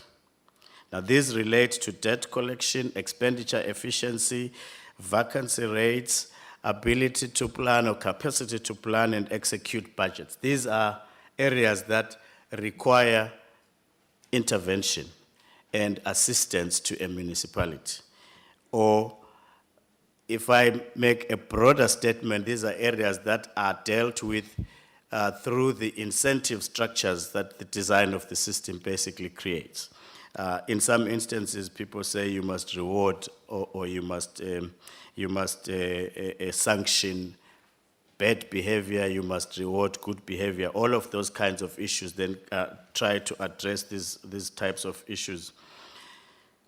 Therefore, I think it's important to say that the system should be driven by appropriate incentives. Now, the diagram or the chart that is presented below is an attempt to look at a framework or to design a framework that can be used to understand the concept of differentiating municipalities and the types of interventions that one needs. So on the vertical axis, we've got a decreasing support intervention structure. And so that's on the left vertical axis. And then on the right, on my right, we've got decreasing incentives and recognition. And then if you look on the horizontal, we classify municipalities from mostly rural to the cities. And then at the top there is a story that says redistributive resource allocations. That basically talks about the equitable share to local government and how it should ordinarily be allocated. So as you become richer, or as the cities in relative terms, and those are not absolute terms, this is in relative terms. Now, what the review of the equitable share formula did, the formula that was spoken about earlier this morning, what it did is that it addressed that top part, where you have the poor rural municipalities receiving relatively more out of the nationally collected revenue, because they tend to have very little own revenue raising capacity. Now, if you look on the vertical, now if you take a mostly rural municipality, that's the bottom left dot there, mostly rural municipality, it also happens to be, in terms of performance, very inadequate, very poor performance, very rural. Now, if you allocated a lot of revenues, which is what the top horizontal shape tells you, it will basically get relatively more. But in terms of support, you also require to provide a relatively large amount of support for that municipality. To make it very simple, what the new allocation formula does, the equitable share formula, what it does is that it allocates relatively high amounts of money to poor rural municipalities. Quite a number of them might find it very difficult to absorb the amount of money that the formula now throws at them. If you just throw in that money and you do nothing about the capacity, that money will be wasted. It will either be spent on, because the infrastructure is also not there. In most cases, these are characterized by lack of infrastructure for basic services or for rolling out basic services. And so the money will be misallocated, and you don't want that to happen. So you have to provide the support as the money increases. Now, a similar, mostly rural municipality, which is of relatively adequate performance, would probably require less because it's exploiting its own revenue base. It also requires less intervention. But if you look on the far right, you got incentives and recognition. Now, those incentives need not necessarily be about recognition of giving money or whatever, but just creating an environment that allows that municipality to consolidate the good work that it actually does. So that's the story around the differentiated approach that we are talking about here. So you can look on the other side. It's a similar story with the cities, but it just contextualizes the whole context. And then let me move on to the issue now of understanding the fiscal gap. Now, let me see whether this thing reaches that. I don't know. No, okay, let me just use my hands. On my left, there is a chart there that basically talks about the structural gap, which is what in a normal world, the ideal world, what you should have is that you have an assignment of expenditure responsibilities and you have an assignment of revenue that a municipality must actually collect. So typically what should happen is that if this is an ideal world, you will have that whole green chart there. Now, what actually happens with the structural gap is that you can only raise this much revenue. You can't raise revenue that matches your expenditure need. So the gap now becomes that gap that you have there on the second chart. It basically shows you the gap against the maximum on revenue. So what you need to fill through the transfer system is that gap.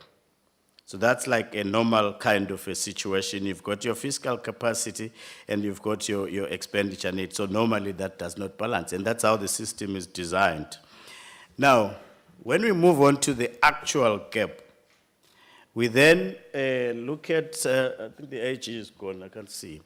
But we then look at his reports, and then we see quite a number of stories that actually arise.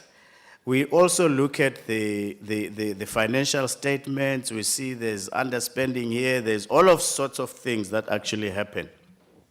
So that the story that we have on the left, those two charts, don't actually tell us the actual story. There is an inefficiency gap now that appears on the right, on my right-hand side, the left chart, the solid green chart. Now, it has an inefficiency gap. Now, if I move then to the one that basically speaks to the assignment, I'll see that I've got that inefficiency gap. It also includes less than optimal fiscal effort, which means you are not actually maximizing on the revenue assigned to you. So you've got like a little gap there. And then on top there, you've got all the inefficiency now, the corruption, the whatever stories that we actually get all the time. So the gap is actually bigger now because of that. And if we then look at the numbers, if we look at the numbers on the next slide, you will see that the vertical division for operating expenditure, that's on the local equitable share, we looked at these numbers, and we find that we estimated that to be 21 billion, 2009-10. I said that we started this work in 2011, so the numbers would basically be a little bit dated, but I think the principle remains the same. Without grants, the gap was like 21 billion. The package, local government equitable share, was 23.7 billion. And the one that's allocated through the formula is 20.2 billion. 3.5 was replacement grant and councillor support. So that basically means that on the operating side, that gap is actually closed. The problem is that it was inequitable across municipalities, because now that's what we allocate through the local government equitable share formula. So it was inequitable across municipalities, and we then reviewed the local government equitable share formula that resulted in the formula, the story that was presented this morning by Honorable Councillor now, I think it was, yeah. That is the story there, that's where that comes from. So it addresses it.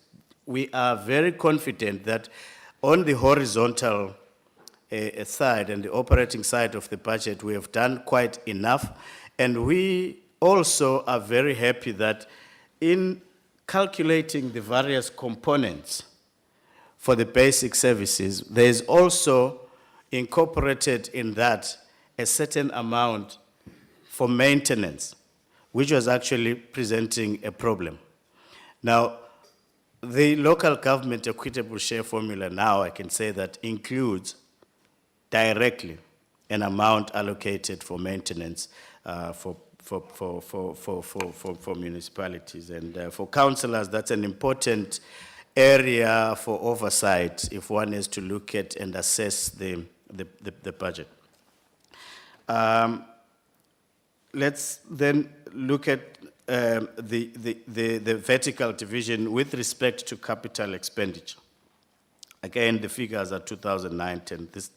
Here, there is a gap. This was estimated at 42 billion rand without any grants. If you include the grants, that's 16.8 billion, you still have a shortfall of about 25 billion rand. Now, the issue is, if we were to today say, let's address this and throw in that 25 billion rand, would that solve the problem? It's highly unlikely, given the current expenditure pattern. So I think what is important is that we need to understand that there is this gap. We need to also understand how we then respond to that. And so at the moment, the work that the Commission is actually undertaking involves looking at these kinds of issues, splitting what we require for refurbishment and rehabilitation of infrastructure, what we require to deal with the backlogs in refurbishment and rehabilitation, and also looking at what we require for your normal kind of maintenance backlogs that we currently have. So it's important that we have an understanding of this so that we'll be able to deal with it. Now, these two following slides you can skip because they just speak to the story of the fiscal gap that I've already spoken about. Now, so what I'm saying here is that the filling of the capex gap should be closely related to capacity improvement in the local government sphere to avoid underspending and improve absorptive capacity of new resources or resources injected. There is a need to improve internal controls. There is a need to address the issues that the Auditor General has been raising, especially having looked at the numbers that come out since government took a very direct decision around the local government turnaround strategy and also the clean audit drive that is quite central to local government and across government, if I may also add. There's also a need for greater support for local government from the other spheres. Now, I think this discussion was had. We can talk about whether those other spheres have the capacity or not. The point, I think, what is most important is that it has to be a coordinated effort So where we can't actually fold the hands. I think it's important that we re-emphasize that point. So there's a need for a very direct and structured intervention where intervention is determined to be required. It has to be direct and very structured as opposed to what we have witnessed with quite a number of programs that have been undertaken in the past that have not actually moved us very far, but we have actually spent quite a lot of money when one tries to look back and check on that. The next set of issues basically relates to the conditional grants. And I think the key observations on conditional grants is that there is inadequate planning and implementation of conditional grants. There is poor monitoring and evaluation. There is also lately a proliferation of conditional grants. Sometimes we are not even sure whether these conditional grants, when they are introduced or when they are shifted from one department to the other, they are meant to address the problem or they are meant to simply address failures at a local level. So that's very important that we actually look at that more carefully. There's also a poor targeting with some of the grants, and the allocations do not necessarily reflect the need. So the Commission basically is working, as I've already indicated, together with the key stakeholders on a review of this system. And if I move to the next slide, what I can just show you that for those of us that also have been in this system for some time, you would recall that there was quite a big shift or a big change around about 2003, 2004 with respect to consolidating a number of conditional grants that were lying all over the system.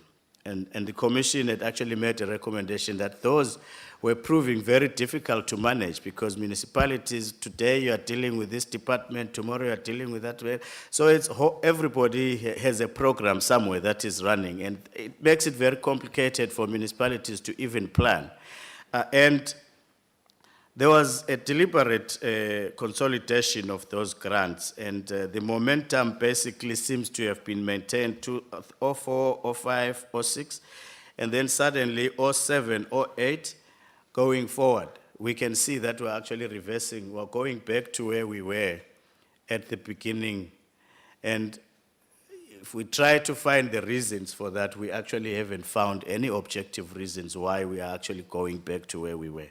So basically what we are saying is that we are reviewing this as a matter of course. I did indicate that, let me not repeat what has been said earlier with respect to this the own revenue issues, because these have already been discussed in the morning.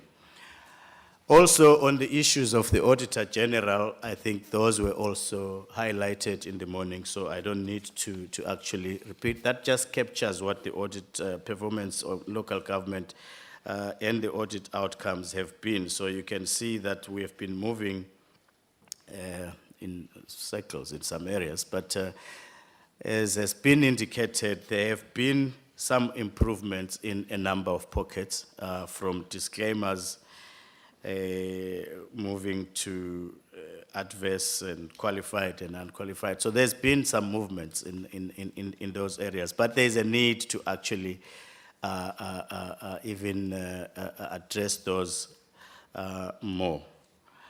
Now, how do we ensure this local government, effectiveness of the local government?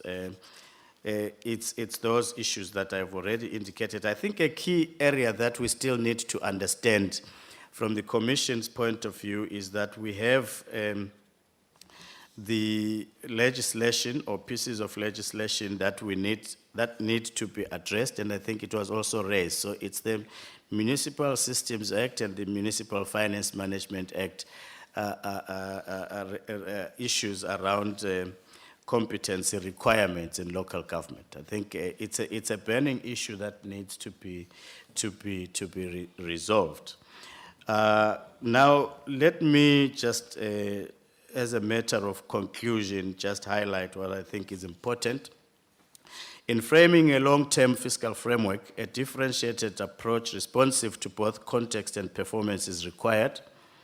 We need to recognize huge variations in the distribution of economic activity and socio-economic political profiles of municipalities. We need to reward good performance and address underperformance. I think the words basically are not very good words that we are using. They are quite strict words, but I think the idea is basically to address those issues and recognize that there's a need to deal with these particular issues. With respect to the vertical division of revenue for operational expenditure, as I have already indicated, we need better targeting. I think now we have reached a stage where, as a commission, we are now looking at what the actual costs are. If one looks at the components of the local government equitable share formula, the estimates that have been used to cost basic services are still a subject of discussion across stakeholders. Who has got the best cost estimates or the most accurate cost estimate of how much it costs to deliver electricity in this particular area as opposed to that particular area? How much does it cost for water? I think there were issues that were raised about scarcity of water and availability of water so some people have got more than others. So all of those things mean those costs will actually be different depending on where you are in the big country called South Africa. So we are now getting into those details. We are ready to get into looking at those complex details, but in terms of the structure of the formula, we think we have actually moved very, very far. There is a vertical fiscal gap in relation to capital expenditure and rehabilitation, which must be addressed. The Commission is still concerned about the revenue situation in municipalities, and this relates to own revenues. And also, I think we must add that the lack of own revenue instruments on its own cannot be just put on the table like that. We need to look at whether the revenue instruments that we currently have, we are utilizing them optimally.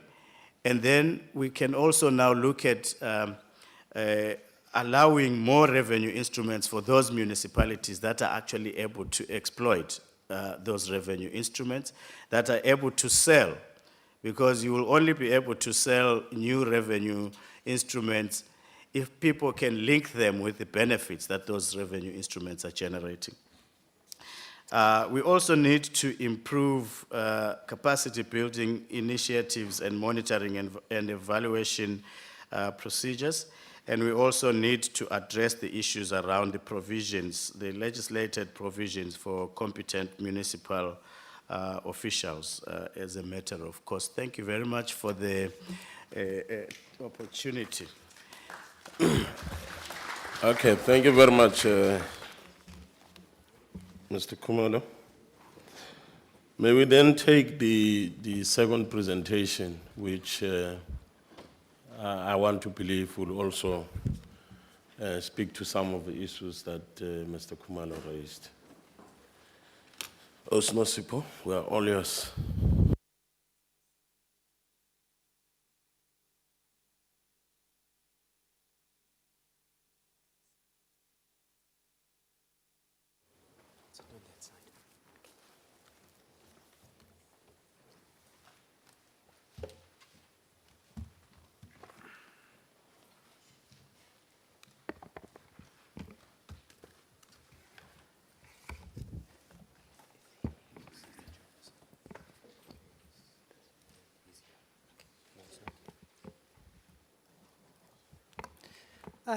Thank you, Chair.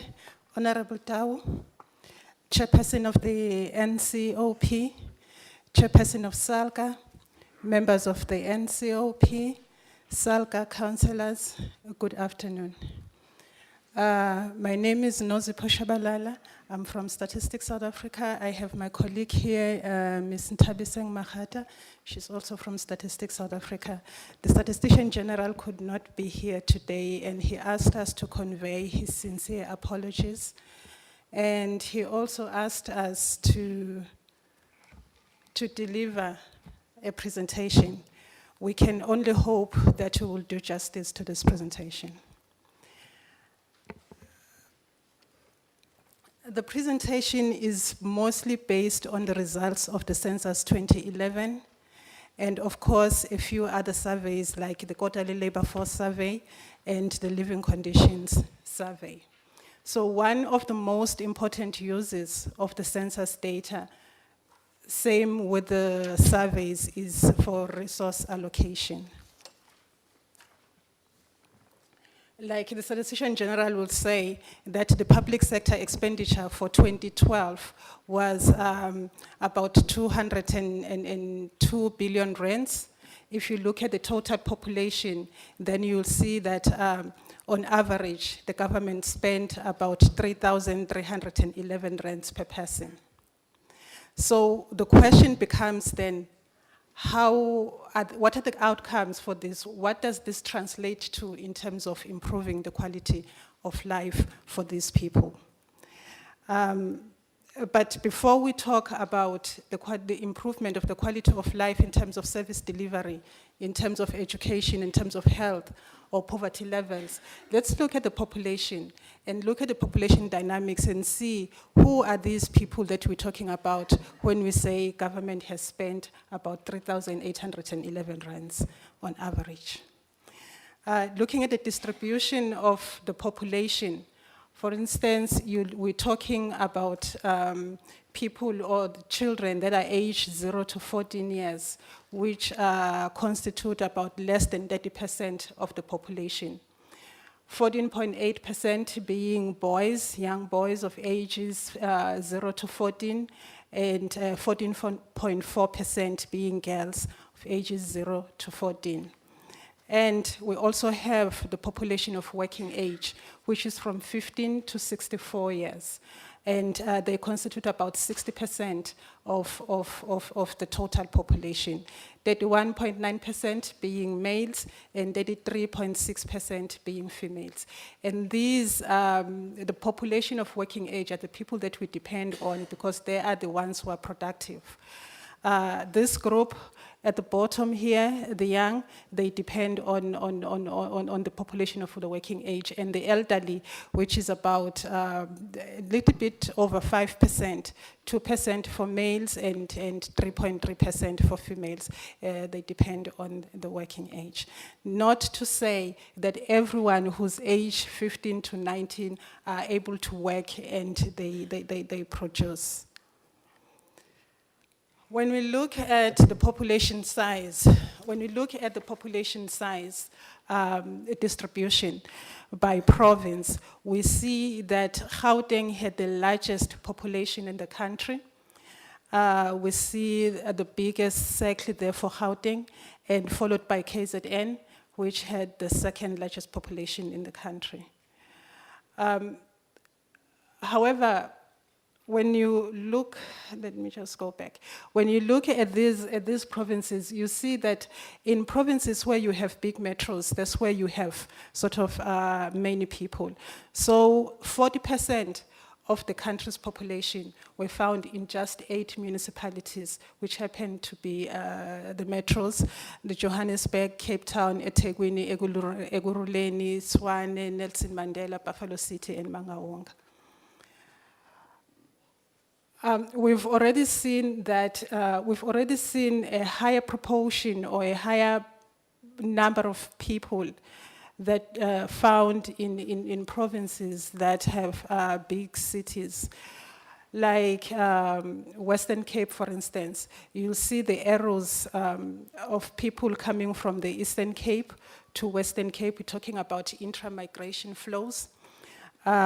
People from the Northern Cape going to Western Cape, people from Eastern Cape going to Gauteng and KwaZulu-Natal.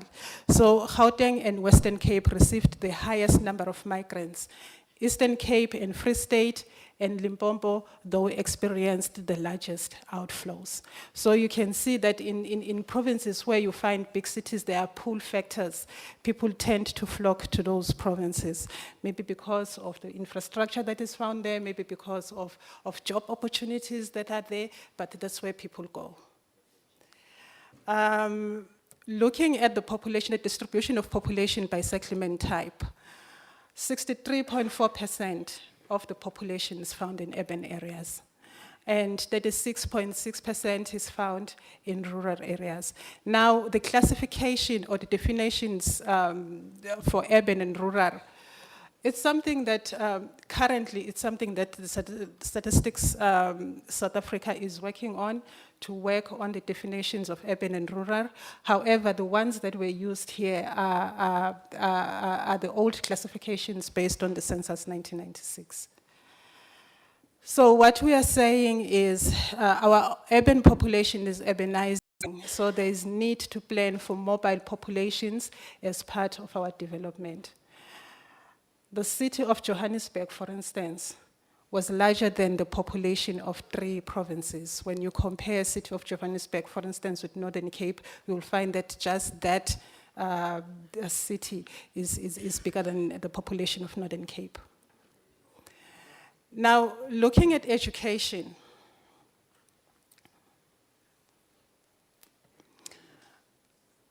about a third of the population was under the age of 15. Talking about the results of the census 2011, about 15.5 million people. So we know now that we need to improve their life chances and opportunities. If we look at education, if you look at population by sex and no schooling, those ones that have never been to school before, and we look at them by sex and population group, we see that amongst the blacks, 10.8% of males have never been to school before, and 14.8% of females have never been to school. When it comes to coloreds, 5.2% males never been to school, and 5.3% of females have never been to school. And the pattern is the same with the Indians and the whites. However, there is a small proportion of white people who have never been to school before. I would like to emphasize this, since it's the Women's Month, that looking at schooling, no schooling, and comparing males to females, you see that females are still worse off compared to males. Looking at literacy rates by type of settlement, for instance, the total for males is 62.6%. 62.6% of males were able to read, and only 54.4% females were able to read. In rural areas, 56.4% and for males, and 48.1% for females. In urban areas, the proportions are higher than those found in rural areas. So we're saying a larger proportion of Black Africans had no schooling, and we need to invest more in the education in rural areas.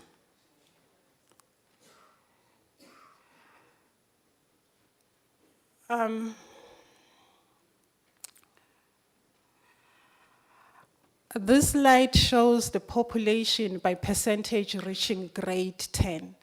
And the graph, the yellow graph, it indicates the white population. And it shows the percentage of population reaching grade 10 from 1930 to 2010. And we see that the graph or the line for the white population assumes dominance compared to other population groups.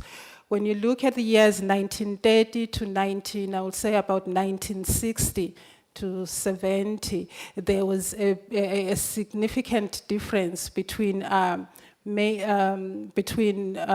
white population reaching grade 10 compared to other population groups. Between 1960 to 1970, you see a steep increase of Indians where they are closing a gap and reaching to the level of the white people. But what is good about this graph, the story that is good that is being told by this graph is that for all population groups, the situation is improving, the graph is going up.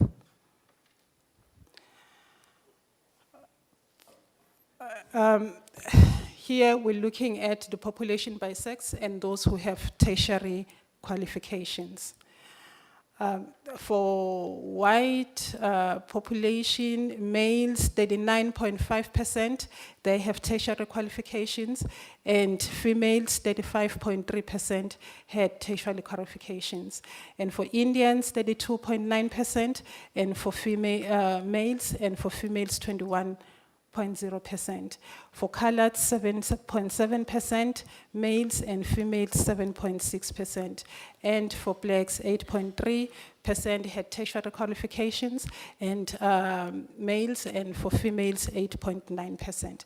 And again, looking at this, comparing males and females, the females are still worse off compared to males.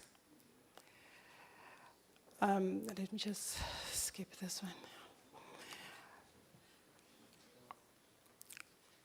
And this graph looks at the level of education and income, the possibility of having no income for no schooling is higher for the younger population. For instance, when you look at the people aged 20, there are about 60 to 70% who do not have income. And as you go further, people around the age of 65, or let me say 60, then the proportion of those who have no schooling and yet had no income, it reduces. One would think that this is the impact of social grants, the old age pension. And here it indicates for those with grade 11 and grade 12, it indicates the same pattern, even though for the older population, the proportion of people with no income is higher compared to those with no schooling. And with diplomas, still the pattern is the same, but what this graph indicates is that the higher the education, the lesser the chances are that a person will have no income. With bachelor's degree as well, the higher the education, the lesser the chances are that a person will have no income. So what we're saying about education is that black and colored population groups were least likely to have a tertiary qualification, and about 51% of the pool of labor supply have no matric.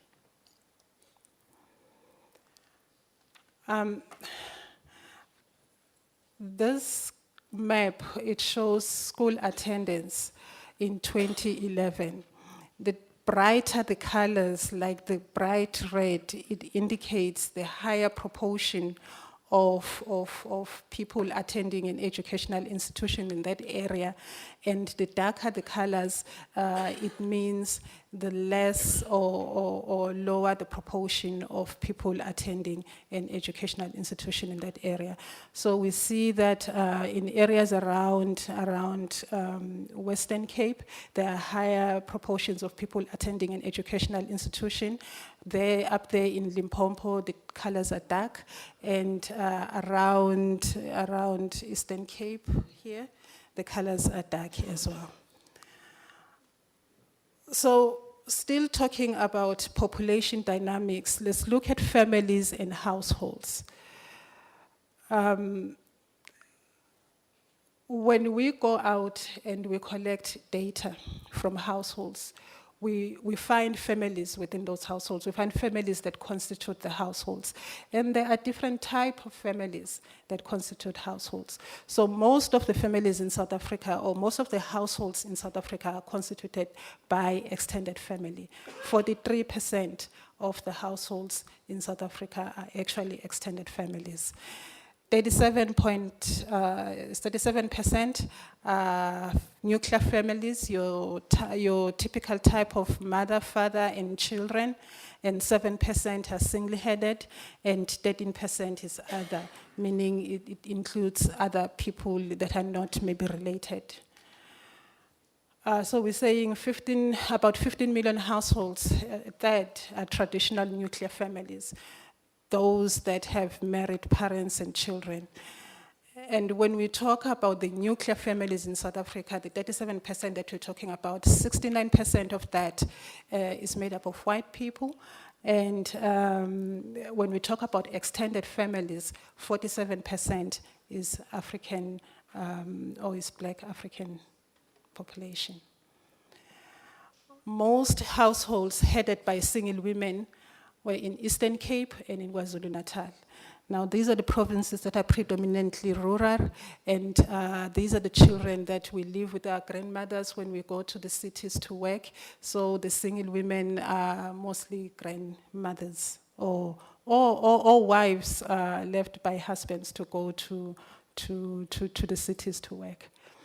3.7% of children live in households composed of single fathers living with their children. Only 3.7%. So if you imagine a village with 20 adults, we're saying 9 out of 20, when we look at the marital status of people, 9 out of 20 were never married, 44% of the population never married. And 7 out of 20 were married, that is 37% married, and 2% were living together. By living together, we mean what my mother would say, living in sin. She's living in sin. She's very old, and she doesn't identify with this concept of moving in together. From where I come from, you pay lobola to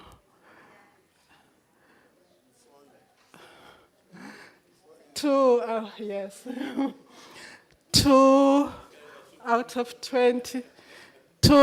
20 adults were either widowed, separated, or divorced. That is 9%. So it's interesting to know that the majority of the population were never married. So it's consoling to know that I'm in the majority.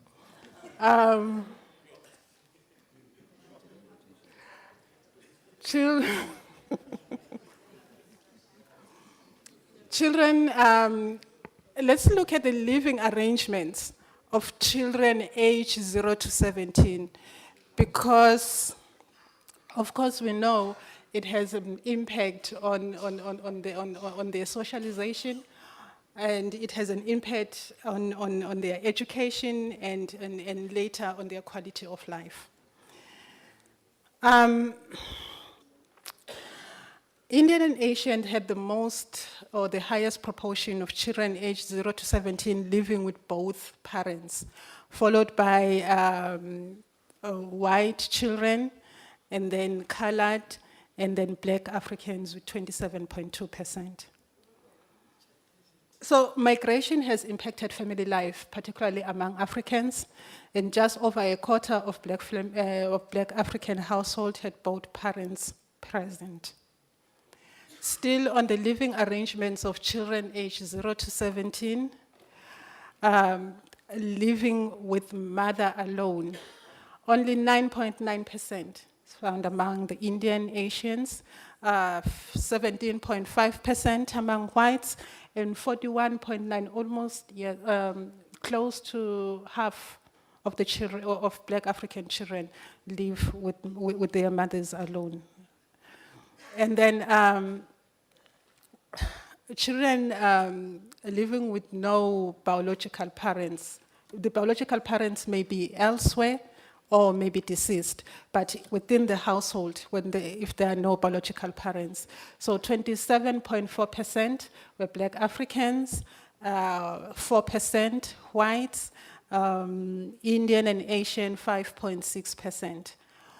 Those with fathers alone, the highest proportion is found among whites, 44.8%, followed by Black African, 3.6%.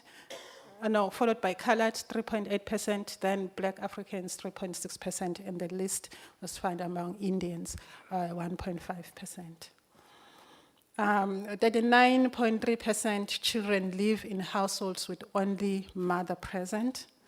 28.4% of Black African children live in households without a biological parent present. I'm just going to skip this one. So what we're saying is a supportive family life mediates how individuals respond to social change, socialization, and education, and there's a need for investment to improve people's life chances. Now, talking about living conditions, when we started with the presentation, we talked about public sector expenditure, and we said roughly 3,811 goes to each person. But what does it translate to, for instance, in terms of service delivery?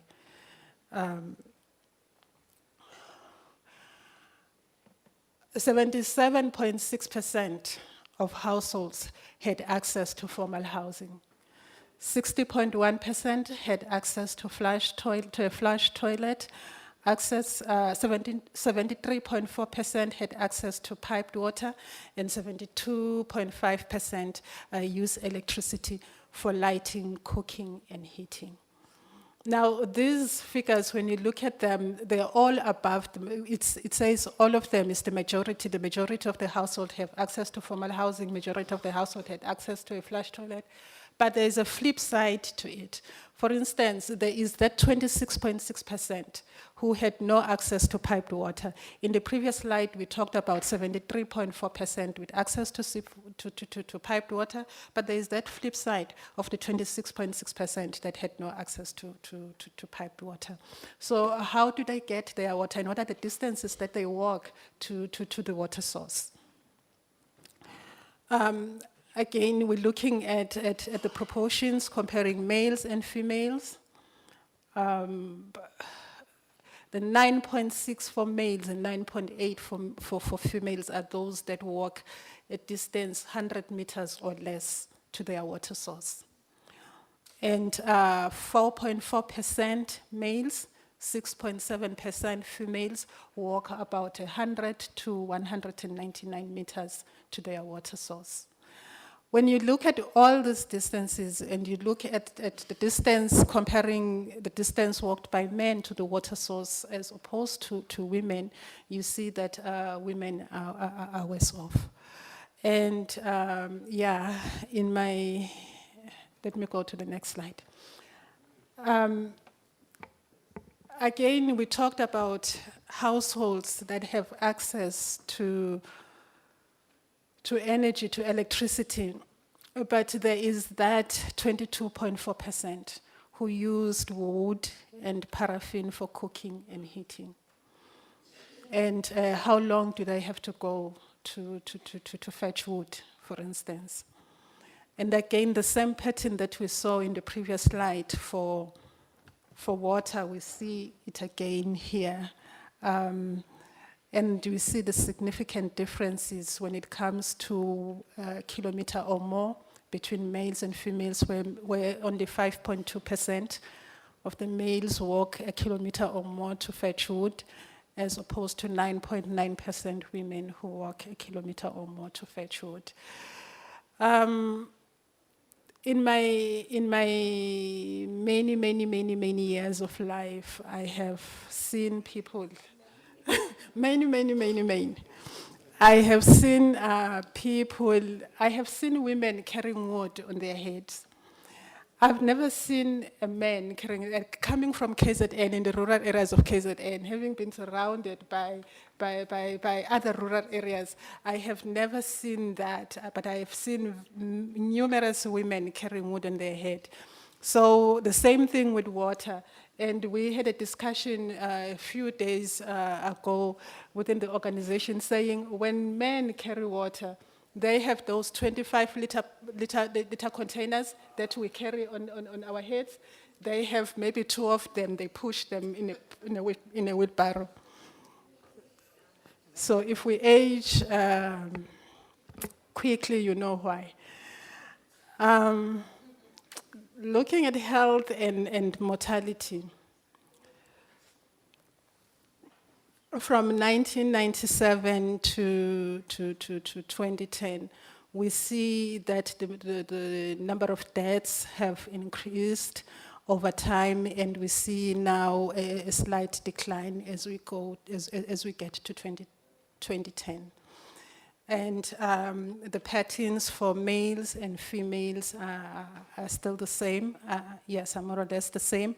However, this graph indicates that a higher graph, or the graph for males assume dominance over that one of females, meaning there are higher deaths amongst men as opposed to women.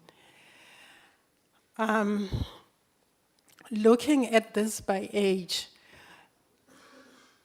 we talk about infant mortality and that the rate is high there when babies are young, when babies are small. But as the moment they hit, maybe I would say the teenage years from 10 to about 24, 29, the mortality rate is very low. You see that dip around that area.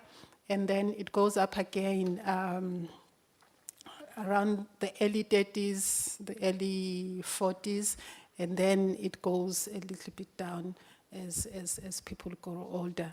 And we see it picking up again after 85 to 89 and 90 years. So we're saying female deaths peak at 30 to 40 years, male deaths peak at 35 to 39 years. The average age that a person is expected to live in South Africa is 59.6 years. And for males is 57.7, and for females is age 61.4 years. Looking at the causes of death, in 2006, I'm going to show 3 slides, the 2006 slide, the 2008, and the 2010 slide. In 2006, the #1 killer was tuberculosis, followed by the influenza and pneumonia, the intestinal diseases, and so on. The HIV disease was the 6th on the list, followed by diabetes. When you look at the difference between males and females, males this side and females this side, you see that mostly males it was mostly males that were killed by tuberculosis as opposed to females, and mostly females killed by influenza and pneumonia as opposed to males. That diagram, each person that you see there represent 1,000 persons. In 2008, the pattern was still the same. Tuberculosis was still the #1 killer, influenza and pneumonia #2, HIV #6, diabetes #7, and so on. But what is different is that the numbers of people being killed, for instance, by TB, have gone down. Same thing in 2010. So we're saying tuberculosis is the leading cause of death for males and females, but declining over time. Looking at the average number of children born by province, we see that in Gauteng had the lowest average number of children born per woman at 1.87. Eastern Cape had the highest at 2.72 children born per woman. Fertility has declined from an average of 2.71 children per woman in 2002 to 2.34 children per woman in 2013. I'll skip this one. So we're saying 28.2% of young women aged 15 to 24 years have given birth and have never married. 38.8% of women aged 15 to 24 years have given birth to at least one child. Now looking at employment.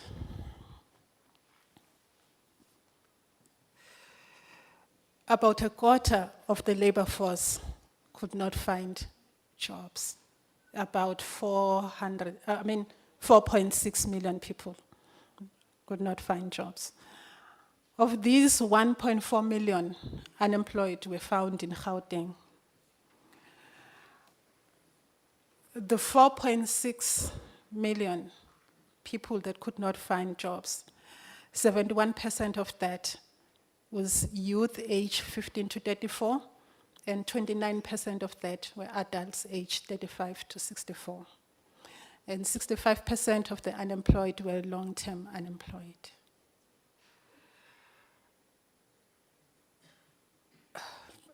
And looking at the unemployment rates by municipality, the darker colors, they indicate high rates of unemployment, and the lighter colors, they indicate low rates of unemployment. We see, for instance, in Western Cape, the light colors, which indicate low rates of unemployment. We see around Gauteng, the light colors. We see the dark colors in Limpopo.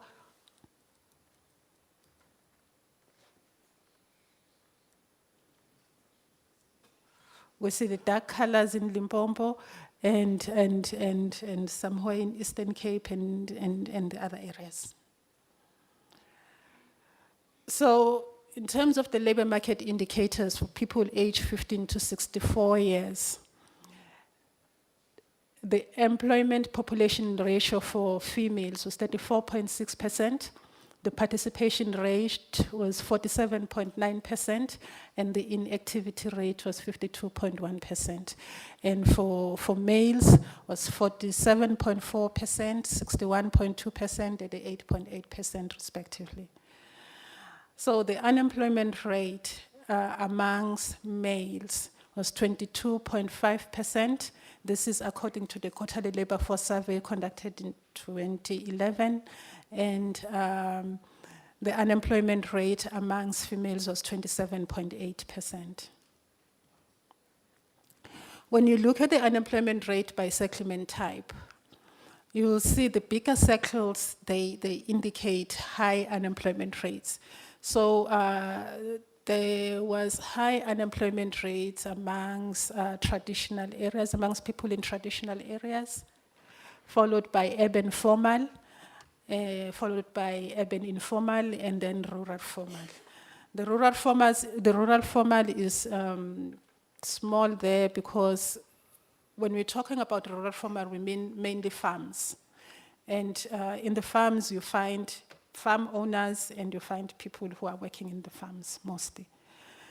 When you look at it by sex, in traditional areas, 31.4% of women were not working, and 29.9% of males were unemployed. And looking at in the urban formal areas, it was 20.8% females and 25.7% males. In urban informal, this is mostly informal settlements. 36% for females and 24.9% for males. In rural formal, 18.8% for females and 7.3% for males.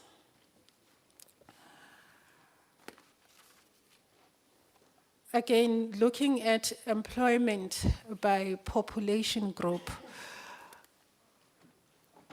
there were high levels of employment amongst whites, followed by Indians, and then with colored, there's a different pattern for females compared to males, and with black, and the least employment rate was found amongst blacks. So men were more likely to be employed than women, regardless of race. The percentage employed is highest among white and lowest among black Africans. Looking at poverty and inequality, I like that picture.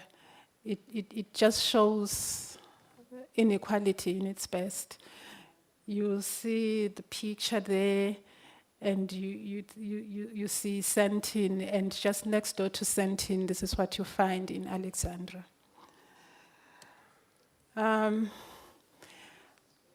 The Gini coefficient is a measure of inequality. It is a figure between 0 and 1, where 0 indicates total equality and 1 indicates total inequality.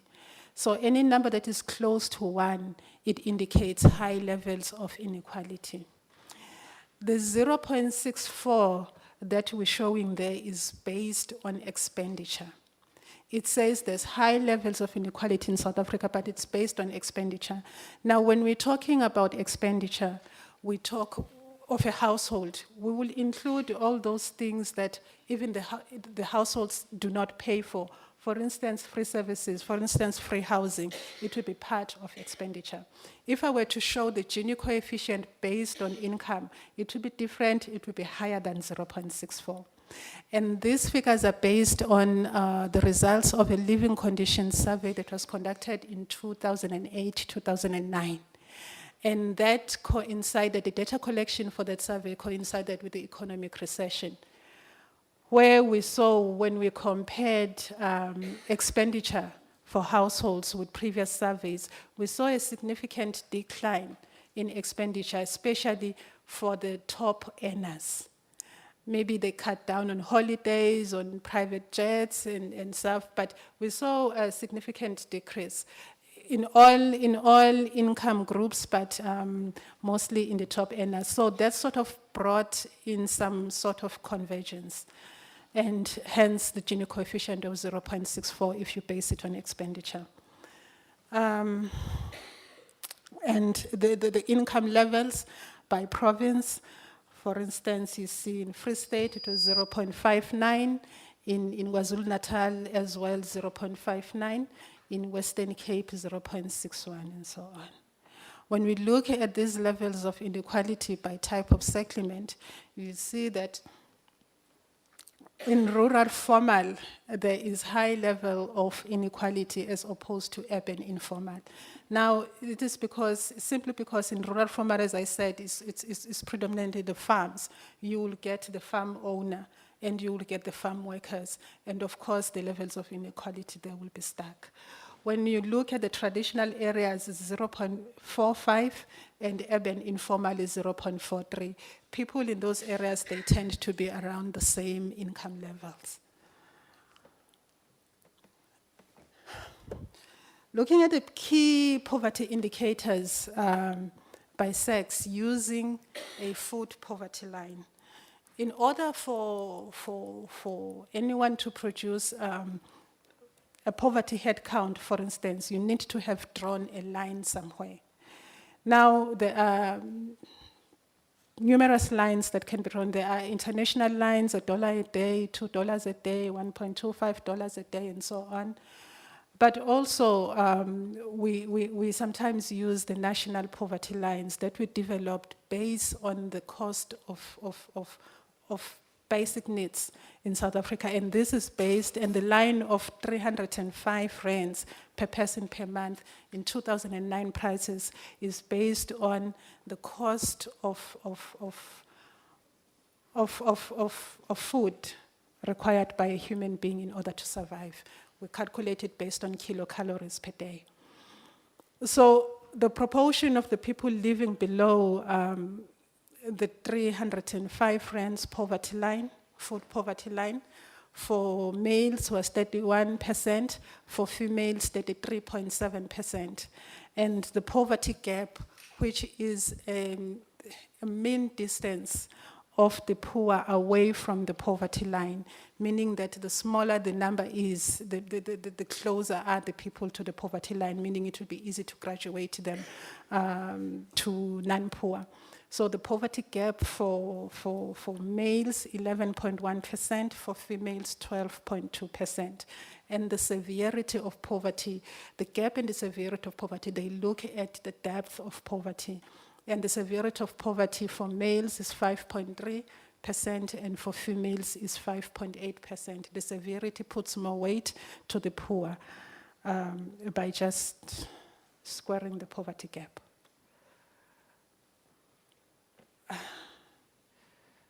So, stubbornly high levels of poverty and growing inequality and alienation is what we see in South Africa, and pervasive, inequitable, and inefficient spatial structure. Thank you. No, thank you very much, Nosipa. Honorable members, councillors, that is a picture that we have.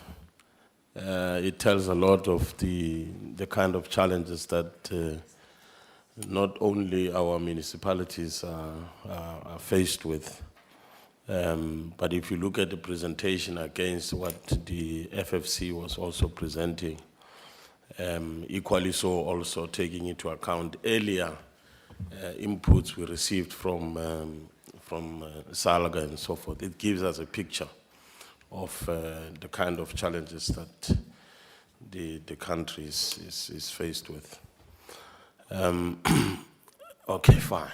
Let me not get into other stuff that Nosipo made comments or reference to, although some of them are quite worrying, you know.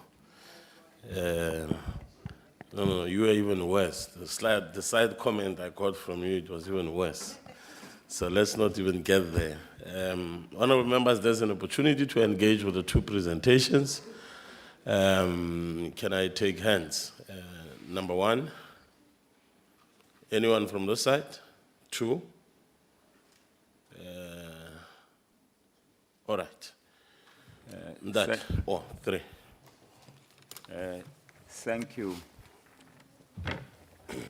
I want specifically to thank the FFC for the role they play in trying to allude to the municipalities the need for stringent and prudency in dealing with financial matters, and their willingness to assist the municipalities to have strict controls of the budget, because this will assist in service delivery. But I also want to emphasize from the presentation made that sometimes there is a tendency by us to sing a hymn that municipalities are corrupt. That tendency, we must eradicate it in this forum to say that there is a conscious effort by the FFCC and by SALGA to try and deal with this issue. Myself, I'm chairperson, I'm Maxwell Namadzivanani, chairperson of Public Works in Limpopo. And we have a challenge in our province of budget for maintenance. And when we look at budget for maintenance, is that there are buildings built by the old apartheid ugly edifice, and the ones of state-of-the-art buildings we built. But we have a challenge of maintenance and the budget in that, which I think the FFC must look into it. We are emphasizing these issues of internal control and the budget because provinces are not the same. Ours is a rural province which had 3 former Bantu stands, Leboa and Kazankulu and Venda. And you find that there are infrastructures in those areas, and the demands, whether it is maintenance, whether it is pensions, and this is different from Gauteng, where maybe they don't have 200 traditional leaders, they just have 2 traditional leaders, then Brokospreit. So the budget and the spending, according to the FFC, it must be taken into context. I had this issue earlier on from SALGA and from presenters about budget consolidation. It needs to be unpacked for people to understand what is budget consolidation in terms of a municipality. Lastly, without wasting your time, I want to emphasize that statistics, according to me, is like a curtain, which is very important for hiding things inside. You have to interpret it. If people living in this compound where we are today were all nuns, and I do a survey and I say that I'm dealing with HIV and AIDS because I want to disperse intraviral drugs, then I said 99% of them are not affected like that. That statistic will be biased. So we want the statistics to be unbiased and to be broad. It is very, very important to have that sample in order to infer on the larger population and service delivered by municipalities. We have a speaker or chairperson, challenges in the Department of Education in our province. Municipalities fight for the demarcation of various districts because of the quintile system. Across the road is quintile 5. It gets certain benefits. Municipality comply this way. You go to another area, across the road is another quintiles. People move from this side to that side. Municipality fight each other over these quintiles. So there must be a way in which you can address this issue and to enforce through the demarcation board why certain priorities must be in a particular manner. Lastly, I just want to emphasize that this house, or the house of this particular house, has seen that there are dysfunctional municipalities which were collapsing, which we had to come as provinces to give them funds to bail them out. We must find a way forward and make a recommendation to that act. And that has to do with the Municipal Finance Management Act. I thank you, Honorable Chair. Number 2.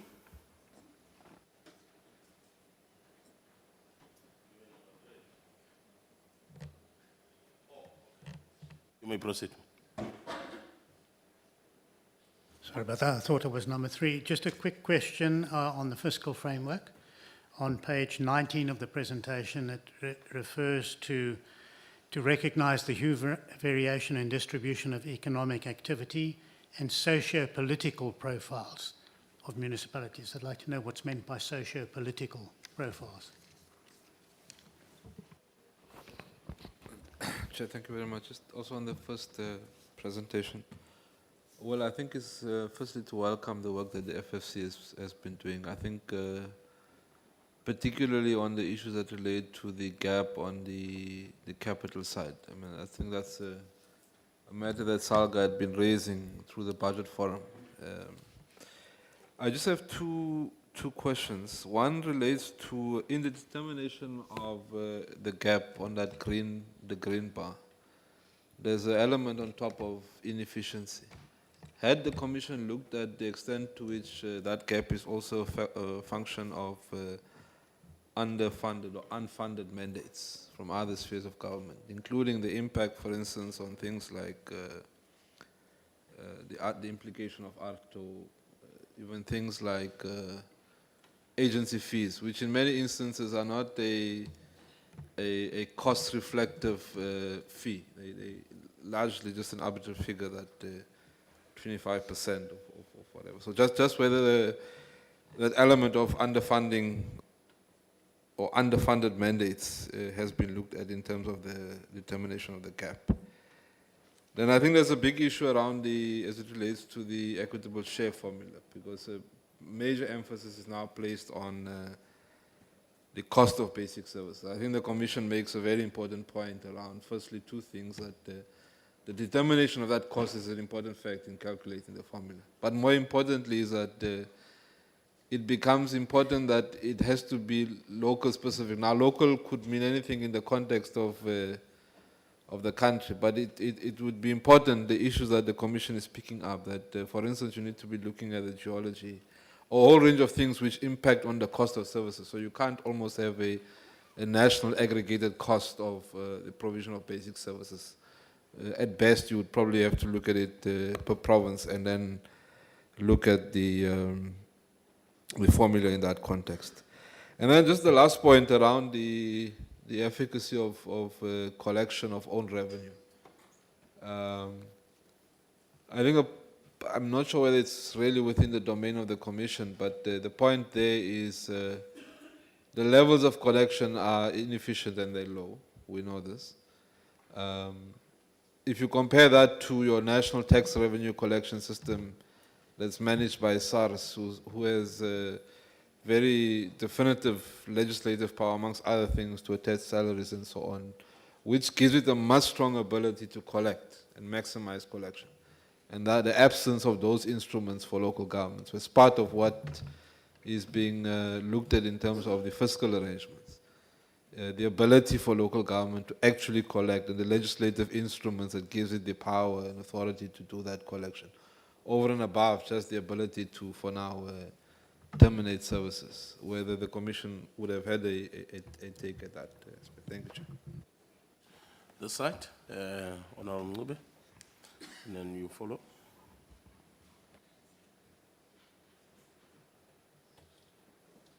No, thanks, Chairperson. You will have to pardon me if I will ask a simple thing. Maybe it's picking up on the cost of doing business. The fiscal person was talking about, no, let me say this. Gauteng is number 1 in terms of population, followed by KZN. However, you then find Northern Cape with fewer people, but in terms of the infrastructure, it might need more money. My question will be, what is it that it weighs more? Because when people are in their prime, they flock to Gauteng. Then when they age, they go back home and find that they've developed and contributed towards the building or improving their life in Gauteng. When they go back, there's no water, they can't go to the fields and all those things. So what weighs more? Does the money follow the people, then weigh more? Or you look at Nkandla or Msinga, there's no running water, and the infrastructure of drawing that water might be costly. What is it that you weigh more? Thanks. And also, for instance, when you build a house in Gauteng, it's more expensive than you building it in the Eastern Cape or Limpopo or KZN. Thanks. Honorable Member. Thank you, Chair. Chair, I'll put 2 questions for both Honorable Kumalo and my honorable lady in front of me. This conditional grant and the MIC and the equitable share is giving an impact in the municipality, but we all know that every time we talk, these things must be reviewed. But people are growing in the municipalities and things are not growing. Instead, you can see the 3-year cycle when it runs. It's going down, down, down, down. Now, I want to put the question to the states that say, you'll understand when I put my question there. You tell us when did somebody die, did somebody born and all those things. But you never tell us how many foreigners get into South Africa because right now Mugabe has won. People are running away again. But you never tell us with your states. Home Affairs tells you that how many people are foreigners in our country. That's giving the municipality the impact of all these things, because all these things go to the municipalities. Now, I'm sure somewhere along the line something is wrong, because you don't talk about foreigners. But when we check about our borders, something is loose somewhere, because people are flocking in. And in turn, we were told that in the Northern Cape, there were 15 children born. But maybe the born is also about foreigners as well. You must be straight with us. And then you talk about each and every other thing. You don't talk about the vastness of the Northern Cape, because our monies in Northern Cape are finishing about the vastness, because one town is, let Mr. Machoba told you, he was there with me last week, and I ran with them in the Northern Cape. They have seen how vast the Northern Cape is. Our money finished with the time of driving up and down. And yet you say that we settle and settle and settle. We don't settle because there's no money. Thanks.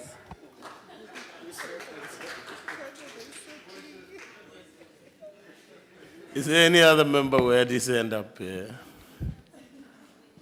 Okay, Honorable Joba.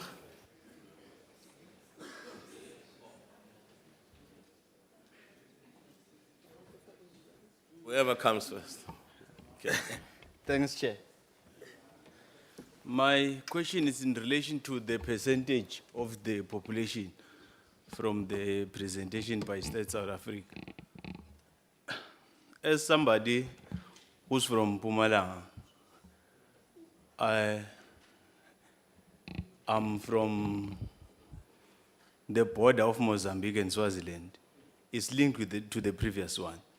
But we have a reality where in 6 months, we dealt with more than 500 people that have IDs that are indicating that they are not qualifying for pension. But when those people are coming to the constituency office, without even them showing your ID, you can see that they are older than your grandmother, but when you check their ID, a South African one for that matter, most of them, they are less than 35. And it started by one old woman who was, her story was published by Daily Sun, and she was assisted, and the minister was in that area to correct that thing. And a lot of those that were disadvantaged, because that thing happened in 1994. And when we are doing the presentation, I want to understand the impact of that, because when you are dealing with Mpumalanga as an example, and you'll have statistics that will reflect people categorizing them wrongly so in terms of their age. So what is the impact of that? Thanks, Chair. Thank you very much. Councillor?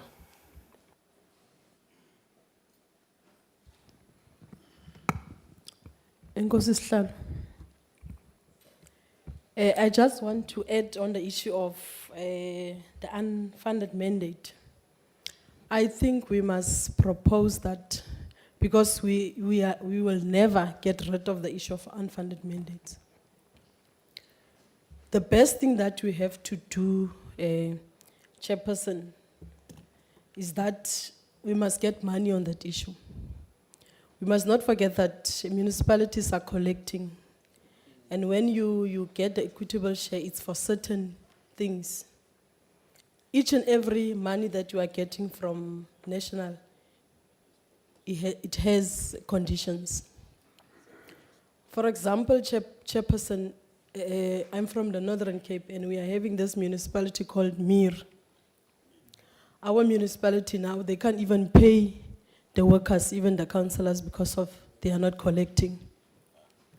So the best thing is, because of this unfunded mandates, you will find out it's the clinics, is the libraries, is the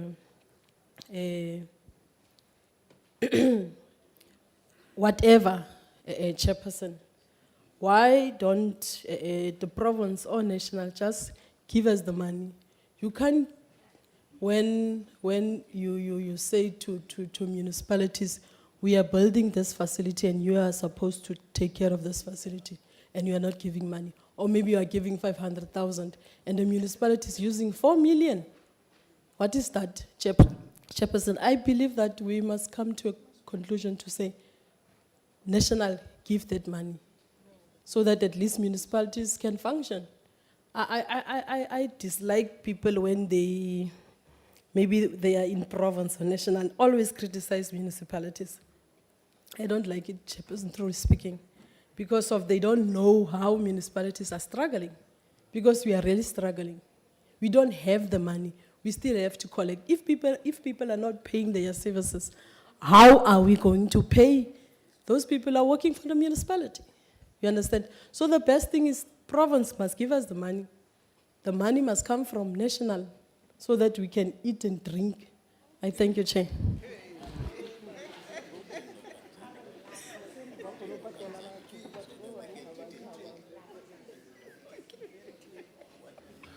Is there, Honorable Shah? Chairperson, I believe it is appropriate that we deal with the correct facts on the table. Regarding the spending, if it comes to we want more money, on aggregate, municipalities spend 60.1% or 172.7 billion rand of the total adjusted budget, 287.2 billion of that. So about 40% were not spent. This comes from the National Treasury, dated the 3rd of June, 2013. Regarding MIR, on the 31st of March, MIR had in the bank account just over 8 million rand, 8.401. Information from the National Treasury. The point I want to make is that the councillors also, but we as deployees, engage with this information. When we engage with our municipalities during our constituency periods on Mondays and constituency weeks, as indicated in the program of Parliament, to get clarity and share the information and assist the municipality as deployees, in this case at national, or in other cases at the provincial legislatures. I think that's a very crucial point that we must take forward. Thank you, Chair. Honorable Mokgobe? Chair, I have something to challenge the sitting in terms of this conditional grant. Is it not possible? We are serving the people, the voters, and then we become representative government. Yeah, in municipalities, in the provinces.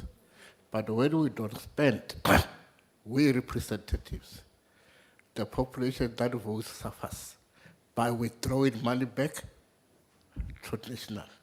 Is it no way in which maybe money by withdrawing the money that is not spent back to national treasury, the people who vote suffers, the representatives who run government doesn't feel anything. Maybe the money was supposed to be for a water articulation. Is it no way in which you can think as legislatures, both the province, national, financial, fiscal commission, to make a strong input that the money must not be taken, rather, we come with the mechanism, if we fail at that level, there should be a mechanism that applies that money for the people, somewhere, somehow, rather than taking it away and people remain without water when the money was taken away because of lack of capacity of those of us who are unable to spend it. Something like that one. As an effort to consolidate the budget to remain in a particular area. Thank you. Honorable Chane? Thanks, Chair.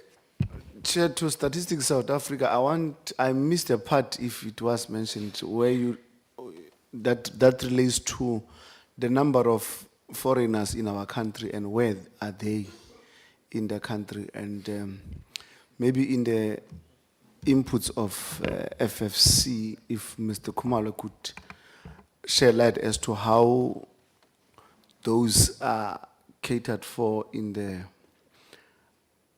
equitable share of local government. Thank you.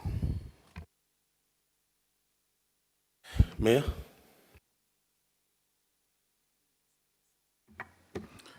Thank you very much, Honorable Chair. I'm actually the speaker in my municipality. Yeah, thank you very much. Well, there's one point I want to make with regard to AFC's presentation. AFC is making a point about the appropriate implementation of sections 139 and 216.2 of the Constitution. But to take that one further, is that if you can also include section 139, sections 139 to 148 of the MFMA, because from time to time, that piece of legislation is forgotten in relation to the provincial interventions. And those sections in the MFMA are very clear as to what process should be followed in terms of the development of your financial recovery plan, the consultation with stakeholders and all of that. It's very important. And more so in relation to local government, because that's a piece of legislation that governs finances in that particular sphere. But from time to time, it's forgotten.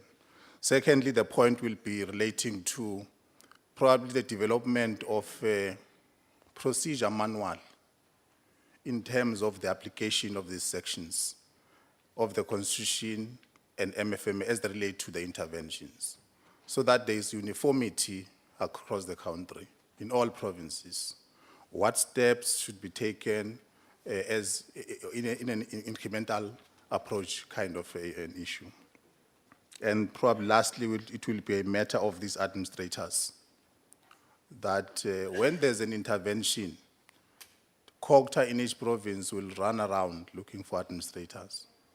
Why don't we develop a database of administrators in a particular province who are credible, having the competencies and skills, that when the need arises, you just go to that pool, have those administrators to assist in terms of that administration, of that process of intervention at the time it arises. Thank you. No, thank you very much, honorable members. May I therefore allow Mr. Kumalo and Ms. Nosipa to respond to the issues as raised by members. And maybe just as, I just want for us to be a little bit cautious. Sometimes the vocabulary that we use can also send a wrong message, you know. And as this core, we need to be at the forefront of guiding society and ensuring that in whatever way our vocab does not send wrong messages. If you talk about foreigners and the extent to which at times also we come across, maybe if we could just stick to the consistent common understanding of our sisters and brothers as foreign nationals. And in that way, therefore, as we talk about them, we understand the context in which we refer to them. So I just thought that I must just raise that word of caution. Maybe that will also assist the State South Africa in trying to respond to some of the issues as raised by honorable members. Ndate Kumar. Thank you, Honorable Chairperson, and thank you to honorable members for the comments and also for the questions for clarification. I think the first set of issues that were raised by Honorable Nemat Sebanani, Comrade Max, they were really comments, but let me just maybe respond to the one around budget consolidation, what it actually means for municipalities. We all know that for the past 3 years, one of the pillars of fiscal policy in South Africa has been fiscal consolidation. That basically means that we need to manage our sustainability, both from the budget deficit side and also from the debt side. So that's what it means. So if we are having, we are collecting less in national revenue, we are borrowing to fund a deficit, we need to borrow and spend wisely. So we haven't reached a point where we're actually cutting down spending. We've reduced the rate at which spending grows compared to what happened prior to the crisis. But on the revenue side, we've been hit very hard, which means also that now we are borrowing to fund a deficit and to try and maintain spending at the levels at which we're maintaining them.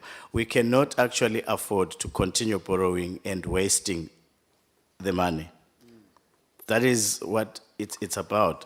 So when one says that the fiscal framework is tight, the envelope, it means that the envelope is shrinking, and therefore, if it's not only shrinking at a national level, I am sure that as you have more and more unemployed people, our cities get under pressure as well. Because less and less people will be able to afford to pay for services, and therefore the pressure is even harder. So it's important that the way in which resources are utilized, we basically improve it. So that brings me now to the issue of the efficiency that the Honorable Councillor raises. What is the efficiency gap that we are talking about? I think when we talk unfunded mandates, and I would want to remind you of our submission that we made about, I think it's 3 years ago now, where we quantified the amount or the level of unfunded mandate, albeit it was like concentrating on the cities, the 6 metros. So it's quite a substantial amount of money. But those unfunded mandates are a result of an inefficient intergovernmental fiscal transfer system. Because when you shift functions in terms of what the principles say, and if you look at my local government fiscal framework diagram, it's got a story that talks about principles. It's got a story that talks about the context. It's got, so those are issues that we have to think in, they must inform that system. So in order for us to say that this system is efficient, it must actually conform with 3 key issues that I put on the side there. And so the inefficiency includes, and I don't know, because I cannot say that that inefficiency is corruption. That is wrong. It's a wrong characterization. Corruption will only be part of it. And we cannot say that we don't know what it is, because there are some numbers that the Auditor General has presented where you have unauthorized expenditure, but that's just a tip of the iceberg, because they pick samples and then they give you an aggregate figure that out of what we looked at, this is the extent to which this is happening. And so it's a whole range of things that we have to look at in trying to address that gap, before we can even start saying how much money do we want to throw in to eat or to drink or to bring water. We must actually look at all of those and say, why is it that there's underspending in this particular municipality, and what are the problems, and what support can we provide? Now, to link that to the issue, the last set of questions that talks about intervention and the legislation, that for me, and it's from the Honorable Speaker there, that the issue of intervention and legislation lies at the core of incentives. Because if we have laws that have been passed by this august House and we fail to implement them, we fail to take the appropriate measures, we send the wrong signals to the people that actually fail to comply. It's as simple as that. So you probably do not need to rewrite anything. You just need to look at the book and say, this is what the book says, and this is where we must actually intervene. I think it's a very direct kind of a way of assuming the responsibility of executive authorities. That this is what we have to do. Oversight, we must expose that, and executive authority must act. So I think that's the gist of it. Now, coming to the issue of unfunded mandates, I think it's important that you are raising it. And as I have said, we have looked at that. And we know that there are areas, even as we speak now, in our current submission for 2014, we have picked up on the issues around the assignment of the human settlements. So there's an assignment issue there that we have spoken about. We have spoken in the past about ACTO. We have raised issues around that. We have raised issues in the current submission that we have on the table that relate to possible shifting of the function of public transport.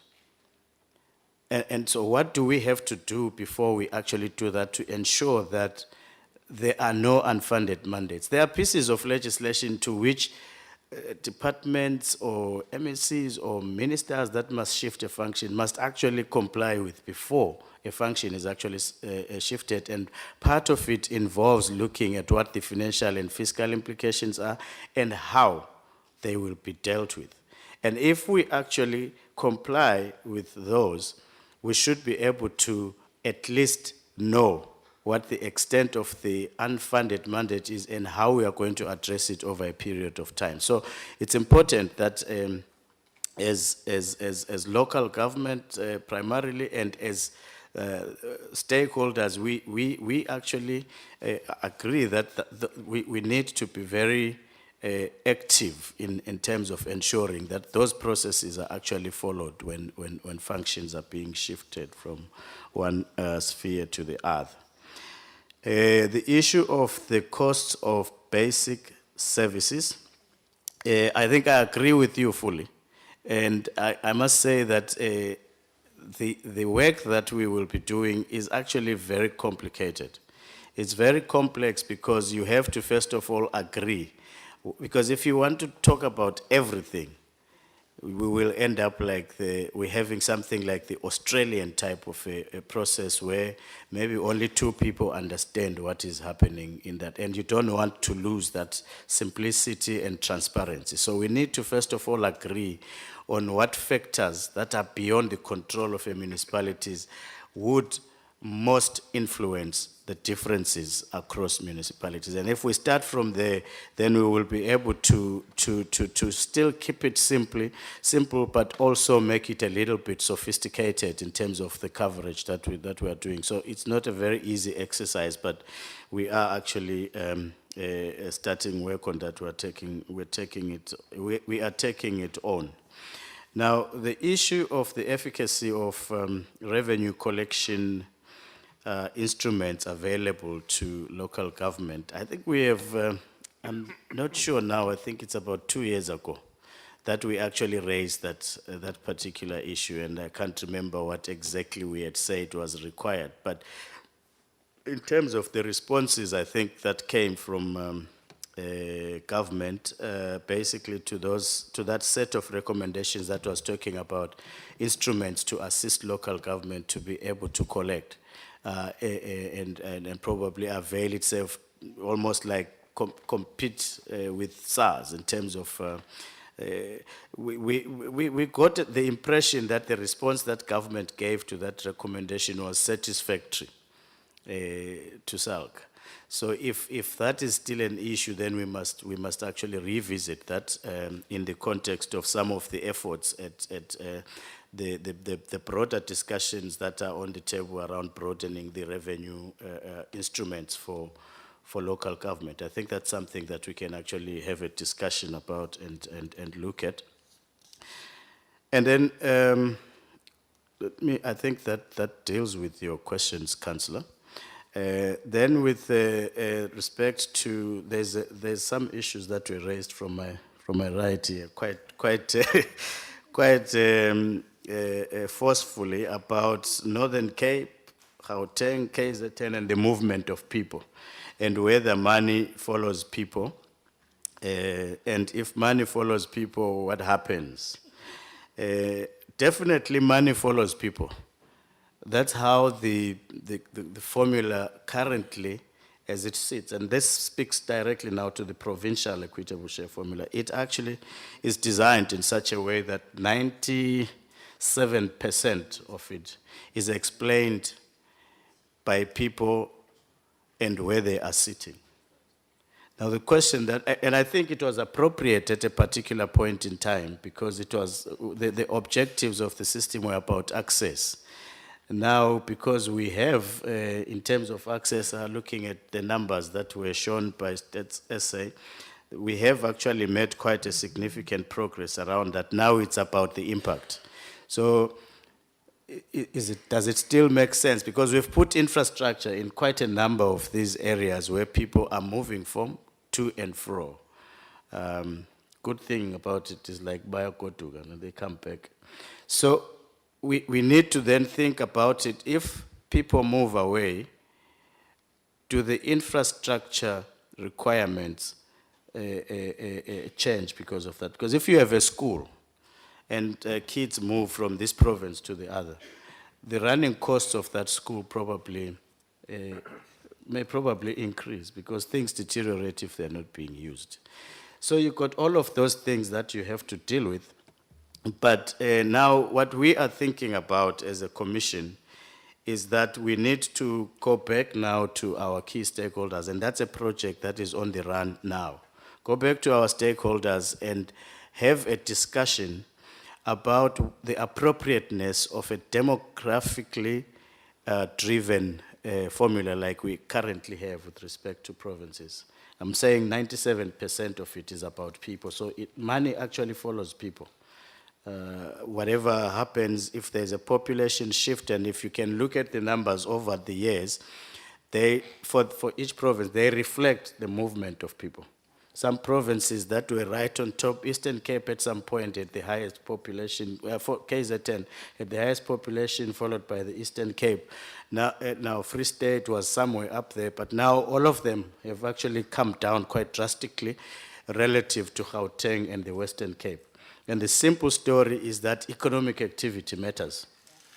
So we need to actually now think about the weighting that we assign to economic activity and what actually, so these are options that we will be presenting in an attempt to review that kind of a process. It's probably no longer appropriate for the purposes that it must serve. There's an issue that's raised by Honorable Oliphant from the Northern Cape. That's where the foreigner's story starts, right? I think it's important to characterize the issue of migration and what the impact is on the system. It's something that is not very new. It impacts quite significantly on provinces that have got international borders next to them. Last week, as I said, I was in Polokwane in Limpopo, and the issues that were being raised relating to the child support grant alone, just it's quite a scary kind of issues. And these are issues that relate for us to migration. We've had issues with migration from one province to the other, and people have been classified as foreigners.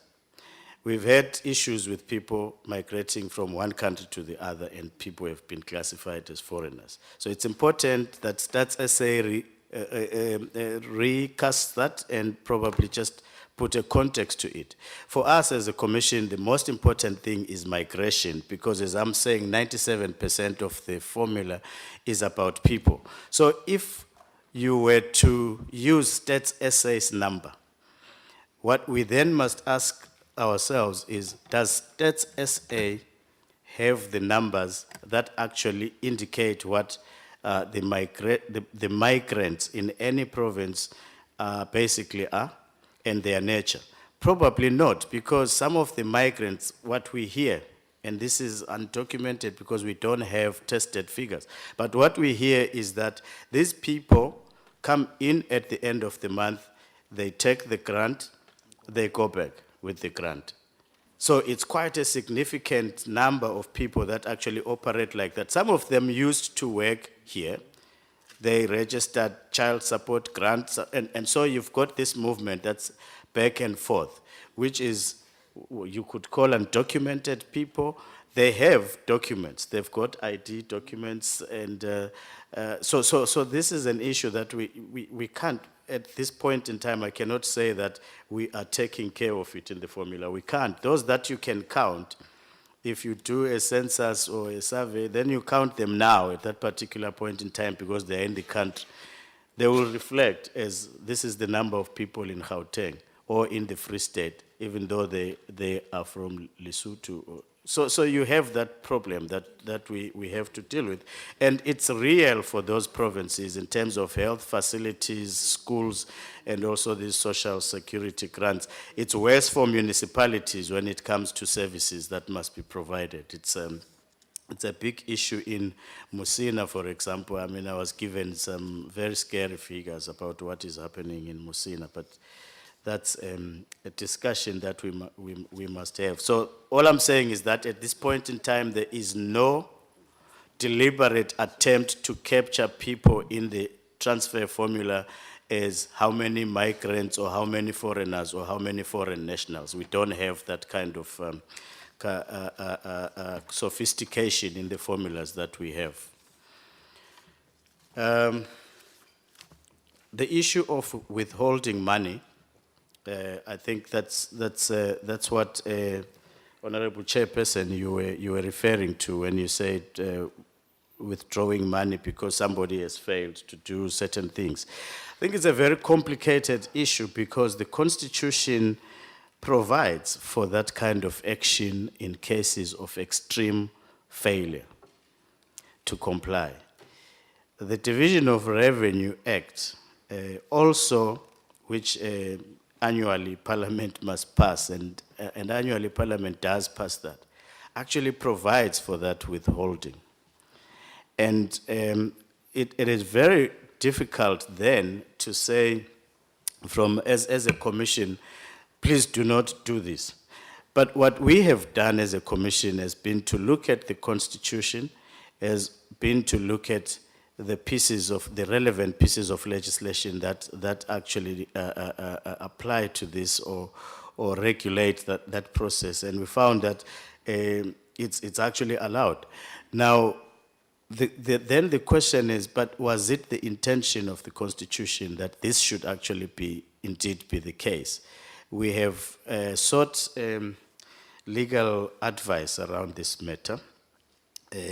Even though we knew that National Treasury has already done that, and they were found to be in the right in terms of the opinion that they received.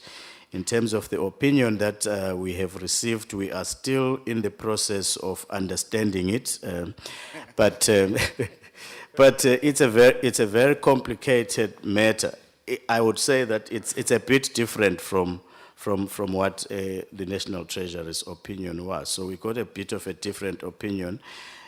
And so it's something that we decided to do when we presented this same local government fiscal framework review to the Minister of the previous one, Minister Baloyi. We presented that report to him, and one of the issues that was requested from us was to look at that particular issue. It is a matter that is, and I think we must all agree, Chairperson, that it's a matter that needs to be addressed. And as a commission, we will basically give you what, once we have understood what lawyers were trying to say, we will then give you our view on that.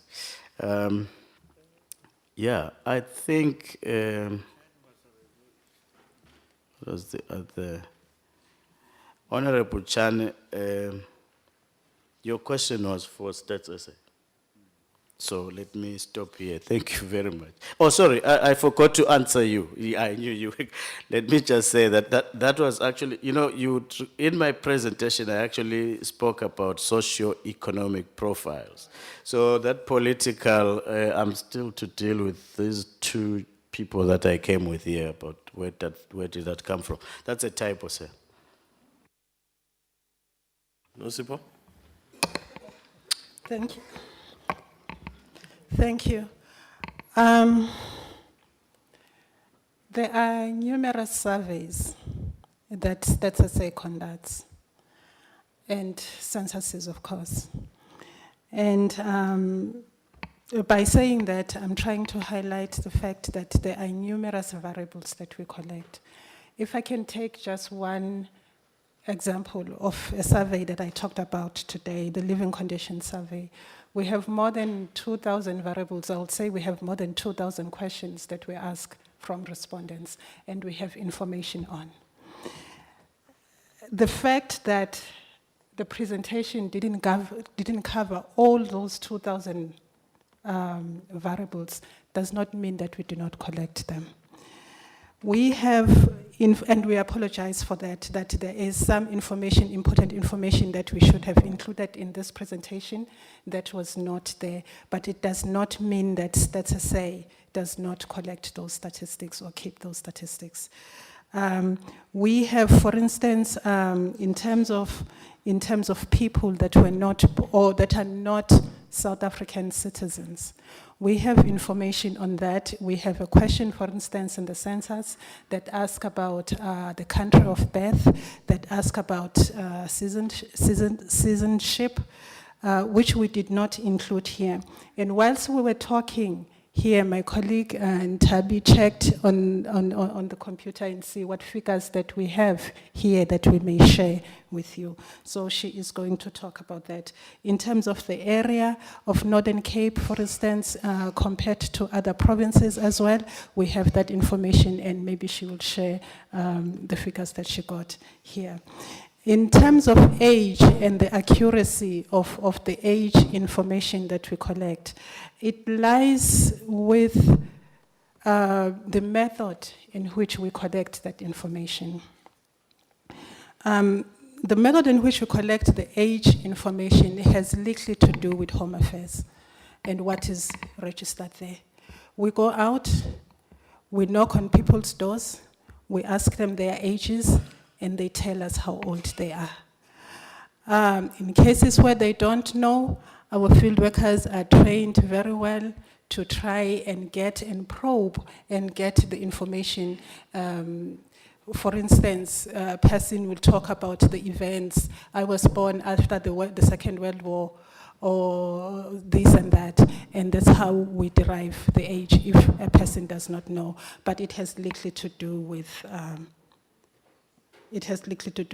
with Home Affairs or what is registered there. So I'll ask Ntabi to share the figures.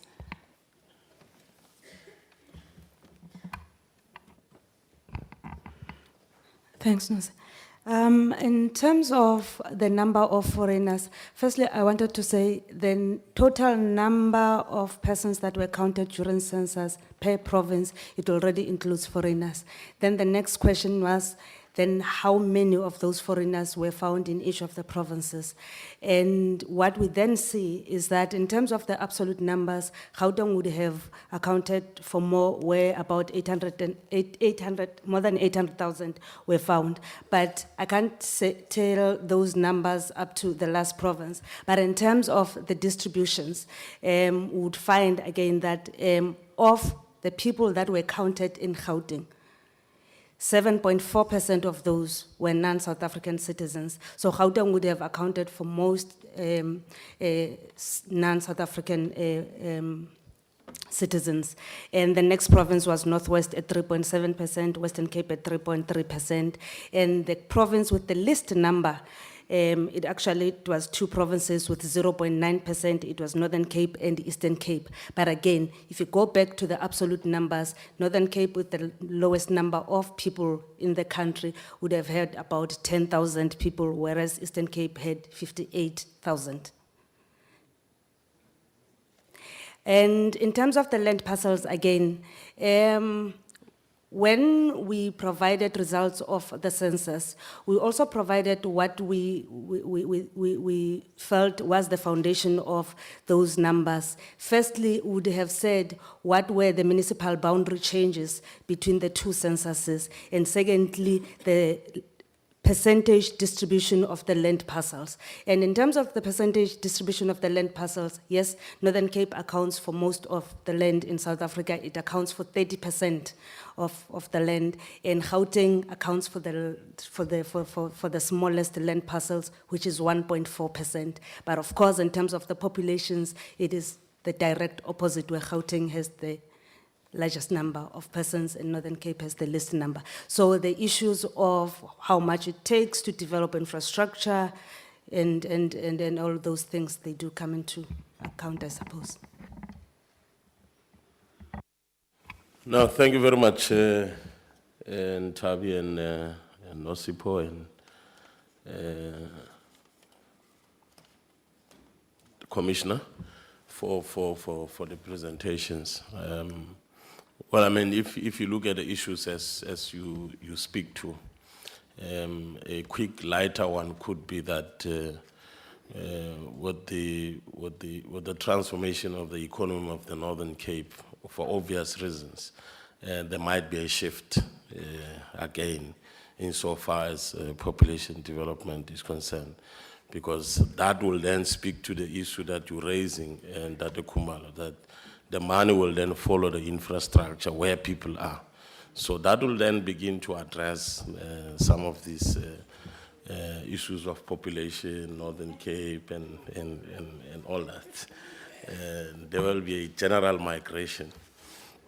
Now, let me thank you very much and welcome, Chair, again. We are at the end now of today's program. You would note that the item that we need to deal with is to reflect on the activities of the day. And just in summary, the observations are quite clear. From the first input of the chair, followed by the SALGA chair, followed by the deputy chair on the presentation on SALGA, and all the others, Mama Katla's presentation and so forth. The spirit that comes out begins then to say we are starting to appreciate what we started last year. And there is much more greater clarity now insofar as what we had intended to achieve with the inaugural provincial local government week. And that appreciation to me also brings out something that speaks to the very same essence of the existence of the National Council of Provinces. Because if you look at the issues as raised, the question that comes out quite consistently, although not explicitly put, is what then becomes the central role of the National Council of Provinces.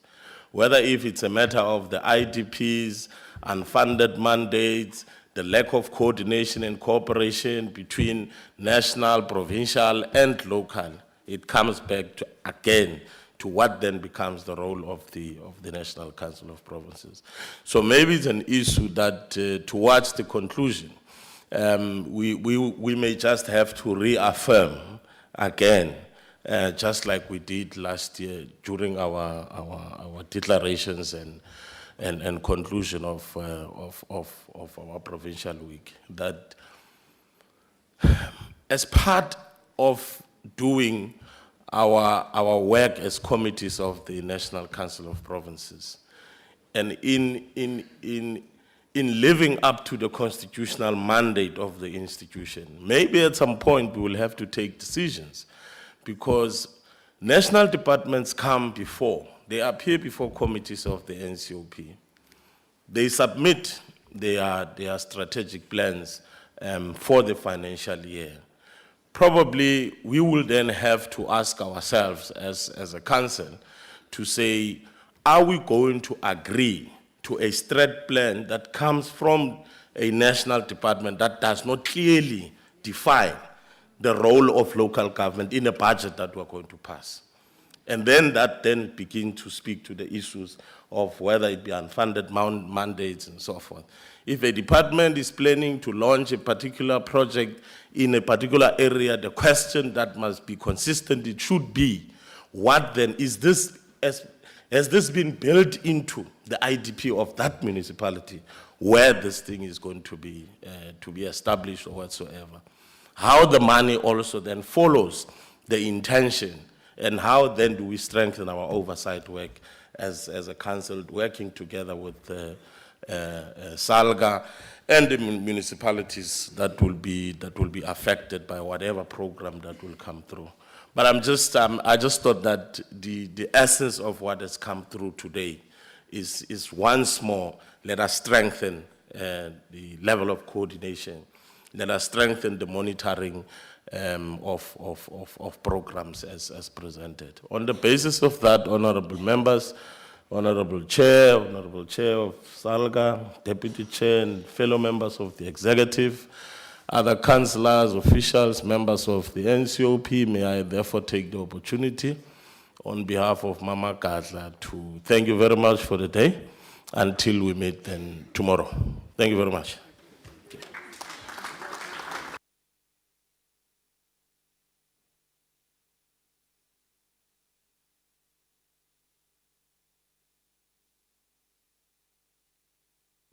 A quick announcement.